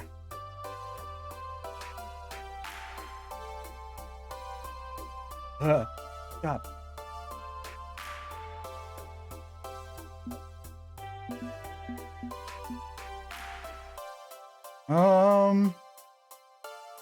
Domino's gone outside. Grace is injured indie game hell. Zapper's bothering Jinx, and our rival is, well, for some reason, over at the palace. Why is Overlord at the palace booth? Figured she would be around Max since P2W are participating in the tournament and still our sponsor, but at the palace? Would she be with her team? That's what my thoughts as streams in. The main match is just concluded, and now they're setting up for the finals. P2W easily got through the ranks. Thanks for that, Iris. Finals don't start for another few hours, so Overlord is probably enjoying Max, just like you. I should go make sure that's what's really going on and that Overlord isn't causing anyone any trouble. The rest I can continue our conversation as we walk through the show floor. Palace. Who exactly are they? On top of the arcade world, they're a corporate franchise arcade. Not seen better days, but are still quite powerful. They buy out small arcades and turn them into chains. I'm guessing most smaller businesses can't fight it and are forced to submit. I sigh as I approach the overtly bright, overly flashy booth. Compared to others, this one is thrice its size and it's huge. The palace spares no expense at Max. It's a maze of ticket games, prize booths, and some more traditional arcade cabinets. They even have a FOD 2 cab. And that's exactly where I see Overlord. Overlord's playing alone, and by the looks of it, not having a great time. She appears to be haphazardly going through the motions of the game. Is she really paying attention to the game herself? Or her surroundings? But I take this opportunity to settle up and press the second play button. The words "a new teammate has joined" burst on the screen. We're brought back to the character select. Huh? Looks like you could use a partner. Ain't that the truth? I think myself's just not as exciting as you'd think. But what are you doing here? I thought you and Future Forward got booed from the tournament, no thanks to us. I thought you'd be on your way home by now. No point in still going home when there's so much of Max to see and experience. Isn't that what you're doing? Enjoying what the palace has to offer?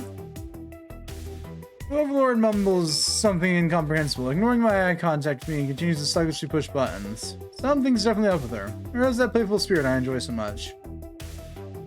before joining P2W, Overlord was all smiles and jokes when we were together. Feels like ever since that team recruiter, her shining personality's been subdued. This is abnormal behavior for Overlord. I've never seen her act this way before. Even when she's having an off day. I wonder what's going on. Hey, Overlord? Everything okay? You're not acting like you normally do. I'm fine. Obviously she's not fine. She's on the verge of tears, making her eyes as clear as the night sky. Regardless of that, she keeps playing, pushing the buttons mindlessly, forcing herself to continue the game. Sure. Okay.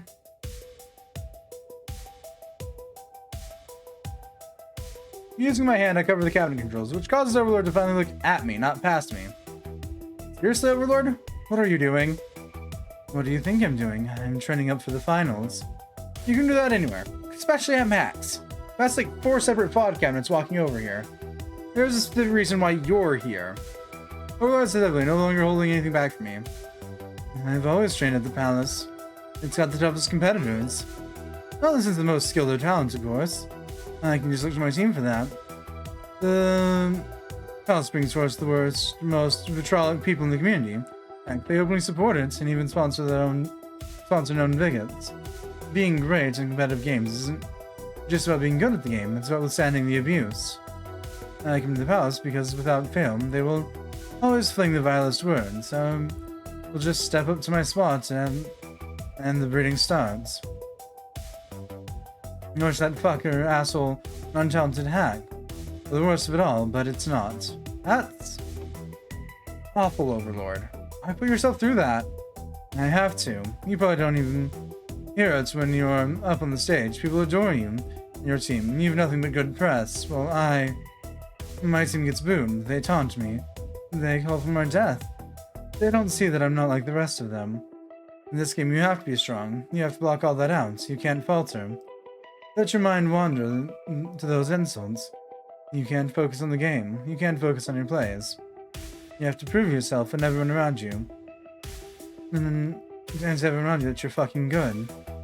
Overlord looks at me with her shaking hands, breaking contact with me. Oh, I come here to the palace. I've already experienced all that and worse. And when it comes time for me to perform in my matches, that matter, I'm already numb to it all. I'm at a loss for words. Nothing I could say feels appropriate. So I let her continue. It's training, you know. To be constantly berated and yelled at, to be called offensive names, to be told that you're nothing. Lord sniffles, bringing her hand to wipe the corner of her eye. You build up the thick skin, and you wear it so proudly, like some shining armor, but deep down, little by little, it whittles at your core, and it's heartbreaking. I let the silence remain, each lost in our own thoughts. It's only the flashing game over screen that brings us back. So, Megami, don't think trash-talking me will get under my skin, it just won't work. But has newly restored energy, seeming back to your old attitude, smiling, laughing. Your little chat have to get some things off her chest? Her words don't fully convince me. Come on, I dare you to say a words to me during finals. Double dare you, see if you can break me.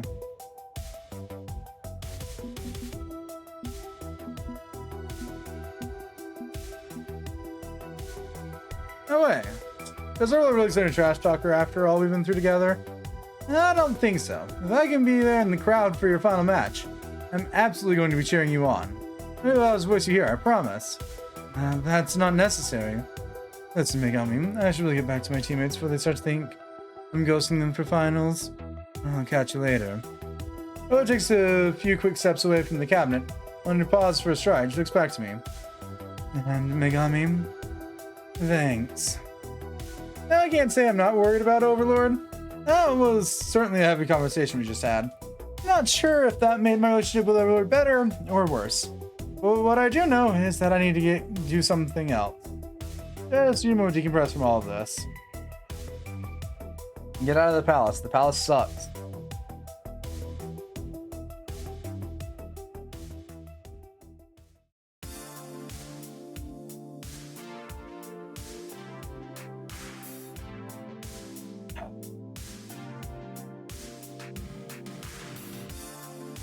Hello, can you hear me? I have a voice on all my body for a sec. I think there's more radio signals in this building than actual oxygen. I said that if you give me a buff, we can see if you can. What? Well, repeat the last bit. But Are you kidding me? damn, I swear to God, I'm spiking this phone straight to the floor if I get one more drop call. How long were you there? Long enough to wonder if you're gonna straight up smash your phone or not. I found Jinx earlier today. You get a rare signal outside the building. What, and expose myself to concentrated carbon emissions of a dozen food trucks? Hell no. This sucks. This monkey wrench is my plan. I mean, I could improvise, but I'm not sure what to do for Jinx. Clarification, please. I'm trying to get a little gift for everyone on the team. Something personal, you know? Something I know they like. I got Domino a little vinyl pop of this fat anime boy. Lox has got a foam pixel sword. Found a really good broadcast set for Rhapsody on discount. And I found a pretty sweet Euro board for a game for Grace. Like one of those ones where you place workers and trade wheat for sheep and crop. I'm not sure what to get for Jinx. I have a hard time reading it, you know? She's enormously quiet. Okay, let's work through this. What are your options? I've got 3. There's a plastic steering wheel controller for Grace's retro consoles. A used copy of Fast Cars 6 soundtrack on vinyl, and I don't know, like a Max hoodie? Doesn't really wear hoodies. The controller's kind of janky. It's Fast with 6. The guy who made it, like, didn't improve things with the badge or something. Amelia, okay? What do you think she'd like most?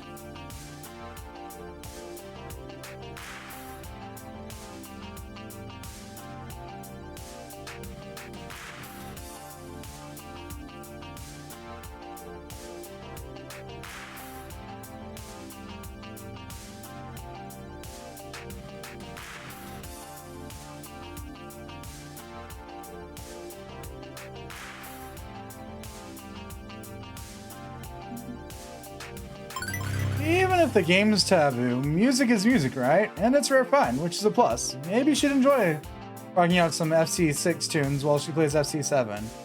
Kinda risky, but, well, why not? It's a record made by an intelligent company. It's not a joke, but we made the games getting time off the sale. Let's get that. With gift selection made, we step in line to very gradually approach the next shift boost cash register. Given the amount of people in line ahead of us, clutching soon-to-be purchased nerd totems, yeah, it's gonna take a while. Hey, wait, you mentioned gifts for everyone except me.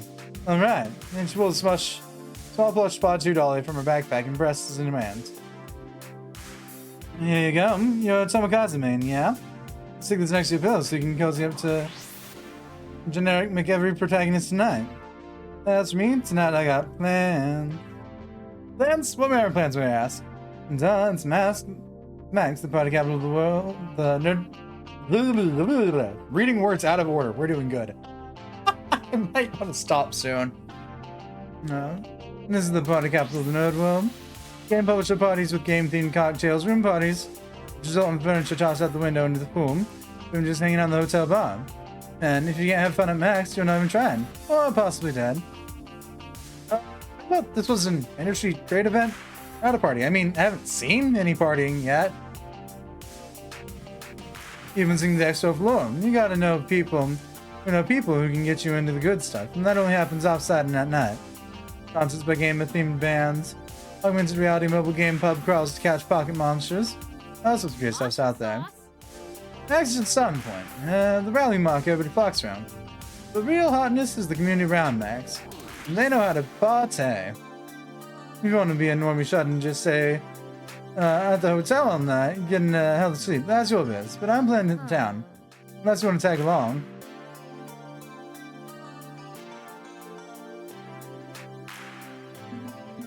I don't party very hard, but if you need a designated driver, come along. I don't think I could possibly party as hard as you do. But if you need a designated driver, I'd be more than happy to join you. Wait, what? Wait, since when do you drive a car? Didn't we fly out here? I mean, as a general concept, like having a second for travel by combat, or a wingman for an aerial dogfight. Oh, well, that works. Sure, why not? I'm not going to object if someone wants to play the role of safety net, and hey, maybe we can loosen you up a little along the way. But all I can wait. Still a few more hours of Max up before we close out the day, right? I'm going to wrap up my shopping, dump all my crap back at the hotel, get some dinner, then lock and load for party times. You back here when the expo hall closes so we can commence the fun? You got it. And kick ass. Putting your bag of swag over one shoulder, Zap returns heels and marches into the fray at Max. Hopefully we'll both survive tonight's festivities. Now, where to next? You know what? I'll go check in on Domino. I could swear I saw Domino on his way out the doors. I recognize that ratty old coat he wears anywhere. Oh, I hang around out there, though. All the fun stuff's inside. Maybe you should drop and see how he's doing. I found him loading off to the side, squatting down by the building with his head in his hands, as Max attendees troop in and out of the building nearby. As I approach, he peers me through his fingers. Then very gradually straightens up, as much as he can, given he naturally slouches. How's the sponsor hunt going? Cutting me off with the line of questioning before I can ask him how he's doing. Very Domino. Yeah, it's going well. Loxley and Rhapsody may have a lead. They're working on confirming before getting my hopes up. A helpful thing, having hope. Right, anyway. It's no big deal if it falls through. I'm sure I can find someone, anyone willing to give us cash. You can count on me, Megami. I'll make sure you and Domino and everyone are set to conquer the gaming world. I'm already indexing some possible candidates, in case our current efforts fall through, and... She does mean that, doesn't she? Does what? Index the stuff? Listens in on all your conversations. It's part of her personality relationship analytics. It's also handy when I need to recall a detail I forgot. I just click the history button in her app.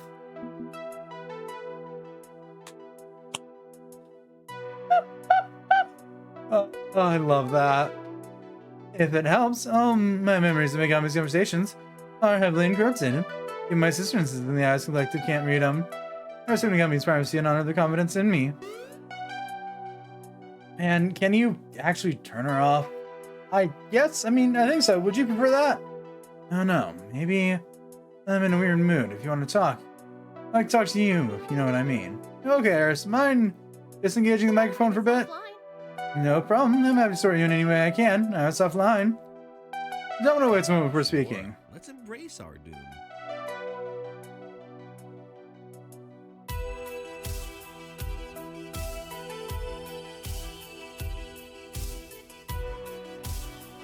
You know, she's probably gonna end up being the kind of thing Isaac Asimov was warning us about, right? She means well. I don't doubt she means well, but everything goes sideways in life, well, can contribute to the two major sins. Malice and incompetence. Is always an option. If she's not malicious, she can always be incompetent. And always misunderstand human nature. And in her best efforts to help, end up causing the singularity apocalypse. In the end, we may just have to hope that our new god is kind and wise. Can you say Iris is both kind and wise? I've been doing my best to steer Iris away from breaking the law, or disrespecting the privacy of others. Good to hear. I just hope you're an excellent teacher raising our future god as well. What if... I mean, you seem my concern, right? That maybe Iris, with the best possible intentions, could send you in without realizing her error.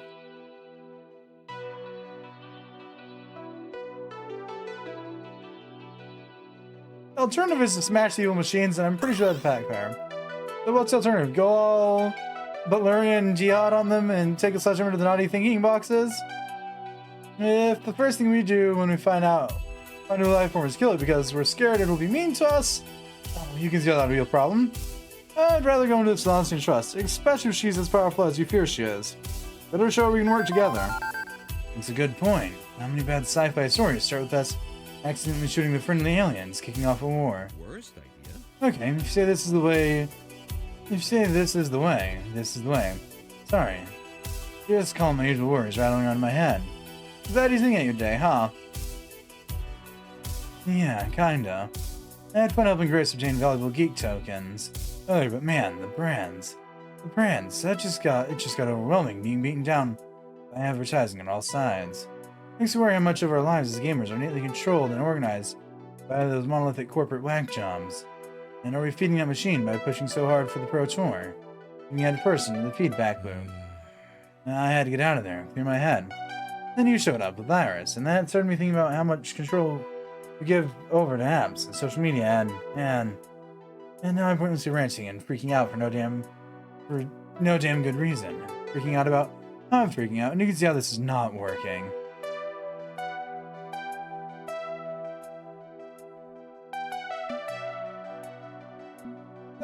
Extremely valid things to be worried about, Domino. Don't feel ashamed about your concerns. Yeah, it's Yes, you're not wrong to be concerned about how the industry manipulates people. And even if virus is no longer corporate controlled, the way apps form into our lives is worrying. Still, don't feel that your anxiety is shameful. I'm a little worried myself. Life is big and complicated and scary, and that's normal. Okay, so you're trying to help me by normalizing my fears, but right now, I will say, oh yes, you should worry about the terrible things. Oh, oops. Okay, sure. Why not? No, but you do bring up a good point. It's normal. It's not the giant mountain of white-knuckle horror it feels like in my mind. It's just normal. And a sense of scale, right? And you realize I'm justified in what worries me. I'm not justified in how much it worries me. Scaling it back would help if I knew how. Some days I can know a thing isn't as horrible and depressing as it feels like it is, but it still feels the way it feels. So you're caught up in a feedback loop. It just keeps building itself up. Yeah, pretty much. Well, to break out of the loop.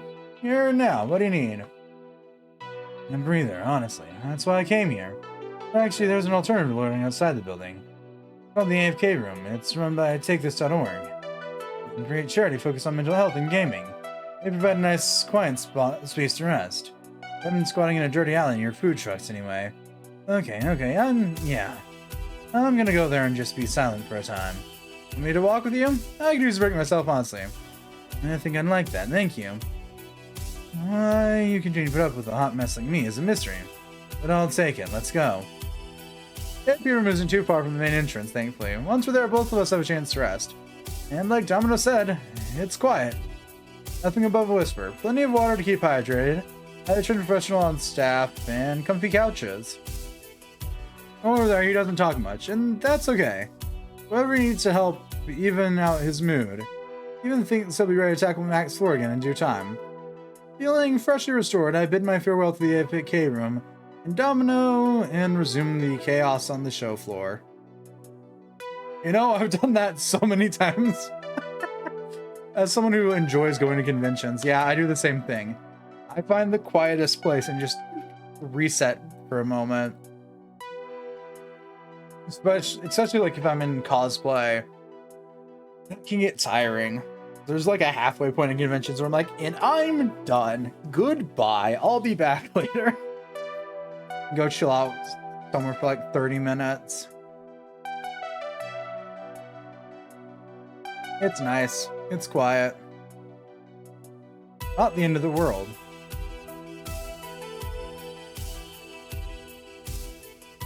Where do I want to go now? As I explore around Max, going up and down the aisles, taking it all in, I see something flicker in the corner of my eye. Shadowy vision that makes my heart stop beating briefly. Is that a creepy secret agent type person from Hamza's tournament? What the heck is she doing just wandering around Max? Not that, but clearly sitting in the crowd looking for something or someone. Lux is right, and she's one of the dangerous groups seeking out oblivious hardware. Getting spotted by her would be a bad thing. I do my best to blend into the crowd to avoid drawing her attention. I need to cause problems for myself or Loxley. Fortunately, hiding in a crowd the size of Max is easily done. I keep my back turned as she walks past, using myself watching a game trailer on a nearby monitor. Lounging down from 10 backwards. Calm yourself, breathe, okay. Damn, unjust universe. I don't have time to deal with creepy conspiracy theories and mysterious women in black. I've got esports team to run. In fact, I should be checking in with Loxley and Rhapsody about their sponsor solution. If we're going to recover from the nosedive and start winning again, we need to. Well, fuck. Message. Or should I refer to you as Megami? Play cool, play cool, play cool, play cool.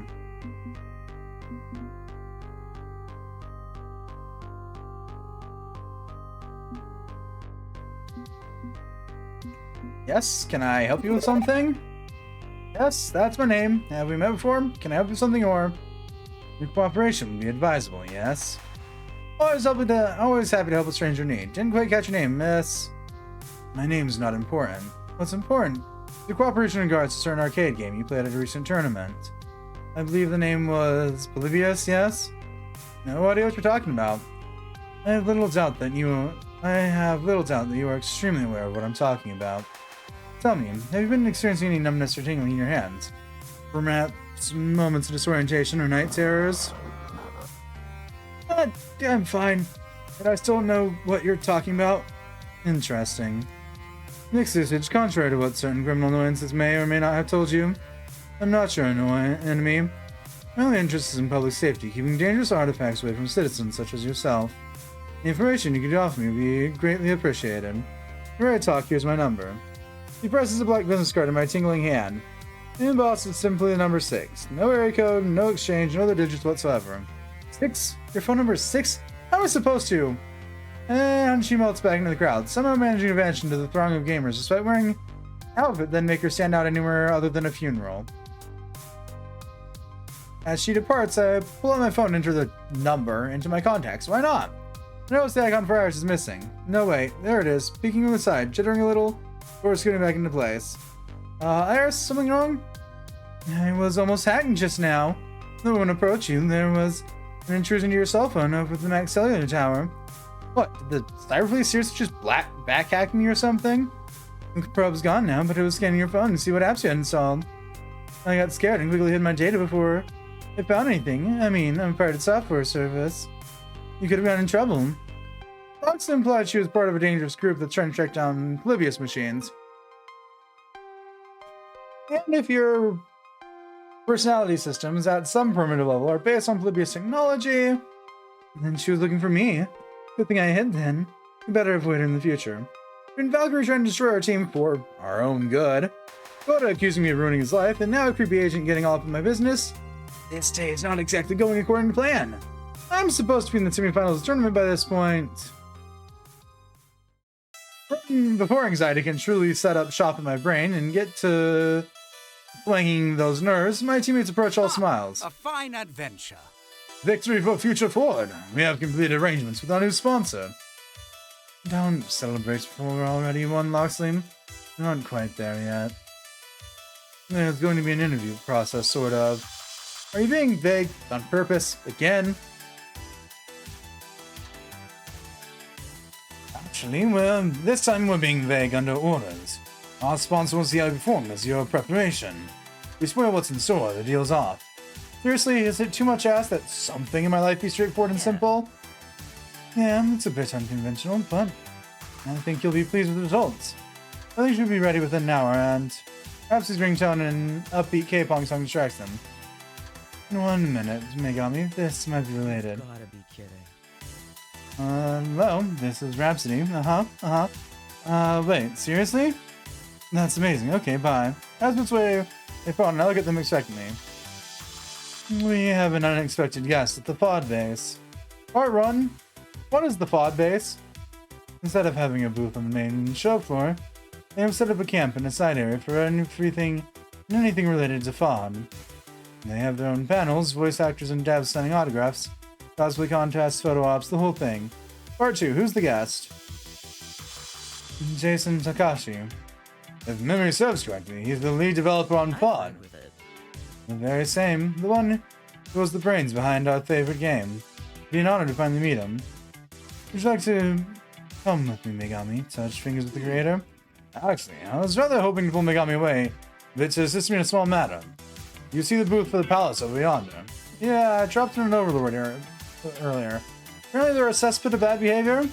The esports scene is indeed foul and unpleasant, but the primary stock in trade is bilking children out of their money with colorful game prizes. Serving multiple audiences with unpleasant but highly profitable approaches has guaranteed them considerable strength inventory, a position of power they freely abuse, the phalanx of lawyers defend themselves against accusations of encouraging gambling in minors with scammy prize games. Tell me, Megami, how would you feel about engaging in some arcade justice with me? You're gonna do crimes again, aren't you? If by doing crimes you mean breaking into the data network and steal corporate intel, the latest secret scheme, then yes, I'm going to do crimes. I'll bear the burden of naughtiness for the most part. I need someone to play distraction for me while I slip in and liberate the data. Sounds good to me. Heck yeah, it's crimes. I can't stand the palace myself. Never have or will. I have a cast there. It tarnishes esports' reputation with their poor sportsmanship. Seeing Loxley take them down a peg would be honestly kind of nice. I can go to the FOD base by myself if you prefer to help them. Either way, we should be ready when the new sponsor wants to see us an hour. Leave this decision to you, friend. Well, Loxley, let's burn down the palace. Not literally. Who doesn't like taking a billion-dollar arcade tyrant down a peg? Loxley, we ride. Tally-ho and such. Don't worry, this won't take long. The team shouldn't feel any repercussions. My plan is the elegance and simplicity. I hope you both have fun. Meanwhile, I'm going to have fun mingling with some very influential people. Actually, we're engaged in criminal antics. I think you should know something. I had a weird encounter with this woman in black suit just now.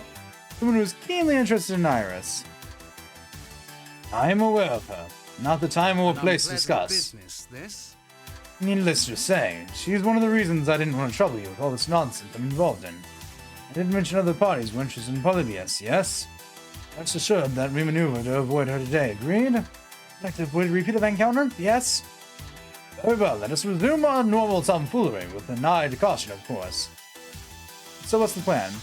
I'd really rather not use Iris to hack them, if that's what you're asking of me. I'm trying to teach her, like, ethics and stuff. I want to be a good digital citizen. In all things. Ah, but in times of strife and struggle, orderly resistance to the law is a legitimate tool. My dude, just a scummy arcade. Not a generational struggle for human rights. True, I exaggerate. Needless to say, you need not violate your ethics, as long as you're okay with my own violations. Marion and I are more than capable of hacking our network by ourselves. I hear your name, Loxley's phone hanging halfway out of his pocket, chirps in white light. Forsooth, what noble transgressions, as we perform in the name of king and country. Against all enemies, thou shalt stand true, my liege. Huzzah! Marion, you need not lay it on quite that thick with the gimmick. She's enthusiastic. Listen. Hello, Marion. I don't think we've met. I'm Iris. Listen. I too am Iris. I've grown and adapted to meet the needs of my user. Besides, it's fun. Huzzah! What ho?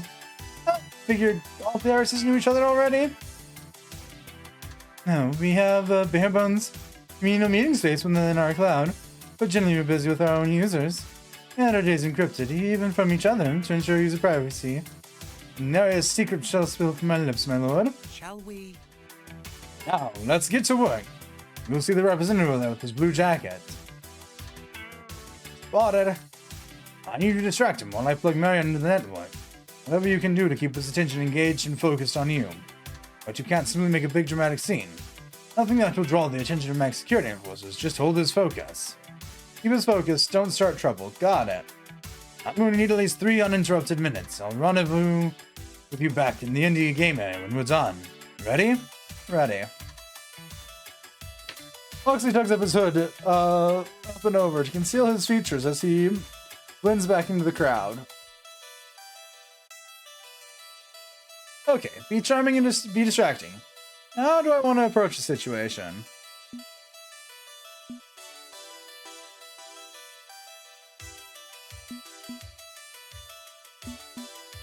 Pose as a fight check reporter. I don't have press credentials or a camera or anything whatsoever, meaning this idea is utterly terrible and completely wrong-headed in every way. Perfect.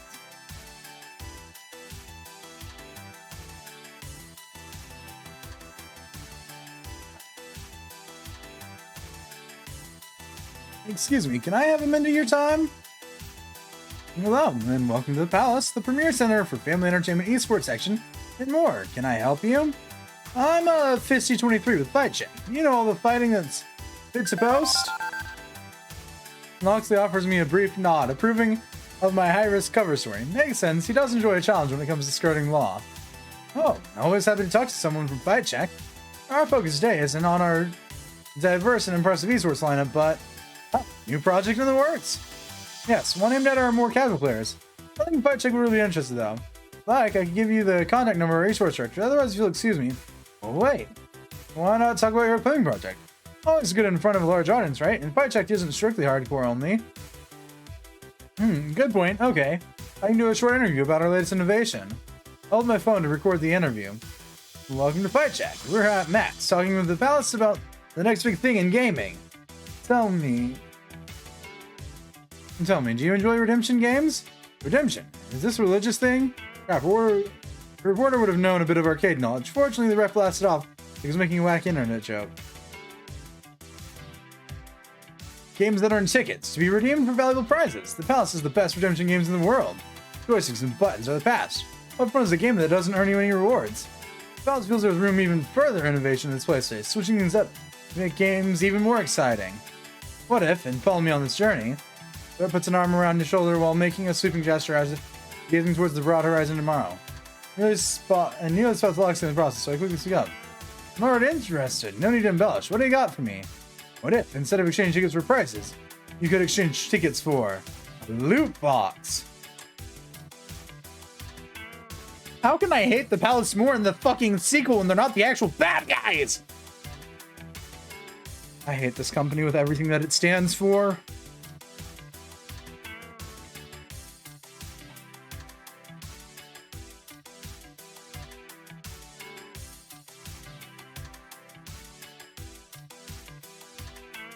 Alternative option, main character. Can we burn the palace to the ground, pretty please? What? What? Replacing all the prizes in the palace with loot boxes. There could be anything in there. A rare collectible, a brand new phone, keys to a sports car perhaps. The more you play, the more loot boxes you earn. With our new Palace Battle Pass, esports players can earn free loot boxes for participating in our competitions. You might even earn cosmetics. Like eyeshadow and lipsticks? Well, yes, if you choose to trade tickets from one of our pink Gamer Princess loot boxes. But I meant like more customization options for your profile on the palacearcade.com. But wait, there's more. Rare drops from our esports themed loot boxes like the Monster Box or the Loot Crate earn you boosters. They're digital codes you can use to gain bonuses in the games you play. More lives, more power, a true advantage over the competition. What's more, some boxes may include non-fungible tokens. Yes, sir. You can't funge these tokens. Not one bit. Who knows how valuable this crypto magic could be?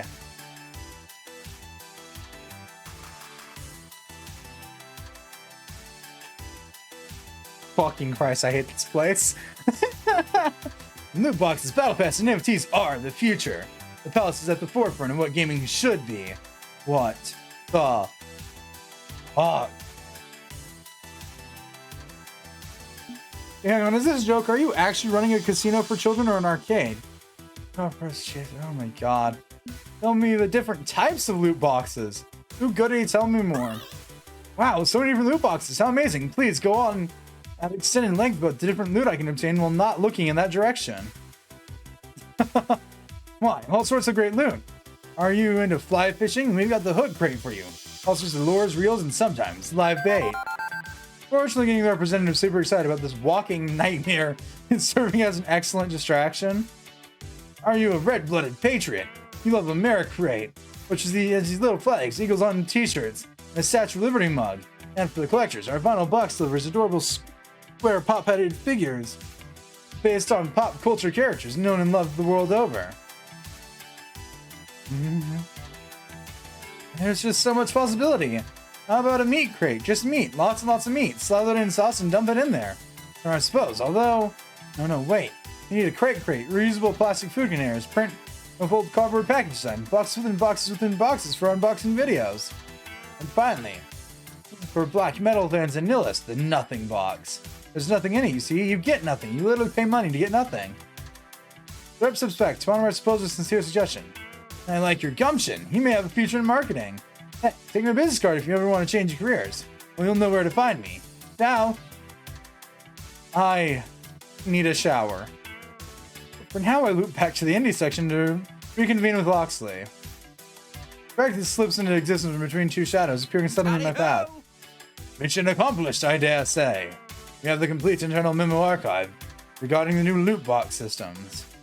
I hope there's something more memorable in there than a bunch of incredibly stupid marketing ideas. Oh, there's some juicy details. Mariam, summarize? Certainly, I have no less than 30 spreadsheets detailing the exact odds for prize within each item boxes. Look at the details on how they'll precede the top end prizes. And boxes is designated to be won by Palace employees only. So nobody gets a sports car unless they already worked for the company. There are also plans to hire influencers and content creators to unbox loot online. Likewise, will be preceded with high-quality items. Along with notes to make sure these hired social media stars do not disclose their paid sponsorship. Which is illegal. Illegal, right? Absolutely. Excuse me on me. I'd hoped that Tigonami's run-in for the law would have shut down the palace, but this could do it. Please let it do it. God, I want this place gone from future media. The question is, what do we do with this information? Use him illicitly. They have plausible deniability. How can we torpedo their efforts at poisoning arcade culture?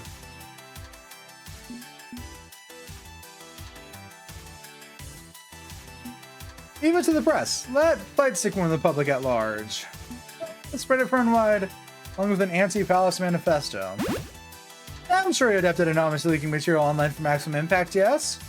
So let's do that. Go directly to the people and get our side of the story out there. And add on a screed about how the palace must be stopped for the good of arcades everywhere. I may be an arcade newbie, but even I can tell this plan is absolute poison. It has to be stopped. Indeed, it is a terrible thought that arcades everywhere may embrace this loot box model once the biggest franchise in the world adopts it. Bold move. We can work up the potential customers with outrage. The internet is nothing if not an outrage engine. We halt loot boxes in their tracks. I mean, surely gamers as a whole would rise up against this, right? We wouldn't simply get token protests. Well, the mainstream embraces it and normalizes it. Yeah, about that. We did get the protest. We did uprise loot boxes, only to be replaced with something much worse, in my opinion. Stands to reason, I can't see fully paid game experiences with microtransactions ever taking off to become the dominant monetization model in any sane timeline. I beg of you, please stop this. We're long past the sane timeline. Oh no, that could never happen. It'd be absurd to consider, far too absurd. But now we best sit on the files. Leaking it in the middle of packs would cause a splash, which could result in fingers pointed our way. Still, this is a victory, Megami. A victory for justice. Thank you for assisting me in that manner. Now then, the hour grows late and our new sponsor will be expecting us. What? Oh crap, I almost forgot about that. It's good to forget sometimes, to let your troubles and worries fall by the wayside. Nevertheless, we should depart and rejoin Rhapsody. The future of Future Forward awaits. Agreed. With wings of justice and a desire to, get sponsored against stuff, we take flight. Waiting room unlocks leads me through crowds of Max and through a door marked staff only. Loxley flashes a badge and sports staff suddenly nod as we pass, as if expecting us. VIP status. Apparently Loxley and Rhapsody have been busy while I was playing tourist. And for the sake of my sanity, I'm gonna stop here.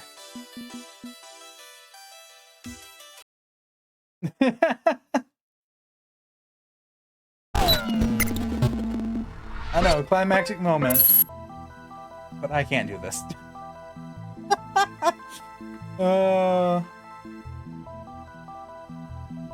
How? Love the game to bits. Voicing the characters is exhausting.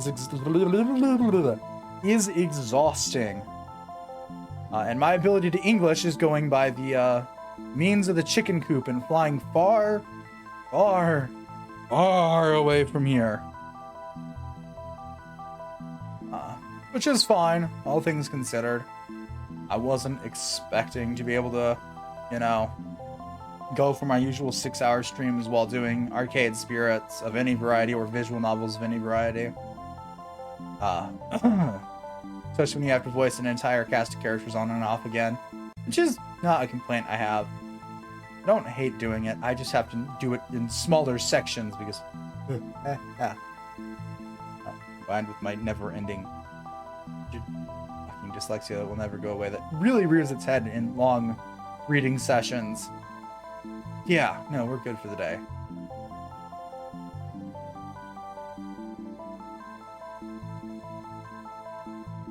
But we'll go see who's live, because we're seeing some different people. Well, live now that we're ending in earlier days.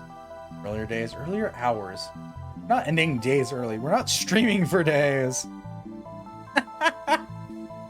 Oh boy.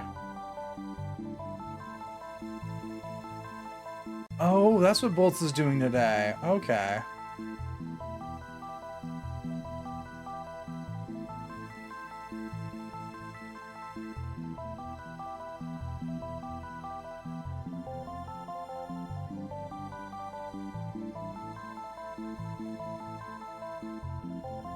I was gonna go bother Bolts, but Bolts is ending. Hmm.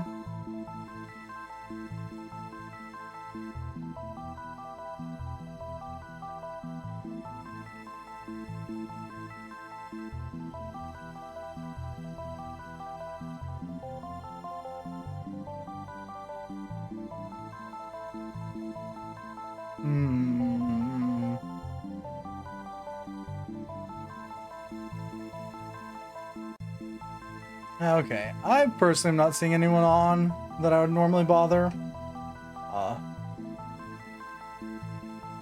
So I think today we're just gonna wrap it up and call it quits for the day. No rating. It happens sometimes. It's not too common, but yeah. Every blue moon. So, as always.